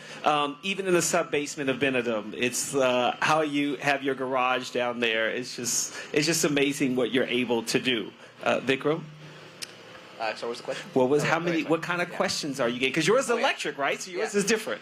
So the first question that pretty much we get from everyone, no matter what their age is how fast does it go? And that is pretty much universally the first question we get asked. And the answer we give is 75 miles per hour, which is about right. That's probably how fast I need to keep my car at, right? Yeah. But then after that, depending on who it is, they'll get some people like to get really technical with us. They start asking us about how do you design this and this and this on your car. You get a couple people who like all their custom electronics, who like asking about that. Then you get the kids, like younger kids, just asking, "Can I sit in the car?" Yeah. And they get to do that, right? For any kids? Yes, it's okay. Okay. Yeah. We like kids sit in our car. Most of them are too light to have me worry about them damaging anything. Yeah. But the kids ask very, very funny questions. And where's your display located here for anyone watching that's going to be coming down here later today or tomorrow? And so we'll be up by the Cortile group, which has all the Ferraris and Italian and French cars. So if you go up by the old Pittsburgh Golf Club clubhouse, that's roughly where we are. Yeah, and then we're right next to Pitt. Okay. All right. So we're the neighbors on campus and the neighbors up here. What other cars are you wanting to see here? Have you checked out, talked to them about their cars? Sure. Yeah. I haven't checked out too many cars. We're pretty close to a lot of the Ferraris, so I will be checking those out probably shortly after this interview. But I really have not had too much of a chance to walk around. I'll probably check out the big Corvette exhibition right here. Yeah, Corvette. Okay. Yeah. For me, I'm fine just looking at all the cool cars. I don't know what's here, but as long as they look cool. Yeah. I like talking to some of the people that own them and hear the stories about it. This is also something I'm interested in. But other than that, cars are cool. I'm happy just looking around at all of them. Now, I didn't check if CMU is going to participate as well, but Pitt's car will be on the track tomorrow. Can you talk about that and how that will change your day? What is that going to be like for you tomorrow? Yeah, so CMU will be joining us tomorrow, which is great. So right before the parade starts, what both of our cars will be doing is we'll be taking a lap. Not necessarily as fast as our cars are definitely capable of going, but a little quick is probably how we'll best phrase it. So why can't you go as fast as you normally would? The downside of being in Pittsburgh is all the potholes in the road, and our cars are not meant to handle potholes as well as a regular traditional road car. So we're very, very low to the ground, and if you hit a pothole, it probably won't end too well for us. So we're just going to take it a little easier just so we make sure that we both stay safe, which is important. But generally we'll be going on the track just like all the other cars, and you'll see us right before the parade starts. So if you see our cars, then you know the parade's coming. Oh, that's cool. Okay. Vikram? Yeah, I mean, we're going to be going at a decent pace, but we're not going to be trying to push the limits of our cars on like roads that we haven't practiced on, and especially without maybe like what we'd expect for like safety. And our cars also aren't. They're mostly designed to be raced on a track alone without other cars around. Right. So in terms of general safety, be around other cars, we'd rather play it well safe and just have a good lap. Do you get a practice lap or just like one? That's it. Well, yet to be seen. I'm gonna hope so. So that way we can go faster the second time. But Yeah, that's right. That's what I was about to say. Like, come on, you want a chance to practice, and then you know where the turns are. Will you be in the car? Yeah, so I'll be driving it tomorrow. Okay, This is exciting. So this is it. This is the final drive for you. That's got to be special. Yeah, it is special because this is something I've been working on now for basically 4 years, and because I'm going to be out of Pittsburgh at the end of August, this will basically be the last little hurrah for me, which is nice. A little bittersweet, but nice. Do you treat it like a NASCAR Formula One driver? You're going to walk the track beforehand too, just to kind of see where everything is? Yeah, no, probably not, because we got to help the Cortile group in the morning, but I don't know, we'll see how things go in the morning, and if it lines up, we'll maybe take a walk around. See it. Vikram, who's going to be driving the CMU car? I will be driving the car. Oh, okay, huh? Yeah, I've not driven it much, so I'm excited. Should be fun. Okay, you're neither car. For anyone who may not know this, there are no pedals. This is all steering wheel driving, mostly. So right? it has pedals, pedals, but yeah. It's 2 foot. It's 2 foot driving. Okay. So traditionally in the car, if you drive normally, you drive just with your right foot, but with us, it's right foot gas, left foot brake. Okay. I think you guys are the same. Yeah, we're the same exact setup. And then for us, because we're combustion still, we have shifters and clutch. On the for us, it's all on steering wheel, right? If you think like Formula One steering wheel, that's roughly how ours is. Okay. Yeah. For us, we have the same throttle on the right, brake on the left. It's 2 foot driving. We don't have shifters because we're fully electric, but we do have paddles on the back that let us do electronic braking. No guarantee I'll be using that tomorrow, but we do have some cool paddles on the back of the wheel. That's awesome. Yeah. Thank you very much, Lucas and Vikram. Enjoy your last summer before you get out in the working world, okay? Yeah, thank you. Thanks for joining us here on the People Stage. We'll send it back to the studio.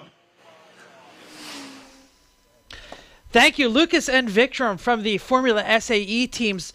Gentlemen, it is 2.33 miles out there, 17 different changes of elevation, 22 turns. I understand you won't be pushing your Formula SAE car too much, but 2 minutes and 14 seconds is the lap record. And I'm not telling you should go for it, but if I were you and I was about to graduate, I would go for it. So yes, we will be covering all the racing tomorrow, including probably seeing that Formula SAE on the parade laps. Check it out tomorrow, 8:30 to 4:30, all the 5 different race run groups, live commentary, interviews from the field, winner's circle, all of that's going to go down tomorrow. But we are going to go back to we're going to talk to Nick Rickard from Steel City Society Car Show, because on the field of 3,000 cars, not just the high dollar machines, but also lots of local car clubs, and this is one of the greatest from the Steel Cities. Let's send it down and talk to Chrissy and the Steel City Society Car Show. Hi, it's Chrissy from Pittsburgh Vintage Grand Prix, and I'm here with Nick talking about Twisted Impressions. Tell me about a little bit about yourself.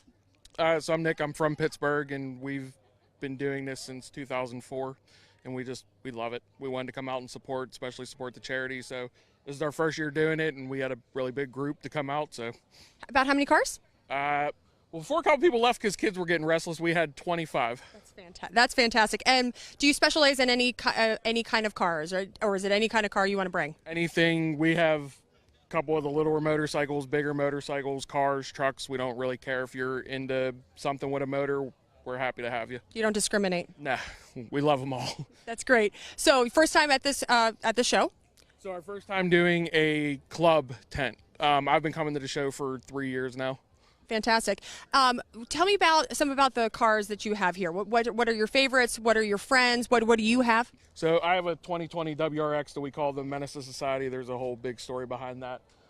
Not because I'm doing dumb stuff that, but yeah, this is my 2020 WRX. I've had it for a couple years now. And I was supposed to just be a daily car, and it just kind of went off the rails. It looks like it. So you have the crowd of people behind you. They're all your friends and family? Yeah, this is the whole Twisted Impressions. Well, some of the Twisted Impressions Club, not all of us. Like I said, a lot of us been together since 04, and we just kind of like the family dynamic. I mean, we've been to everybody's weddings, babies, been there. Sadly, we've been to funerals, to people we never even met, just to show support for one another. That's fantastic. So why come out to show your car at this car show, and then also why would you tell people to come out to come see the cars? Oh, if you love cars, this is the place to be. Yes, it is. Everything. That was one of the pitches that I had for a lot of people who weren't ever here before. I was like, if you want to see it, you'll see it. I mean, there's everything. Yeah. The first year I was here, I was trying to buy a Honda Accord wagon off some guy just because it was beautiful and he had a for sale sign. Yeah. Yeah, and I think there's a lot of random and very specialized cars. Every once in a while we see something pass by and you say, I've never seen one of those. Yeah, we were walking around when you first walk in, and there was the, I don't even know how to pronounce it, it was something with a P. I thought it was a Toyota with a body kit, and then we found out what it was, and I was like, man, these are interesting and cool, and we were up there looking at them for probably about an hour and a half. This is awesome, and as you can hear in the background, we're pretty close to racing, so you can't quite see it from here, but have you gone and see the racing going on? Yeah, we actually found a path that we snuck down to, and we're able to watch a little bit, so we've been having fun. That's fantastic. So this is a great time for everybody. Glad you guys are having a good time. All right, this is Chrissy from Pittsburgh Vintage Grand Prix. Thank you, Chrissy. And the Steel Cities car show. Once again, lots of things going down on the field tomorrow. We will be live covering all the races. We are talking about a lot of local cars. We're talking about a lot of Ferraris. Of course, they are the mark of the year. We are celebrating 100 years of MG. We are talking about NART racing. We have been talking to the Panoz crew. It is a fantastic event. If you are anywhere in the area of Pittsburgh tomorrow or today, get down to Schenley Park. Get on the bus, get here, because it is amazing. You will not find a better free event anywhere in America in this stage. We are going to actually go back to that field. Jamoke Davis, the Masters of Ceremonies, is going to be talking about some high-tech stuff with autonomous and robotics coming up from us right at the People's Gas stage. All right, welcome back to the People stage here at the Pittsburgh Vintage Grand Prix. And joining me now is Jonathan Kirsting from the Pittsburgh Technology Council. Thank you very much for giving me some time. Absolutely. How many Grand Prix have you been to? Oh, my goodness. I would say at least 20. 20? Oh, for at least the past 25 years, I've maybe missed 3 or 4. To me, I've always dubbed this, it's like automotive Christmas. Like right here in July, it's the best time of year. And this year, come on, how awesome is it? It's not scalding hot. Yeah, No impending downpours or anything like that. So I'm so happy to be here. And it's always great to bring a car out and just be part of the fun. Let's talk about what your job is Sure. with the Pittsburgh Technology Council. Absolutely. So Pittsburgh Tech Council, first off, we're celebrating our 40th anniversary, similar to the Grand Prix. It's been around for 41 years, so we've been around for 4 decades. Pittsburgh Tech Council, we're a trade association. We represent about 1,000 tech companies here in southwestern Pennsylvania, and these tech companies are what's making Pittsburgh sing right now. When you look at the wealth being created in Pittsburgh, when I go up over on the Cars and Coffee, I know so many guys who have cars up there, and they're all into Jerry tech. Seinfeld's not up there, though. Jerry Seinfeld's not up there, and I wish he was. That'd be so cool. But tech is one of these things where it's 25% of the workforce and 36% of the wages. It's really driving a lot of growth here in Pittsburgh. And I've been at the Tech Council for 26 years now, which has been so much fun, telling the stories of the women and men behind the companies that are just making Pittsburgh this awesome city to be. It's just so much fun. Am I ridiculous that I call it this? What's that? Silicon Mountains?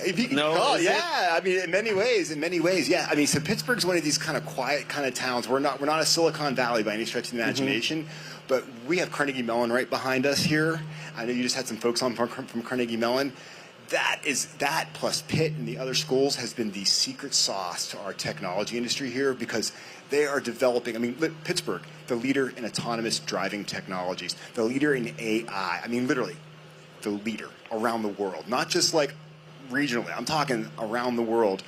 People come here because of that, and that's what's driven our tech industry over the past 40 years. And that's interesting, too, because I remember when they said Pittsburgh was going to be a test market for the autonomous car. I was like, why Pittsburgh? Because our terrain is really difficult, right? We have hills, we have valleys, we have bridges, we have gridlock from time to time, and it made it a really great place to test the cars. But even better yet, we have the mind power here that's making this stuff happen. And this is a problem that is not something that is easily solved. So over my 26 years, I've been following AI and following autonomous vehicles. You go back to the guys like Red Whitaker and like Raj Reddy that were doing this 35, 40 years ago. And getting the first 90% was, they say, very doable. It's this last 10% that is really, they almost call it a miracle in order to have a car really drive by itself. But in the meantime, we're having these trickle-down technologies that are making our current cars so much safer. I remember Tesla, and there were some videos of people falling asleep or watching a movie. How much does that make you cringe at the thought of? Yeah, I know. It's like bad publicity, but realistically, we all want to get there. Exactly. Well, I mean, I look at it like this. I mean, this is obviously very tough to solve. And I'm just one of those, I want to drive my car still. I just want to make sure I don't crash my car. Right. I mean, I don't think it, to me personally, it's not fun to like, I'm going to watch a movie on my way to work. I mean, I'm sure there's a crowd that want to do that, but I look at it more from the safety standpoint. I mean, so I've driven a Model S at speed in a self-driving mode where it's like, wow, I'm hugging the inside Jersey barrier here at 65 miles an hour, and car's just tugging along, doing its thing. My hands are just touching the wheel. And when a car slows up behind you, like, yeah. And my friend's like, trust it, trust it, trust it. And like, it slows down, it does its thing, and it's like, wow, like, okay, there's a trust factor there. I tell you, I did have an experience though that was really interesting to me. So there's a gentleman that I've known for quite some time, a guy named Dave Nelson. He's one of these few guys that was part of the beta of the full self-driving mode in Tesla. And this was about a year and a half ago. And the full self-driving mode is like literally like, it's just using cameras to know where it is. And he takes me around, and it was a little scary. I'm not because it didn't have the full maps of the strip districts. So we're going through the strip, and the car's kind of jerking around and stuff. And I'm like, whoa. And he's like, yeah, well, we got to train the car a little bit, you know. Right. And a couple times they did a couple short stops, and he'd report it on the. Somebody's got to be the guinea pig, right? Exactly. So, but it's not an easy business, that's for sure. But you know, it's getting there slowly but surely. But we got some companies here in Pittsburgh that are driving that way. We have companies like Aurora and like Motional that like, I think Aurora next year is ready to have its Aurora driver out. I mean, currently right now they're running 18-wheelers between Dallas and Houston autonomously. Wow. Like really cool stuff. But there's headwinds out there because, I mean, a lot of money's been put into this. Money is not cheap right now. And so we look at like Argo, for example. I mean, they folded up last year. But guess what? Ford now has Latitude. They're not going to let that IP go. Are you kidding me? I mean, they're not going to say, oh, well, that was $1 billion. See you later, guys. Like, no, they're here in Pittsburgh still employing like 300 people. And they're developing like level 5 and 6 technologies, which are the things that go into cars now that they can sell with making our cars safer. And they're going to be driving towards that full self-autonomy. But autonomous car, or let's talk about this autonomous truck going from Dallas, right? There's still somebody in the driver's seat. Yeah, to make sure, but they're there letting the truck do its thing. Right. You know, and everything like that. But the point is, at one point, like... So is a person, like, constantly just right there at the wheel, or they have to stay in a 3 and 9 position I don't the know. whole Yeah, time, so it's funny because, like, I've seen some video, and, like, they're sitting there trying to be all cool and chill, but they're ready at any point to, like, I think, grab that wheel. But I don't think they're grabbing the wheel that often, you know, to self-correct. It's just the fact that, like, you know, you got to have someone there until they...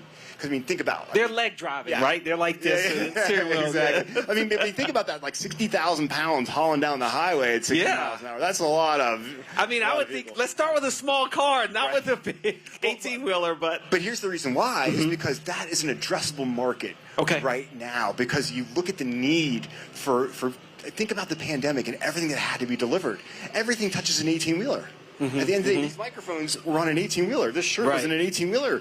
This bottle of water was on an 18-wheeler at some point. And they don't have enough drivers right now. And so the idea that they can alleviate that pain point is just absolutely huge. We are talking about autonomous cars and trucks because we are at the future. We're at the future of automobile technology. We hear about AI. Yes. And what is the next level of where AI can help with this. Exactly. That's what we don't always know. And we have our heckler out there that says he doesn't care, but that's okay. He can be a hater, and that's fine. There's lots of haters out there, but the people that aren't haters are going to be like moving on to the 22nd century here. But so I mean, AI is just an amazing thing. I mean, it's a scary thing. It's really caught on in the past 6 months. It's become more notable because of like ChatGPT and things like that. But AI is what drives all these systems. You have to have this artificial intelligence that can see things and make decisions by itself. Do you feel like technology has moved faster in like in the last 5 or 10 years compared to before that in like the 80s and 90s? There's been this uptick. We're like, wait a second, are like UFOs hanging out with us or something like that? Not really. No, but the idea is that there has been these upticks, and it's coming from CMU, like right here in our backyard, which is what makes me so Pittsburgh proud. How can you become a member of Pittsburgh Technology Council? Oh, so many ways. I mean, just go to our website. Excuse me. You just join. I mean, we're all about tech companies, and we're here to help you succeed. We do 4 things to help our tech companies. We help with business development, finding customers, finding talent, getting visibility through what I do, and, of course, through legislation. Like, we're all about making sure there's a great business environment for our companies out here. And when you become a member, what kind of resources the Pittsburgh Technology Council provide? So many. So for us, it's all about building connections, right? Because Pittsburgh's a people town, right? It's all about people at the end of the day. So for us, it's like if you're a startup company and you're, just say you came out of CMU and you're developing some technology around, artificial intelligence and so forth. You're looking for customers. We can help connect you to customers, to people that are funders and so forth. I can tell your story on our Tech Vibe radio show, which is on tomorrow morning on KDKA at 6 a.m. Or really, at the end of the day, making sure that there's an environment out there so you're not like taxed to death and you can actually succeed. Right. And so forth. So, yeah. How much, from a personal standpoint, are you enjoying the Pittsburgh Vintage Grand Prix? 100%. Like I just look forward to this every year because I bring my Beetle out. Every year I've had a different car that I come out with, and I love hanging out with the guys on the Volkswagens because Volkswagens are awesome. So mine is the Westphalia. That's what I would love to have someday. Definitely. And I know they're talking about Volkswagen talking about a new bus. Dude, the ID Buzz, man. Absolutely, yeah. How much what other cars or anything new that you're seeing this year? Oh, man, I tell you, well, first off, I'm always excited to see the Teslas out there. Like, I think electric cars are super awesome. I'm not a Tesla car lover myself, but I think they're fantastic. And to see them out here being part of the festivities is absolutely fantastic. But at the end of the day, man, when I go up I look at all the Porsches, I just melt. Yeah. Sorry. And I still regret selling my 76 Targa S many years ago. Why'd you sell it? Because I needed to put a kitchen in my house. Okay. And if I had held on to it for 4 years, it would have been triple the value. But, you live and you learn. That's funny. So you still drive a Volkswagen? Of course. Is that what does it take to restore it? How do you find the parts? You know what? As much as I love like electric vehicles and technology, I love my 40 horsepower 1200 cc motor. I love the fact that I can tear it apart myself and fix it, and that's me. The tactileness of it, the smell of it. I'm sorry, it burns a lot of hydrocarbons. That's cool. We have companies that can actually sell you offsets if you want to. Oh, really? Yeah, if you go to WGL Energy, if you want to buy some offsets, you can buy carbon offsets for the fact that I drive my Beetle around nowhere on a Saturday just to hear my flat four do its thing. What is that? What is an offset? How do you do it? So like literally, if you go to like WGL Energy, if you Google them, I don't want to get the website exactly, so I don't know it off the top of my head. But it's a company where you can go there and you can say, hey, oh my goodness, like I want to say I drive my Beetle for an hour on a Saturday. What would my carbon offset be? And say I'm going to spend $5, and that'll plant 10 trees somewhere. So the carbon that came out of my tailpipe can then be replaced with putting some trees in the ground, which that's cool, When you are thinking about carbon offset, and we had a few people on here from the Pittsburgh and Schenley Park and talking about not idling. Do you think about that with the different companies that you're bringing in, that you're thinking about climate change? Honestly, so it's quality of environment, right? So here's something that's interesting. So we look at our tech companies here, the Googles of the world and the Auroras, they're bringing talent from around the world here to Pittsburgh. It's really important. We want everyone from around the world to come to Pittsburgh. Why do we not want everyone to be here? And when you're here, I want you to have a clean we're there. Yeah. You know what I'm saying? I want you to come out to the Grand Prix and enjoy yourself. And so, yeah, air quality is a huge concern, and there's definitely ways we need to address that. And is there one solution for it? Of course not. But at the end of the day, we want to be cognizant of it. So that's why I drive my Beetle around. I'm like, all right, you're polluting, but like it's cool. Yeah. What are your thoughts on natural gas? As we had Nicholas Paradise on from People's Gas talking about how that can be integrated into cars. I mean, I just look at the fact that we're sitting on energy that's under our feet right now that can actually produce electricity in a more green fashion than what we're doing using coal with, right? And I think that there's a transition. I mean, the idea that we can just switch over to all renewables in a couple of years is really, I don't know if that's possible, but when you have a resource like natural gas under our feet that can be used responsibly, taken from the ground responsibly, I look at what people give back to the communities when they're doing this. I'm like, that's something that needs to be here. And we have like CNX Gas and People's Gas. They're all members of the Tech Council. Yeah. Because the technology it takes to do that safely, pretty insane. Tomorrow, you've been coming to the Pittsburgh Vintage Grand Prix for a while. Where do you sit to watch the race? To watch the race? Well, for me, it's always like if you can go over where the German cars are, there's a corner over there. But I think any place you can see the cars going by is always just so much fun. But if you can go to the on Serpentine Drive, the super tight S turns through there. That's really cool. I mean, when I try riding my bike through there at speed, you got to slow down, man. And now they have cars doing the exact same thing. Exactly right. It's so much fun. Have you ever met a driver, or is there a car that you like? I've never met a driver ever, as far as that goes. They have to be some pretty robust people to be out there. Like, I mean, it's hot. Yeah, we talked to Dan Panoz earlier, and they're in the 24-hour Le Mans. I'm like, that's a little different from this, but like I can only imagine even on this short track. I mean, I look at it like this. Like, I remember many years ago, there was a gentleman who was racing a Porsche 356. He flipped it over, and I'm like, oh man. Yeah. Oh God, no. But I mean, they're into it. And they know the risks, and that's why it's kind of fun. You don't know what's going to happen, so. No, that's true. They're risk in the automotive industry. There's risk in tech as well. Exactly right. Yeah. Exactly right. Last question. Okay. The biggest advancement that will come next in tech in cars. Tech in cars. Let me see. Cup holders don't actually spill. I don't know. I'm going to say something that it's the fact it's going to be around the full autonomy to where you could literally watch that movie. And all right, watch a movie. I'd rather be driving. I'm still the group of save the manuals. Can it go back to the past of like a kit car? Ooh. You know, where it talks to you, and you know. So there's a gentleman that has a kit car. So a really cool guy on our board of directors from All Vision, Aaron Morris. He has a kit car he built. Yes, it even has the talking strobe light. So Aaron, if you're out there seeing this, you're the best. That's pretty cool.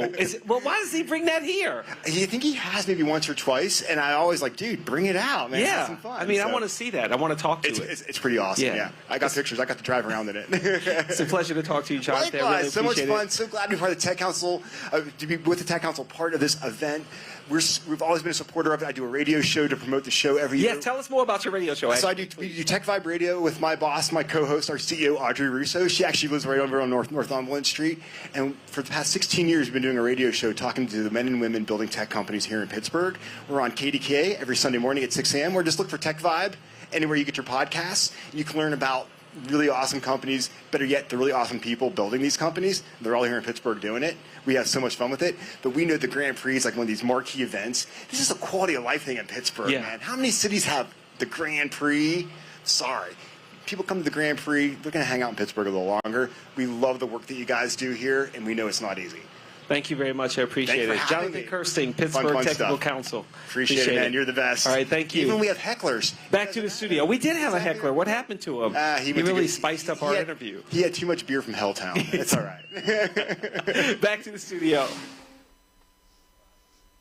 Thank you, Jamoke. And it's been great talking about all the wonderful things happening in Pittsburgh with the autonomous development and robotics, and just to hear that everyone is still a car guy, hearing about the Volkswagen there that Jonathan Kirsting is driving and buying those carbon offsets. This is the idea behind the car culture. If you have not been involved, everything with wheels is great, and we just want to celebrate everything that has wheels. and drives. Yes, we are going to be racing vintage cars tomorrow from 8:30 to 4:30, highlighting all the different run groups, looking at old cars. But if you want to see new fancy stuff, get to the field, the show field, 3,000 cars. But we are going to talk about some of those cars in the show field right now. Chris Abbott stopped over at Bentley Rolls-Royce earlier in the day, talked to some absolutely fantastic people and their wonderful British machinery. Good morning, everyone. This is Chris with the Pittsburgh Vintage Grand Prix out here in the show field with Bentley, and I'm here with Chris Davis and his incredible car. Chris, would you please tell us a bit about Deb's car here? Yes, this is a 1947 Bentley Mark VI Drop Head, which is the English version of a convertible. It was ordered in 46, delivered in 47. The body is all aluminum, was built by Freestone & Webb coach makers, and it's one of a kind. They only made one.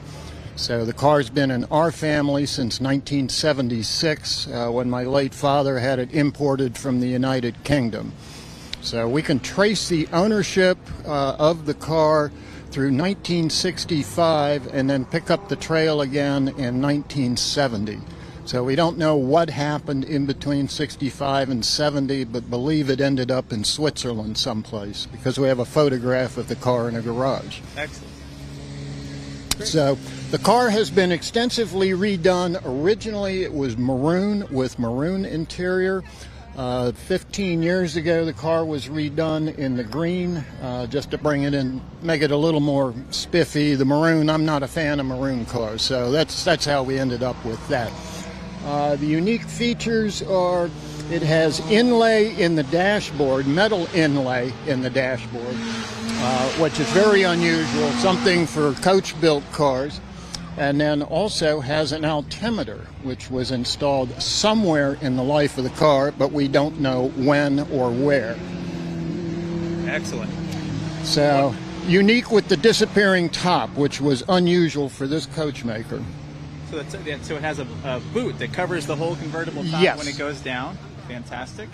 And just the angles on the fenders. This is a beautiful, beautiful car.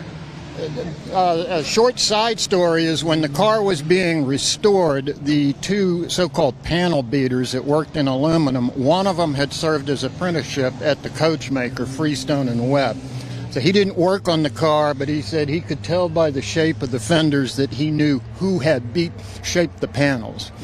The other guy was more plebeian. He served his apprenticeship at Rolls-Royce. Of the Rolls-Bentley rivalry. That's still in full force. That's wonderful. There. Great. All right. Now, I understand that that you have a picture of this car from 1947. Is that right? Yes, we do. Excellent. And Deb's going to bring it out. There's one page in. Sure. Now, Deb, this is your car, right? Yes. Okay. Yes, it is. Fantastic. Yes. So show us this picture, and we'll compare it to the car. Look at that. That's amazing. This is the coach maker's picture when the car came out of the coach mill shop, and all the cars are named by their chassis number. So this is B76AK, which is unique to this car, and that when you register the car, DMV gets all excited because they say that doesn't have enough digits in it, but that's what it is. Well, that's excellent. This is such a wonderful, special car. You're certainly never going to see anything like this. So thank you so much for bringing it out. We all appreciate seeing it. Thank you so much. Thank you. Thanks. It was our pleasure. Autism Pittsburgh, founded in 1966, provides advocacy, information, and referral on care, treatment, educational, habilitative, and other life-improving service options for those with autism, their parents and families, and to the professionals who work with them. Contributions from our donors, private and government grants, and our many sponsors have helped us accomplish much over the years, including these past and current projects, training legal and juvenile justice professionals, and educating governmental officials on autism needs, developing middle school autism curriculum through our SPEAK program, providing summer education to prevent seasonal regression, producing the Autism Takes Flight program for travelers with autism, and conducting in services for parent support groups and providers. On behalf of the people we exist to serve, we can never thank you enough. For more information, contact Autism Pittsburgh at 412-856-7223 or on the web at www.autismpittsburgh.org. Thank you from Autism Pittsburgh for being a partner with the Pittsburgh Vintage Grand Prix. Find out all about all of our partners, including People's Gas, Caliente Pizza, RacingJunk.com. I also want to thank all the people of Pittsburgh Park Conservatory who have helped us just get in the park and have a great event. We're not only racing, but also the 3,000 cars on the 20 different show fields today. It's an amazing facility. The golf course is just, the grass is beautiful. It's been a beautiful day out in the park. We've seen some wonderful cars. I also want to thank the volunteers that are out there on the field sweating all day for a free t-shirt, you know, maybe a hot dog and a bottle of water for lunch. But can't do it without the volunteers and the wonderful people of Pittsburgh who are working hard to make sure this event goes off without a touch. Let's go right back to the show field and Jamoke Davis, who'll be talking to Vin Raju on climate and EV cars. All right, welcome back to the people stage here at the Pittsburgh Vintage Grand Prix, and I'm joined now by Vin Raju from Innovation Works. Thank you very much for joining us here on the stage. How are you doing? Good, good. Thank you for having me. It's great to be here on this lovely day. It's actually my first time at the show, so I'm super excited. The weather cooperated just for you because it's your first one.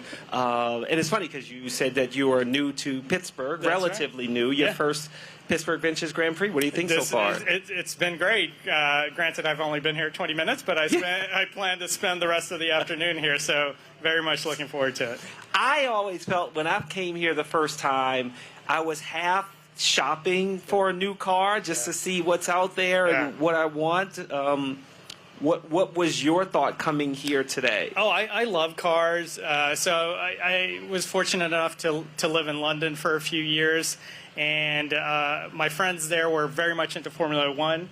At the time, I didn't even know how to spell Formula One, but I got into it as well, and I got to travel to places like Dubai and Monaco and see some Formula One races, and I fell in love with it. So that was my first kind of real acclimation to car sport, if you will. That's pretty cool. Tell us about Innovation Works. Sure. Yeah, Innovation Works is one of the most active early-stage investors in the country, the most active here in the Pittsburgh area. We invest capital and provide resources for companies throughout the early stages. So we have accelerator programs in hardware, software, life sciences. Now we have an accelerator program for robotics companies. So accelerator programs are essentially, these are companies at the earliest stages of the business and development life cycle. We provide capital as well as support with go-to-market strategy, support with identifying investors, support with building out their product. And so we help them in that regard. Further along, we have a seed fund where we do about anywhere from 50 to 70 deals per annum. These are companies that have built a product or service, are starting to see some reception from the market, and we provide them with the requisite capital to really scale the business. And we also have a growth fund, which is for much later stage companies who are, well into evidencing product market fit, have recurring revenues, and are really looking to scale either geographically or product-wise, and we write much larger checks there. I would like a much larger check. That'd be great. I like the sound of that. How is Innovation Works investing in automotive technology and where you see that going? Sure. So the underpinnings of autonomous driving are artificial intelligence and robotics and computer vision.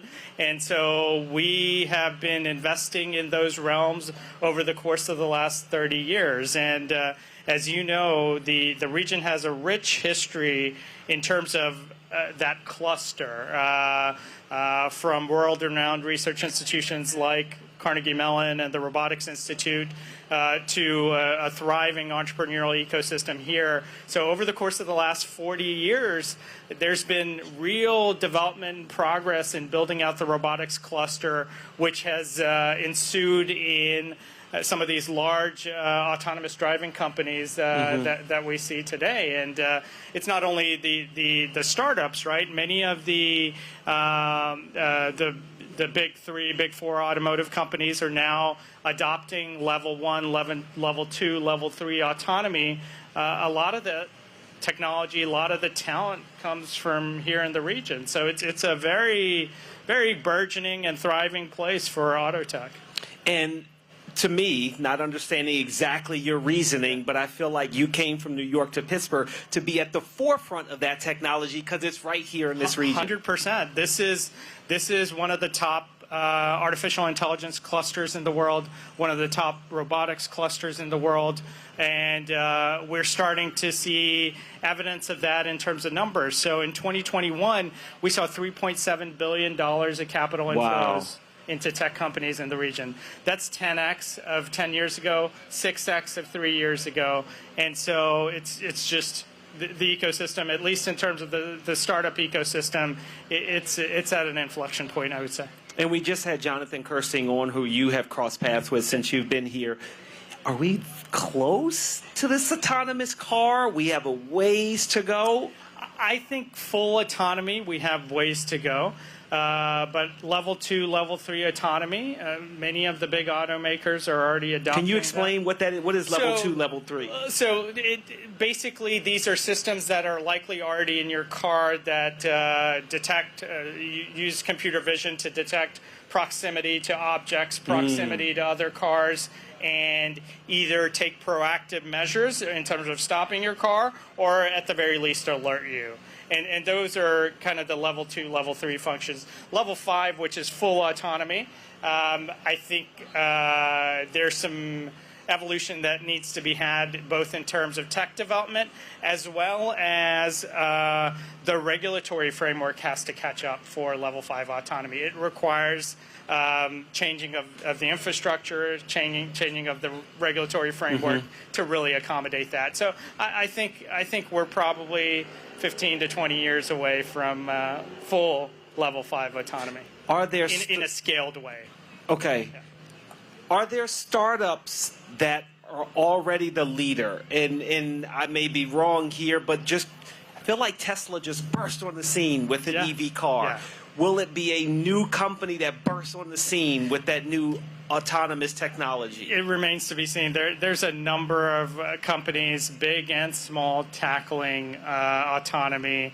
A number of them here in the Pittsburgh region that have outposts in San Francisco, elsewhere, including Aurora, including Locomation, which is tackling autonomy for the trucking industry, and many others. Argo spawned out of a company here. And so I think there's it remains to be seen if there's going to be kind of the Tesla of the EV world in that formidable market position. But I suspect in the coming years we'll find out. And is it more advantageous for a company like Tesla or even Ford to invest in it themselves, or to look at the companies that you're investing in, the smaller startups that are building that technology, and then they kind of take that R&D and put it into their cars? So I think it's a little bit of both. Tesla is building out its own kind of autonomous tech.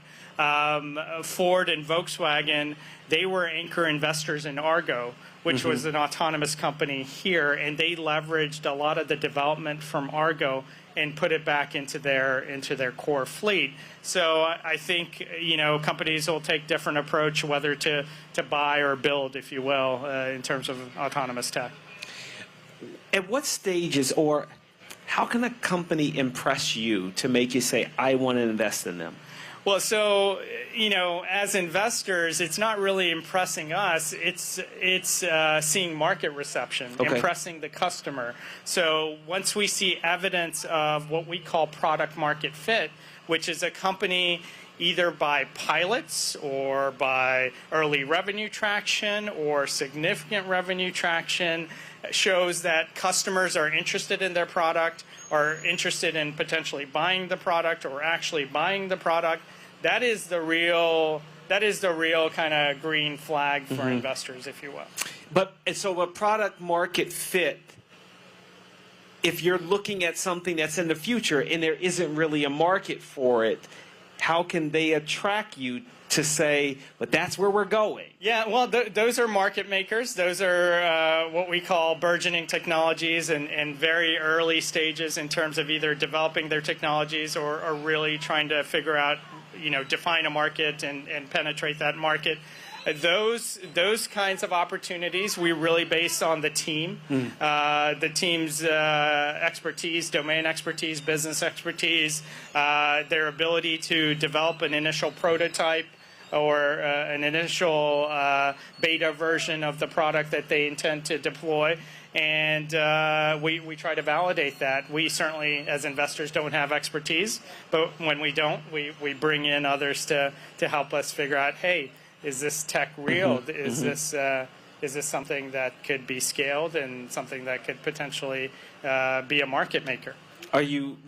I imagine you would be possibly recruiting from CMU, Tepper Business School, Katz Business School, as well.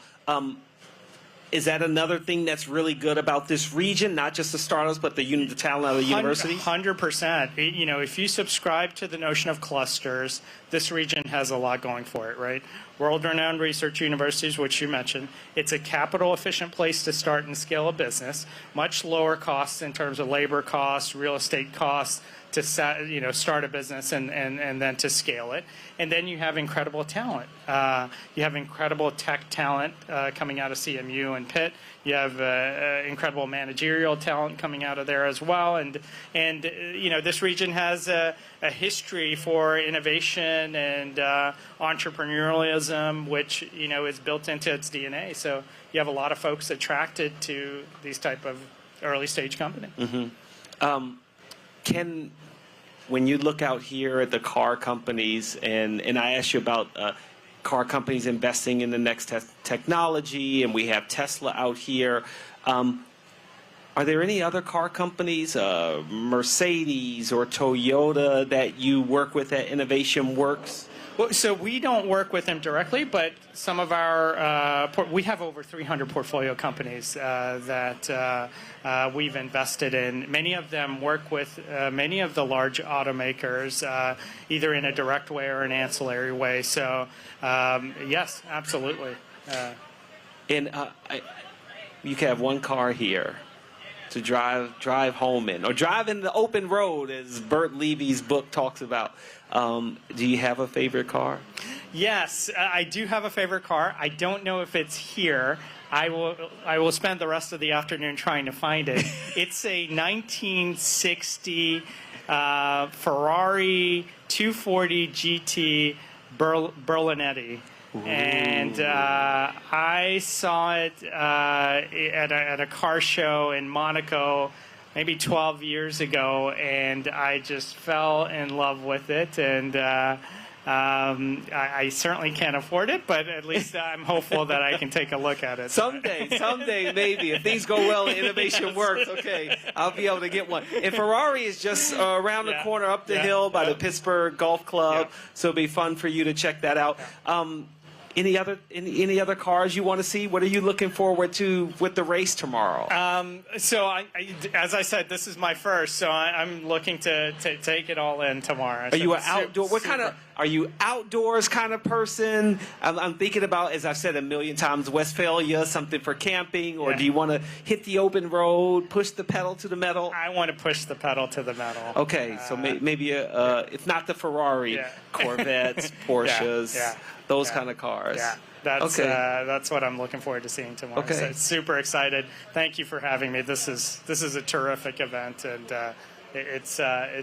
it's wonderful to have the weather cooperate. Have you been in Schenley Park just in general before this? No. This is my first time, and I was trying to navigate and trying to figure it out today. Well, enjoy exploring the rest of Pittsburgh Vintage Grand Prix, and go check out your Ferrari, and hopefully you enjoy the race tomorrow. Oh, thank you. Thank you so much. Vin Raju, InnovationWorks. We'll kick it back to the studio. Hold on. And welcome back to the Pittsburgh Vintage Grand Prix Studios. Thank you, Jamoke, for holding down the fort, really, as the Masters of Ceremonies at the People's Stage down there in Schenley Park, right on the beautiful green golf course of Schenley Park. Again, just one more time, if you have a chance to get out to the field tomorrow or today, please do that because it is beautiful. We have had a chance to see some great machinery, and we're about to see some more. Chris Abbott was on the field this morning just really enjoying the British vehicles that were out there, and we have a great interview about a Jaguar that will absolutely blow your mind. Let's send it down to Chris Abbott right now. Good morning. This is Chris with the Pittsburgh Vintage Grand Prix. We're out here on this gorgeous day on the show field with Jaguar. And right now we're talking with Valdez about his Mark II and the great trip he's doing. So, Valdez, what brings you to the Pittsburgh Vintage Grand Prix this year? Well, every year, go on one road trip with brothers. I have 4 brothers with me on this trip. 2 of them have vintage cars. They both happen to also be English vintage cars. So we're all here as part of the English car show and watching some races together. And we'll cover probably close to 1,000 miles before the end of the road trip, and then back home and wait till next year. Fantastic. 1,000 miles in your wonderful British classics. Now, you've got this great Mark II. What do the other brothers have? One of my brothers, Mark, has a TR4, and Carlos has a TR6. Excellent. Fantastic. Well, tell us a little bit about your Mark II. I know this has got a great story. I've had this for about 6 years now. It was, according to the paperwork, originally sold to an oil executive in Bahrain. So it lived the first third of its life in completely dry environment. So that's even better than a California car for getting a rust-free sample.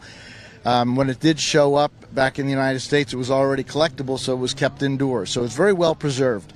The last owner had to do the interior all over. I think it was totally sun-baked from Arabia, but the rest of the car is unrestored, with the exception of the fact that the engine was taken out, completely rebuilt, and I did put in a 5-speed all-synchromesh transmission. Fantastic. So has it been good and reliable for your trip? I mean, all the times you've been doing? Well, absolutely. We do run into issues on various trips, but we all carry toolboxes. That's part of the fun of a road trip in an antique car. I had a brake fall off one year. I had a anti-sway bar fall off one year, but we've always put them back together and been back on the road. And all those parts falling off are of the finest British manufacturer, right? Yeah. Yes, who knows who put them on or when, but they're back now, Great. And they're good. Can we take a closer look at the car? Sure. The paint's very old, but it still shines. Looks like it's all original, right? It's not. It had one respray, but it was so long ago that I don't know when it happened. Yeah. But it's got cracks, lots of stone chips, and I like it that way because on a road trip, it's going to get more, and I don't want to worry about the paint. Absolutely. Well, let's take a look at that refreshed interior you had. The interiors in these are just so pretty, aren't they? Yes, and I didn't have to do any of that work. That was already all done when I bought the car. And it's very comfortable to drive it on these long roads. My brothers in their Triumphs are sitting on the floor, and I think they're envious of the fact that I can be riding along in this much luxury. Absolutely. And these are great cars to drive, and so it's great to see you guys out here having a nice tour with it. Well, it's a lot of fun for us. It provides a little excitement and keeps us young. Great. Well, Val, it's been great talking to you today. Thanks for coming out. We really appreciate it. My pleasure. Have a great day. Chris and Valdez, thank you for showing us that beautiful Jaguar. Like we said, there are 3,000 cars, 20 different shows out there on the park today. We're going to just keep going right back to the park. Let's see. We have Mental and Chrissy coming up. They're in the Volkswagen paddock, checking out not only some of those water-cooled but air-cooled beauties. Take it away, Chrissy and Mental. Hey folks, Christian Mental Ward here, Pittsburgh Vintage Grand Prix. I'm here with my teammate, my co-host, Chrissy. And I don't think you can really discuss car culture or even the club culture and even, honestly, vintage without mentioning Volkswagen, because you got your start as an enthusiast in Volkswagen. I did. I owned quite a few Volkswagens in my day. I went through a phase where I owned probably more than anyone should. And I also got to realize and learn how to deal with cars when they break down. So Volkswagens are pretty notorious for breaking down. So I learned how to fix my car on the side of the road, how to make sure that I had all the supplies and, basically my first oil change and, that's a couple of my first cars were figure out how to make it work.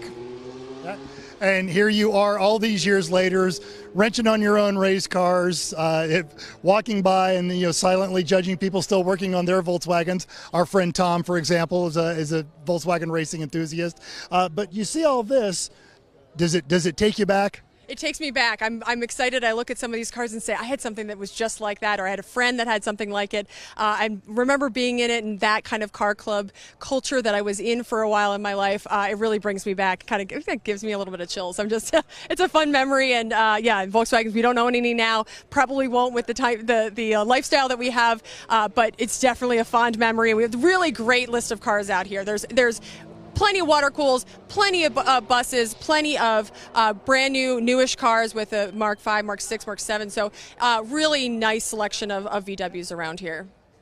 And as always, the people that are enthusiasts, quite willing to talk about each of their cars, you should be out here checking this stuff out.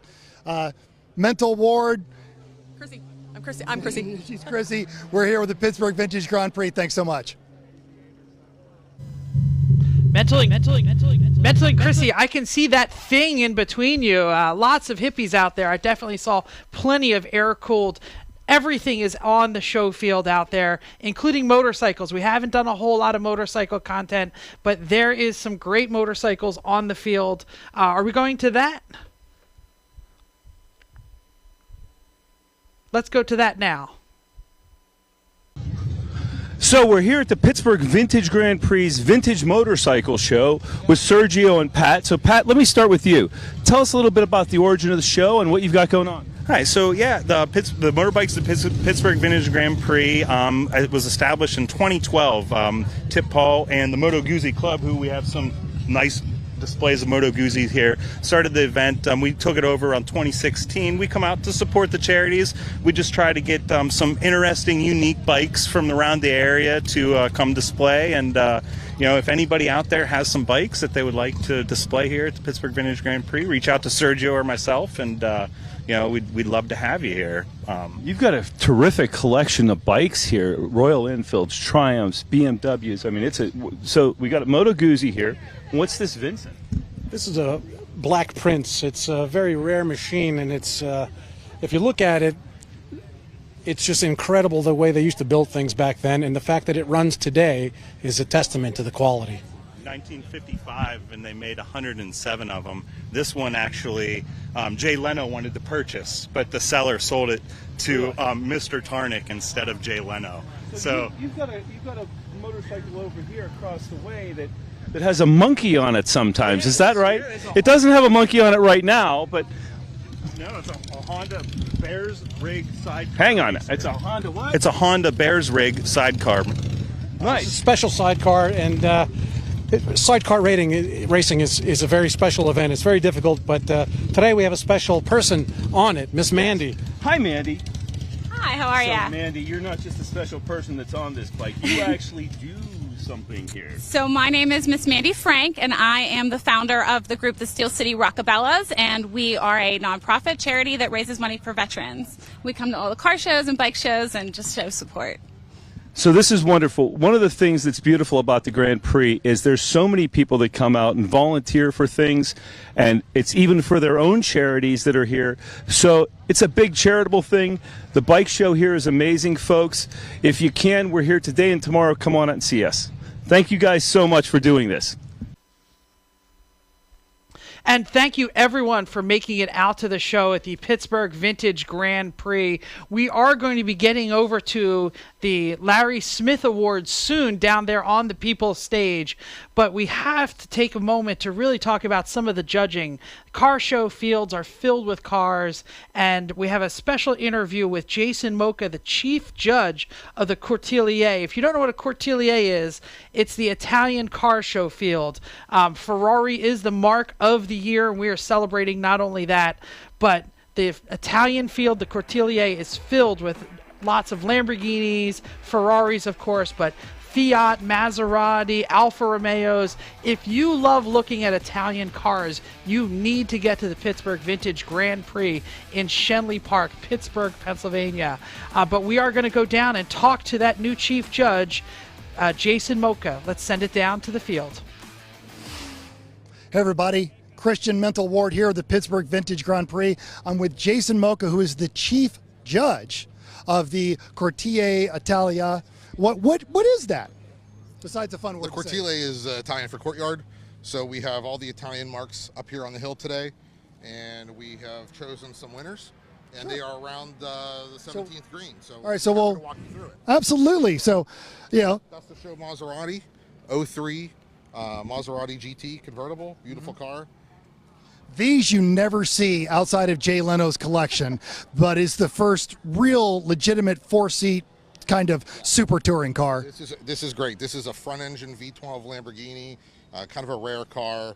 It's great to see. This is a well-preserved example. So the Spada is unrestored. That is fantastic. Mechanically restored, but unrestored body. That is wonderful. Obviously, you can't have any sort of an Italian show without some Alfa. This is one of my favorite cars today. This is a 72 Giulia Super Alpha. Just fantastic condition, great paint, deserving winner. We have a young one in the driver's seat. I don't know what happened there. Exactly. Well, if you get them interested in cars, they'll never have enough money for drugs. Of course, now everyone's going to recognize this Ferrari, but this is a really rare color. The yellow 328 is this is probably the best model to have yellow on for Ferrari. I think it looks really, really great on a smaller car. Very deserving winner. Great guy. Came from Delaware. Oh, wow, that is just fantastic. Now, this one is closer to my language. This is, if I'm not mistaken, a 512 BBI. BB, the carbureted 12-cylinder boxer. Oh, Correct. My goodness, that's amazing. Yeah, awesome car. Original paint. Just fantastic condition. Sounds amazing. Huge presence. Great to see. Great to see on the road. That is wonderful. We're going to fast forward a little bit because now we've got, this is the newest model and the newest version of it with the Spider. Yeah, this car is actually from Florida. This is the new SF90. It's a 22, fantastic. As far as moderns go, this is top of the heap. Absolutely. Ferrari doing what they do best, which is just making art. Yes. All right, so now we're coming back over here, and I believe this is our overall winner. Tell me about this beautiful thing. This is a 250 short wheelbase. This is unbelievable. Kind of creme de la creme. This is on the poster for this year. So very deserving winner. Just gorgeous, head to toe, front and back. That is fantastic. Great to see. Must have been a real shame to have to sit there and stare at this. Yeah, absolutely, yeah, tough. It was a tough choice. So we went on a limb for this one. Yes. Now, it's not all just super exotics. We were talking about this earlier in the day.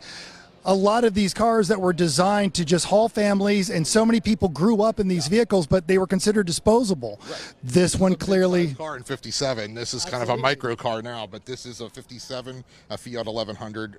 Just fantastic. Great color. You can see the inside. It's phenomenal. If you can get a shot of the inside. Absolutely. Yes. Look at that. That is fantastic. And these folks support the show every year. And Oh. Happy to have them. Thank you. Yes. Awesome. You're welcome. All right. You're welcome. And if you like your Italian with a little bit of Bud Light mixed in, of course, this is the irrefutable. Tommaso Pantera. This gentleman, great. We had actually 3 or 4 Panteras this year, and this one Italian specialty. I think this was a great representation of the Pantera, and we're seeing more and more of these come to the Cortile. So that's fantastic. We want everybody to feel welcome. Absolutely. If you want to see one, you should be coming down here to do this. And we'll wrap it up with, we talked about basic transportation and considered disposable, but the Duck, the Du Chevaux, this is, and nowadays, if you try to even find one of these. Yeah, the 81 Citroen 2CV Club. This was great to see. You have the rollback top. I hadn't seen this car here before. I could be wrong, but I hadn't seen it. So they came from Winston-Salem, North Carolina, came a great distance, just fantastic inside and out, has a lot of character. It does. Yes. My endurance team in California has one of these that they run around the industrial complex, and we drive it to all the different breweries. No, he said no problem going up hills. This is just fantastic. So very, very happy to have it here today. All right. So thanks so much for taking the time with this. The Chief Judge here at the Courtier Pittsburgh Vintage Grand Prix. I'm Christian Ward. Everybody calls you Mental. Thanks. Thank you, Mental, for bringing us all those beautiful cars from the Courtier. I do want to say one brief thing about the Pittsburgh Vintage Grand Prix. This is a family-run volunteer event, unlike some of those big events you see like Goodwood and things. This is really to celebrate the cars and to raise funds for the many Pittsburgh Grand Prix charities. And we're about to send it down to the People's Stage down in Schenley Park to talk about a special award in memory of Larry Smith. For really harnessing this award will go to Larry Smith is one of the founders of the event, and this award will go to the person that just really embodies the nature of the Pittsburgh Vintage Grand Prix the most. So let's send it down to the People's Gas Stage right now. Again, this is the Pittsburgh Vintage Grand Prix in Schenley Park, Pittsburgh, PA. If you're anywhere here, come on out and check it out. Free event.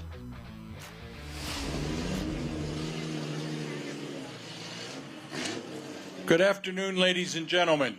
Welcome to the Pittsburgh Vintage Grand Prix as we celebrate and continue to work through what we're doing for charities through this organization.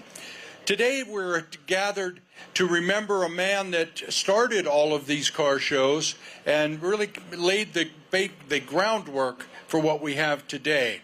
His name was Larry Smith, and he was the impetus for this.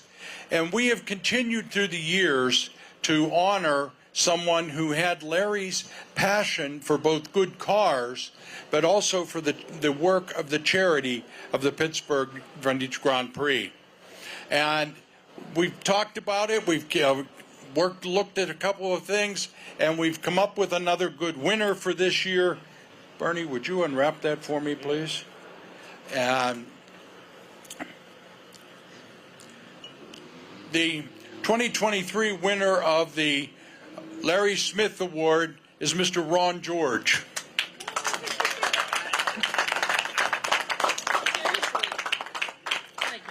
Ron has been a volunteer for many years, and he has always exhibited what we look for in a volunteer, and that is someone who cares more about the charities and the event than he does about himself. And Ron has always done that. The other people you see on stage, most of them are also Larry Smith winners. So we're surrounded by winners here, and I think that's what the Grand Prix is all about. So, Ron, congratulations. Continue serving.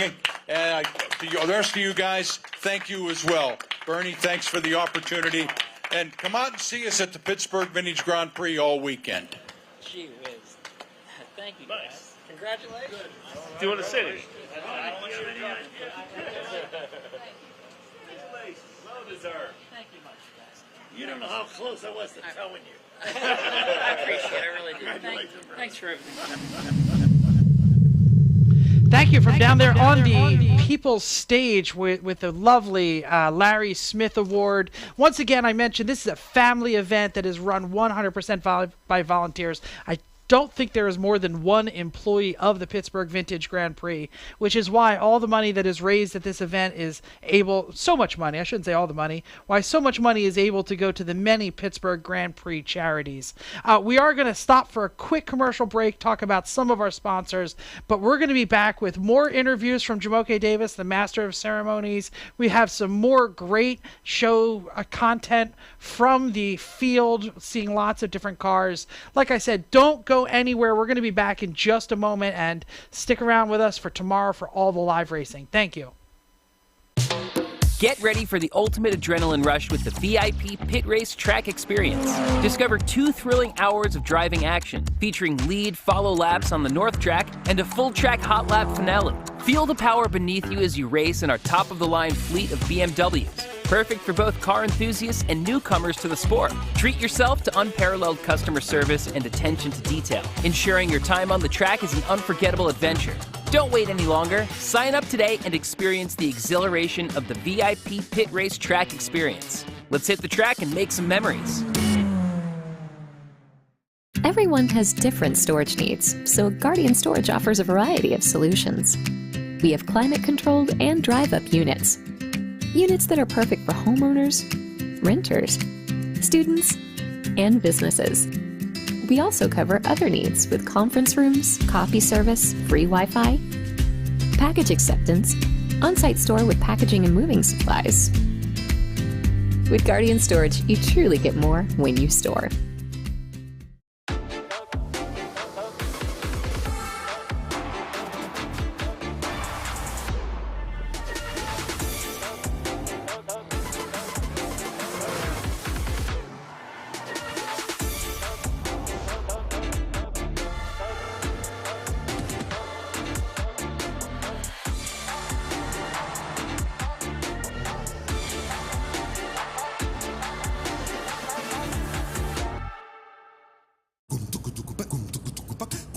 Turn right onto Western Avenue.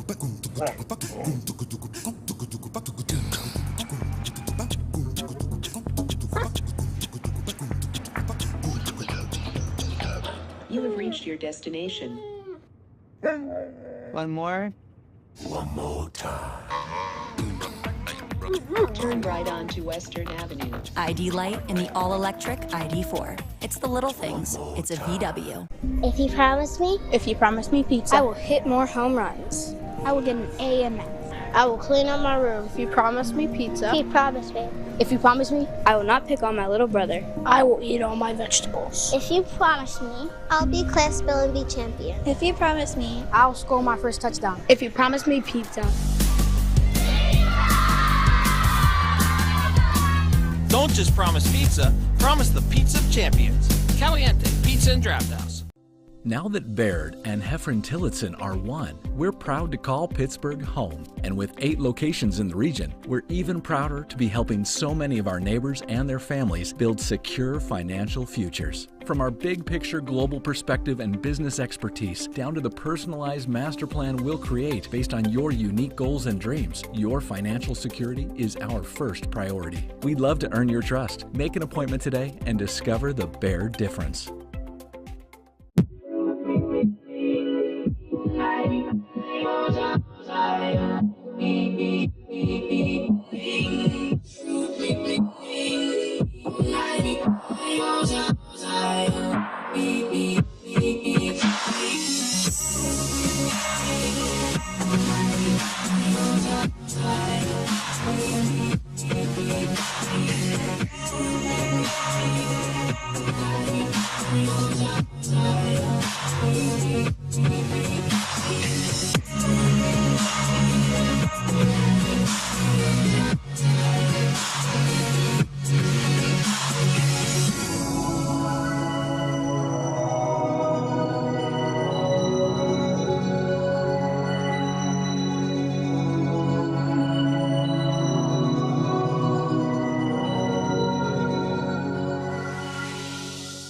America keeps a simple promise: protect and empower the most vulnerable. We believe where there is life, there is hope. And we believe everyone has the right to live their life with dignity and acceptance. Thousands of American employees across the country put their hearts and souls into providing exceptional care for those who need it most. This is more than a job. We strive to create a world we all want to live in by dissolving labels, upholding dignity, and redefining limitations. With every early morning shift, every small celebration, every hug and high five, we fix, we heal, we restore. Because doing the right thing will always matter. What we do matters. Who we serve matters. That's America.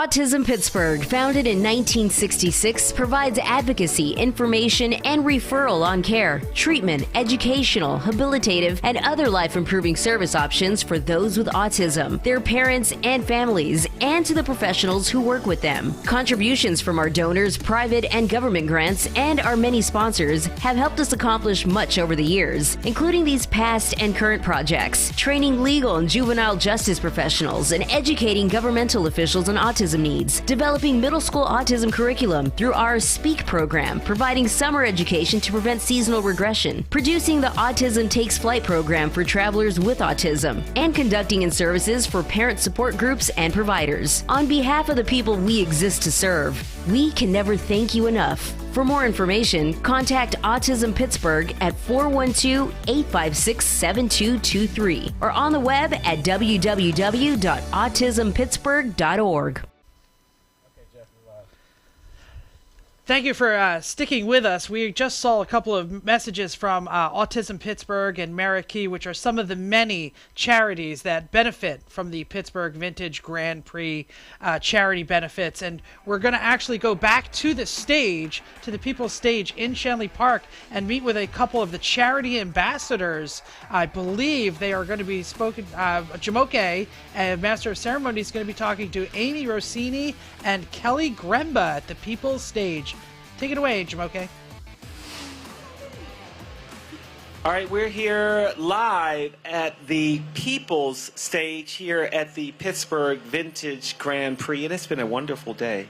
I really have enjoyed it. I thought the weather's nice. The interviews have been great. Our guests has been great. And joining us now are Kelly Gremba from Marquis and Jesse Turiski from Autism Pittsburgh, who, by the way, I thought Jesse was just going to come up here to talk about that, but we'll start with you and the history of the race, that your dad was one of the founders of the Pittsburgh Vintage Grand Prix. I am honored to have you here for that, and just talk about what it was like as a kid growing up to an adult and seeing this race happen year after year. Okay, well, back in 1982, somebody saw an article about my father and my brother, and they wanted to raise money for our organization, which at the time was National Society for Autistic Children. And so a bunch of other guys put their heads together, particularly folks that were really into cars, and they came up with this idea of putting on a race, a vintage race. And so the following year, was my first. The first race was my first year volunteering. I did the gate out there, and he's still volunteering, by the way. Well, absolutely. And so it started out very humbly, but very forcefully, and with a lot of popularity. And as you can see now, it has just grown incredibly. I can't say this enough, though. Every time I have a chance to say this. It just amazes me how many people come together to make this a success from so many different walks of life. It's just remarkable to me, and everybody seems to be having a great time. Kelly, are you having a great time? Oh, I'm having a wonderful time, and I haven't been here quite as long as Jesse, but this is my 20th year volunteering as well. I work for Marquis, which is the other charity, the other Grand Prix charity, and we're just so honored to continue to be a part of it every year. And I know Jesse's the same way. We have such a large community at Marquis Allegheny Valley School of our individuals, of our family members, staff that come out to volunteer, and every year, we say, we just got to get you once, and then you want to come back. And it's just such a great time. It's such a fun event, and we're just so honored to be a part of it, since day one as well. And both Marquis and Autism Pittsburgh will benefit as both charities from the Pittsburgh Vintage Grand Prix. Can you talk about Marquis and its mission? Yeah, sure. So Marquis Allegheny Valley School, we serve individuals with intellectual and developmental disabilities. Our big goal is to really, promote them getting out into the community to live, the everyday life. And so our programs are residential, and so they live with us. They they work out in the community, they serve their community, they come out to these types of events. It's really just a wonderful organization. And we have both been the beneficiary since 1983. They've raised over $6 million, and it's just, I know for Merrickee Allegheny Valley School, that money for us goes into our programs and goes into facility renovations, equipment, and so it really means a lot. And Jesse, if you could talk about Autism Pittsburgh and your personal connection to it, how it got started. Absolutely. Well, back in 1966, when my parents found out my older brother Eddie had autism, they said, "What's that?" They didn't know, and they looked around for services. There were none. And so my parents and 70 other parents started the National Society for Autistic Children. The following year, they opened the Pittsburgh chapter. So we are the longest running autism advocacy organization in the United States. And they began, and we are now continuing to do information and referral. We receive between 20 to 40 referrals or requests for information on a weekly basis through email, phones, whatnot. And we're able to, through the years of compiling lists of providers and things like that, we're able to direct them to the services that they need. My parents also started things that didn't exist before, like the extended school year program. My mom came up with that idea because she noticed that persons on the spectrum tend to backslide during the summer months. And so they had started an extended school year program, which is our Speak Summer program in its 42nd year, which is the model for all of the other programs. They started the first group home. They started, a lot of advocacy organizations like the Toftres, which covered all of Pennsylvania. When I came on board as president in 2016, I'm an attorney by trade, and I was a prosecutor. And so I began doing trainings for people, first responders, police officers, other law enforcement, corrections officers, on traits of autism and effective methods of communication and de-escalation. I also train fellow attorneys and judges on these things. I've done it twice for all of the magisterial district judges in the Commonwealth of Pennsylvania. So we are extremely busy doing trainings for every audience, whether it's, as I said, law enforcement or educators or healthcare providers.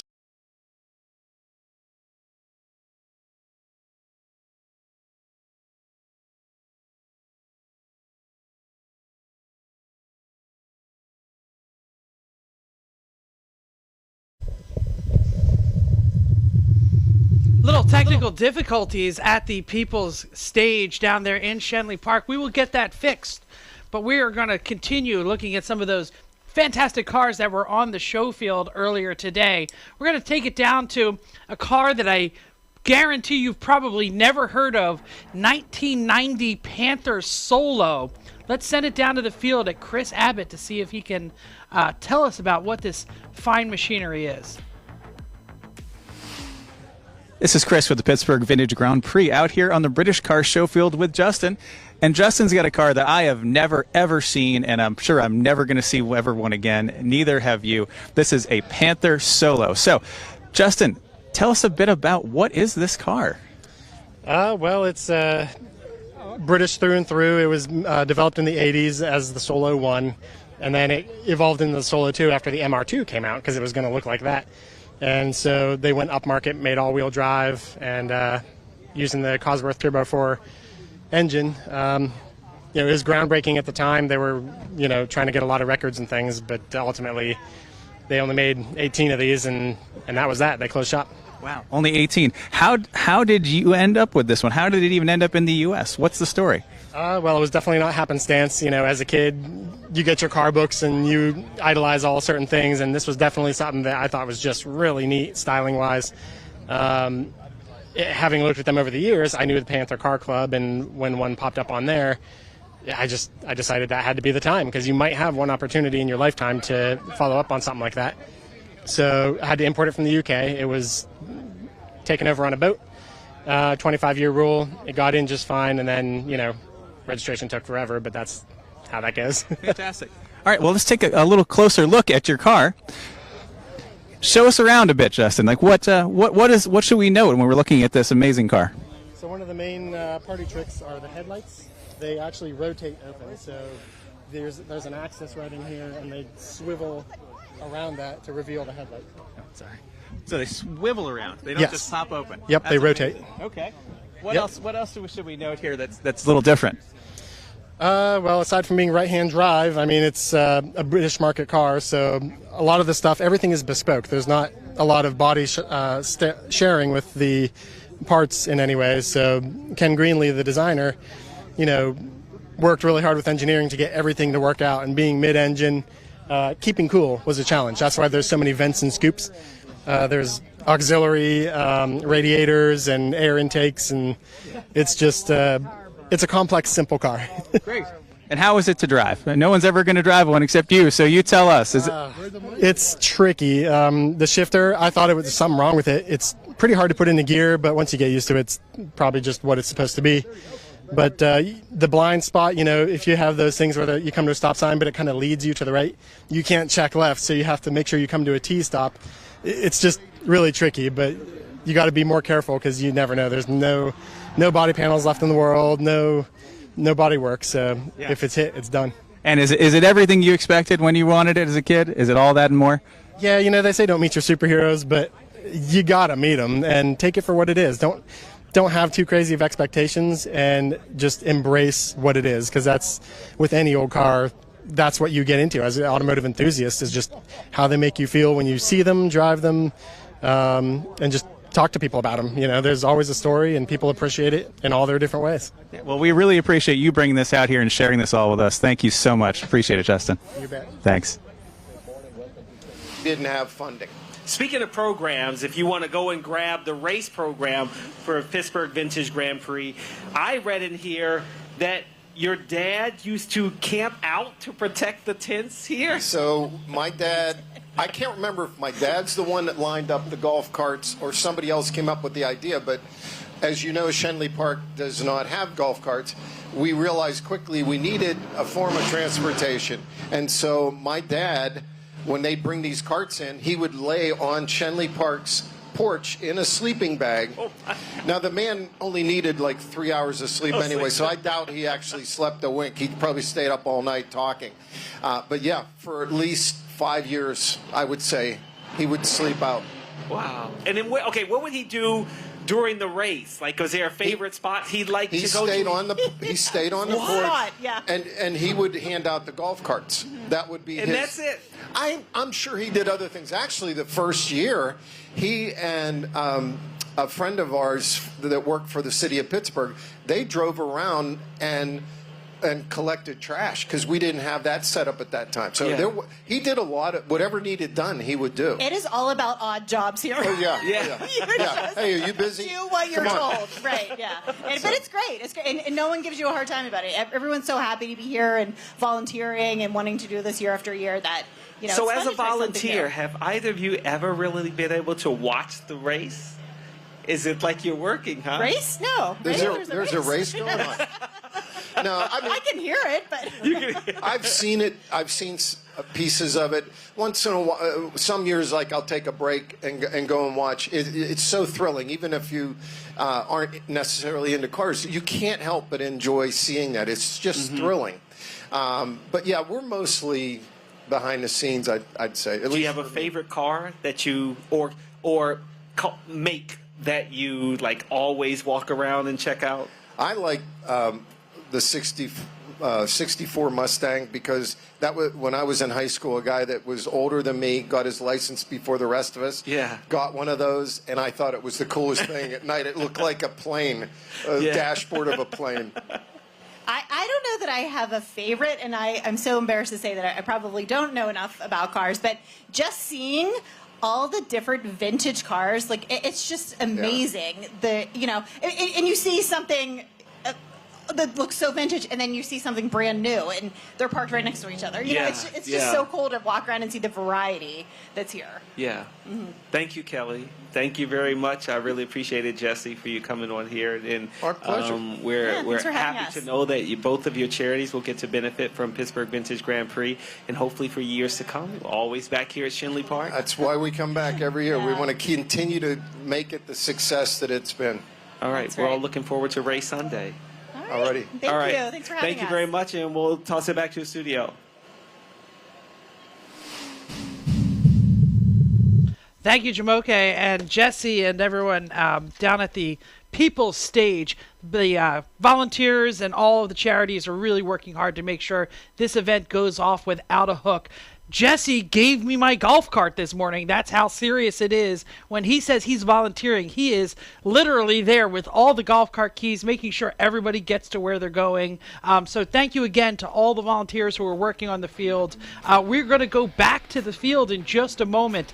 We have Mental, who is talking to in the Asian car field. Again, this is an international car show. There are 6 different field. There's 20 different fields, but there are 8 different international fields. So all the Asian cars are up in a single field. This is only one part of the 3,000 cars that show at the Pittsburgh Vintage Grand Prix.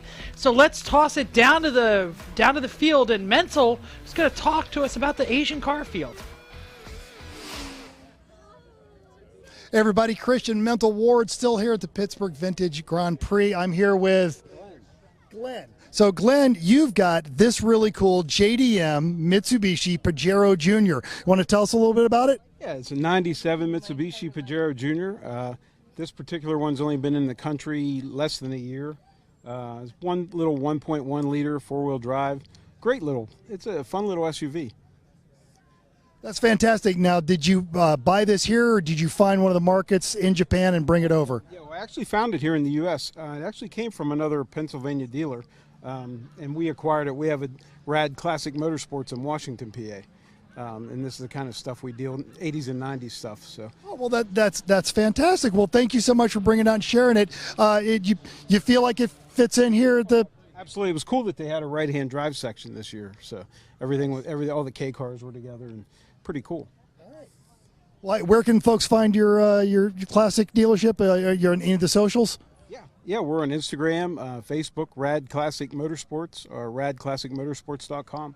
All right. Thanks so much, Christian Ward. Call me Mental. Pittsburgh Vintage Grand Prix. Turn right onto Western Avenue.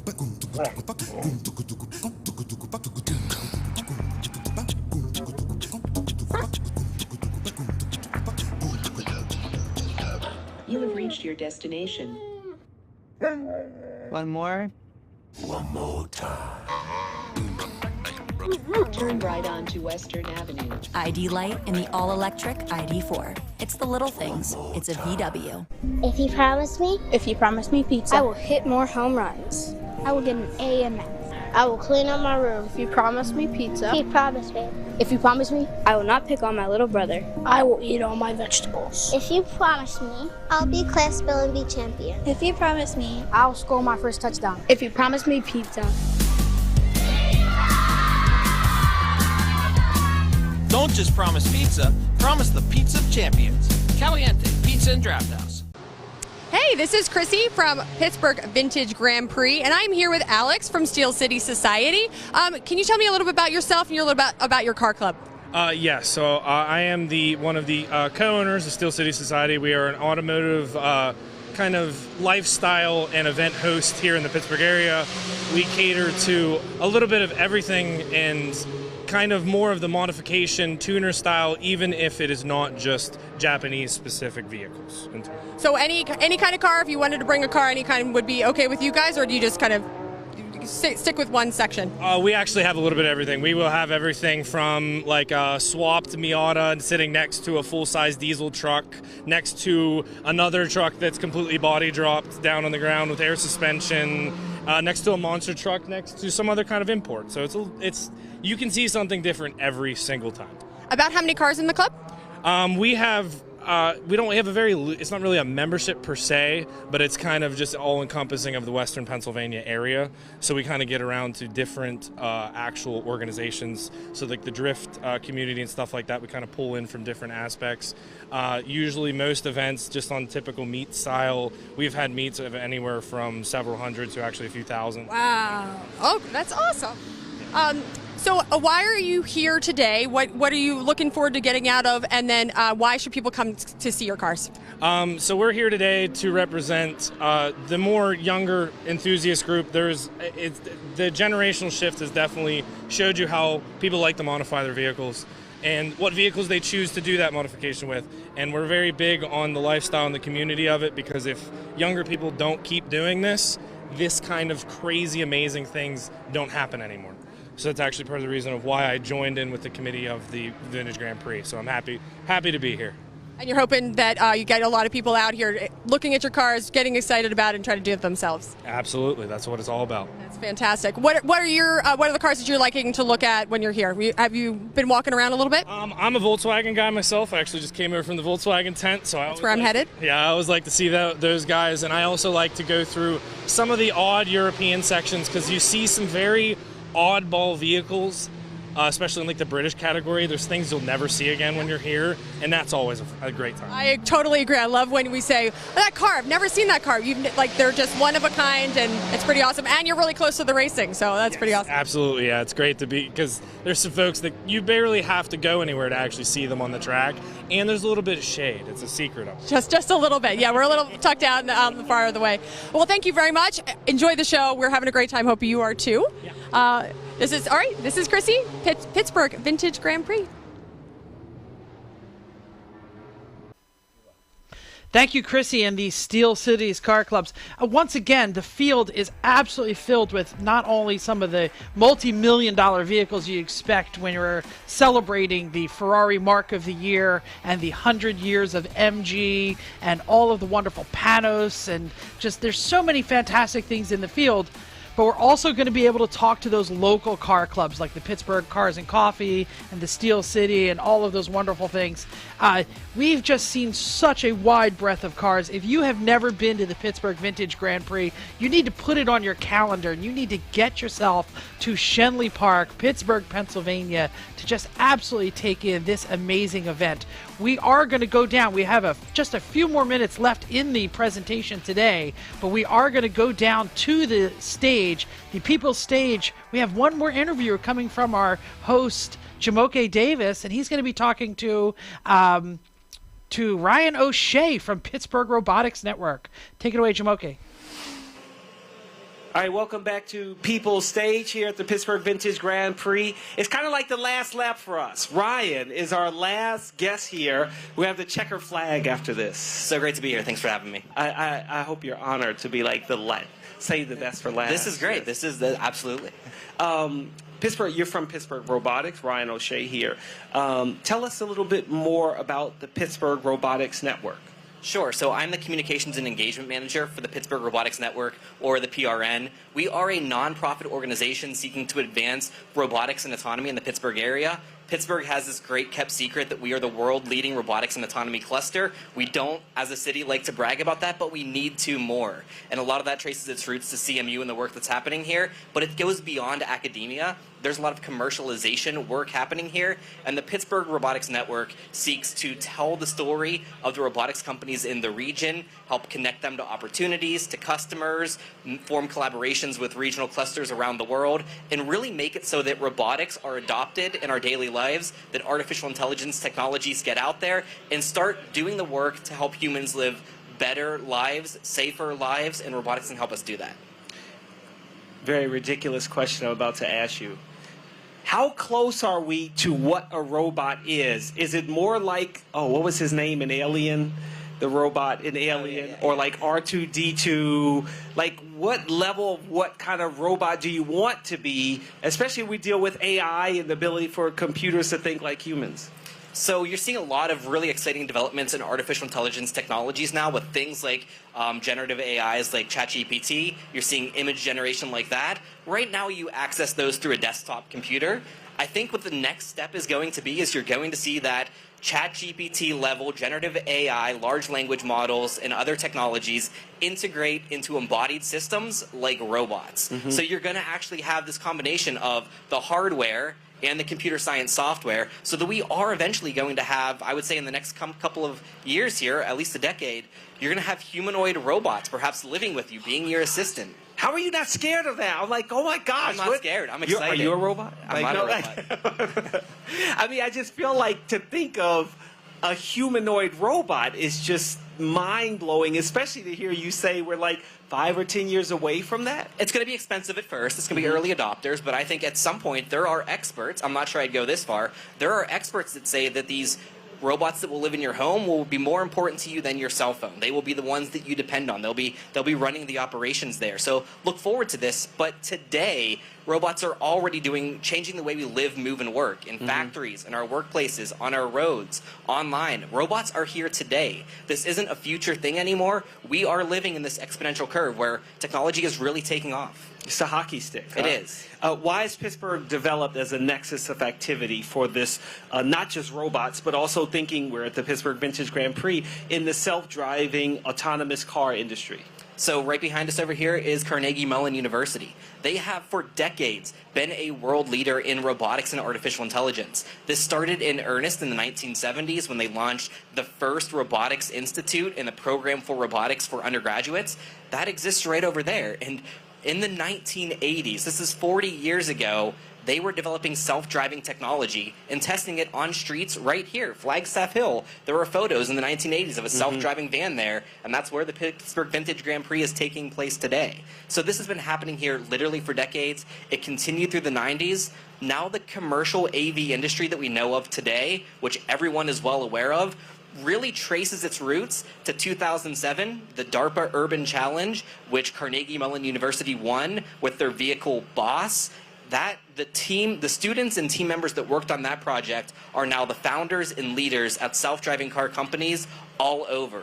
And this is really coming now, and it's in the future. So. And when we had Jonathan Kersting on, and I asked him why Pittsburgh, he talked about the hills and the valleys and the bridges, and the terrain is why this is a good market for that. That's absolutely right. This is one of the hardest areas for self-driving, which is why it's such a great place to train. You get the weather, you get the hills, you get the road conditions. But I think one of the changes we're going to see going forward is right now we are depending on sensors in vehicles to make sense of the road conditions. What we're going to see in the future is vehicle-to-everything communication, and Pittsburgh has a chance to lead on this, in which the infrastructure, the signage, the roads, the lights, communicate with the car and let it know what's going on. We're going to see a lot more of that going forward. Self-driving cars are going to change the way cities are built and how we move through them. Can we fix stoplights? There's nothing worse than when I'm at a green light and it goes yellow, red, and I look and there's no car over there. It's like, why did you change? There's no car waiting. I hate inefficiencies. Inefficiencies drive me crazy, so absolutely. I want that to change immediately. It's got to. It has to. Companies like Aurora are tackling self-driving cars. What other companies are there that are working alongside Aurora and or something else that we don't even know about? Because I feel like ChatGPT all of a sudden it was just here. What else is out there?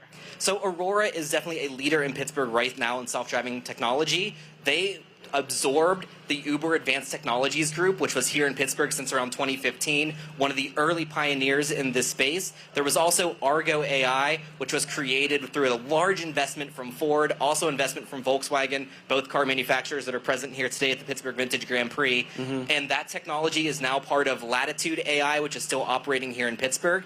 But it's not just these Pittsburgh-based companies like Aurora and Latitude that are leading in this space. There is Motional, a self-driving car company out of Boston that has operations at Hazelwood Green here in Pittsburgh. They are testing their cars right over there alongside CMU and Pitt facilities. This is a world leader in this. A lot of people don't know that this is happening here as much. You see the cars driving by, but this is the nexus of this. I remember watching the original Total Recall and the cab driver. I think it was Total Recall and the cab driver. Do you think, and you mentioned Uber, will we have more of those type of cars being autonomous where somebody can just take a trip like a taxi, or more personal vehicles will be the autonomous cars first? I love driving. I hate owning a car. One of the things I can't wait for is when I don't own a car anymore. I don't need to pay for registration, maintenance, fees, licensing, things like that. We're eventually going to have on-call autonomous vehicles. You let them know where you're going. They know your schedule. They pick you up and drop you off at the location. You don't need to worry about anything else. There are some people that want to own their own car for security or to have it on demand. That will still exist, I think, but especially in cities, expect people not to own cars in the coming years. And it won't happen just with cars. I remember being at UPMC, and there was a little robot that was taking medicines from rooms. How will that evolve indoors in enclosed environments? Exactly. There are so many autonomous robots that are not necessarily on our streets, but are working alongside us in our factories, in restaurants, in hospitals. Many of those are based here in Pittsburgh as well. Seagrid is a company that is at the forefront of materials handling. They work with pallet trucks and tow tractors that are working to move goods. We have IM Robotics, which just announced a new system called Meet Me of collaborative robotics for logistics and materials, where people work with robotics day to day. And these have to be safe because they are moving around complex systems with humans, making sure that their jobs are easier. And this is happening today. One that people might actually experience and see is a company here in Pittsburgh called Thorough. They have partnered with the company Neil Fisk to make an autonomous floor cleaning robot, which is currently in use at the Pittsburgh International Airport. So go there and check it out. You can see it cleaning floors. It just cleans the floors. Exactly. Is there like an emergency stop button that's red if something bad happens or it's going the wrong direction? Yeah, there are absolutely safety measures on all of these things. Safety is absolutely a priority. They can be stopped. That is absolutely how it works. But eventually, we're not going to have to. That is the self-driving cars that exist today, these robots that are already in use in our workplaces, that they are operating safely, and I think we should all be aware of that. And we're talking about the ground, but this could happen in the sky, underwater as well? Autonomous vehicles aren't just ground-based. Here in Pittsburgh, we have Near-Earth Autonomy, which is developing autonomous aerial systems, everything from small drones to full-size helicopters. This is happening here. This can be used for package delivery, for inspection, for emergency rescue situations, for reconnaissance missions. We also have things on the water. Platypus is doing autonomous boats here. We have Aquatonomy doing undersea inspections. This is all happening here in Pittsburgh. Now, the good thing, I love driving too. So the thought of not having a race car with a driver in it, certainly not in a vintage race car, but it just doesn't seem as exciting if you had robots driving the cars. It's, you know, I think it is very exciting. There is MIT-PIT RW, the University of Pittsburgh's self-driving racing team. There's one at Carnegie Mellon University as well. Students today are building Formula One's looking cars for self-driving racing. We're going to see a lot more of this. This is happening. I don't think that I love racing. I'm a huge racer. I want to be on the road, road, right? It's not going away. Yeah. But I think there's going to be a sport around self-driving as well. We're seeing that emerge. Oh my God, I just can't believe it. What's next for the Pittsburgh robotics ecosystem? One of the big things that was announced last year is that the U.S. federal government granted the Pittsburgh region a $63 million Build Back Better Regional Challenge grant specifically to build out our robotics and autonomy ecosystem. What that means to me is that the U.S. federal government recognizes Pittsburgh as the world leader, or at least national leader, in these industries. What that's going to fund is Pittsburgh Robotics Network is working with InnovationWorks. You had Ben on stage earlier. We are collaborating with them on the Robotics Factory, which is an accelerator program for startup companies in Pittsburgh. We're also working to help those companies scale and grow and get new companies started. This is something to look forward to in Pittsburgh. If people want to learn more, there's going to be a lot of jobs in this industry. People are going to be working in this industry from Pittsburgh. We are going to have the Pittsburgh Robotics Discovery Day coming up in November, where people can come see these robots firsthand, see demos, and learn how they can get a career in these fields. How else can people learn more about Pittsburgh Robotics? We are very active on social media. The Pittsburgh Robotics Network is on LinkedIn, Twitter, Facebook. Please follow us there. I'm also active on those platforms. Ryan O'Shea, I'm always sharing this information out. Please follow along, reach out, let us know, get in touch. How can we help you? We want to expand robotics in the world today.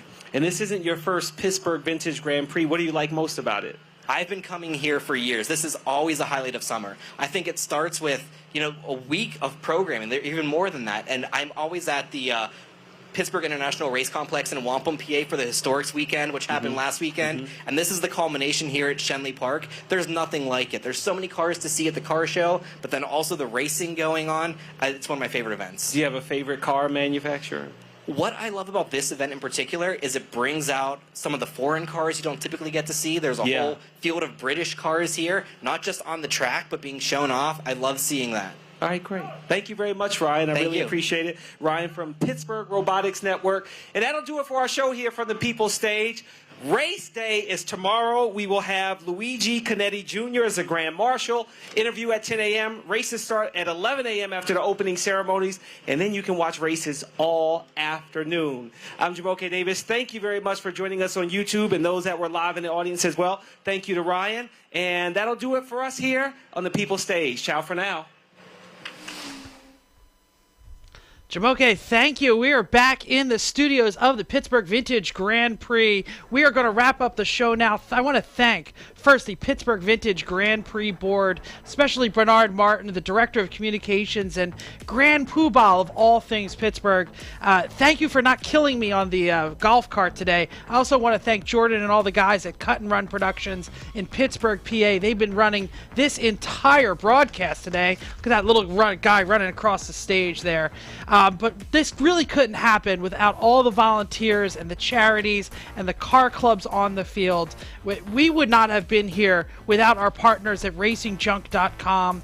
Jamoke just mentioned it, but I'm going to say it again. We're going to be back tomorrow with all of the racing. We're going to be in this studio live, covering the racing, corner to corner, making the calls, throwing it down to Ted Sohier, the voice of the Pittsburgh Vintage Grand Prix, while he talks to all the drivers and all the special guests.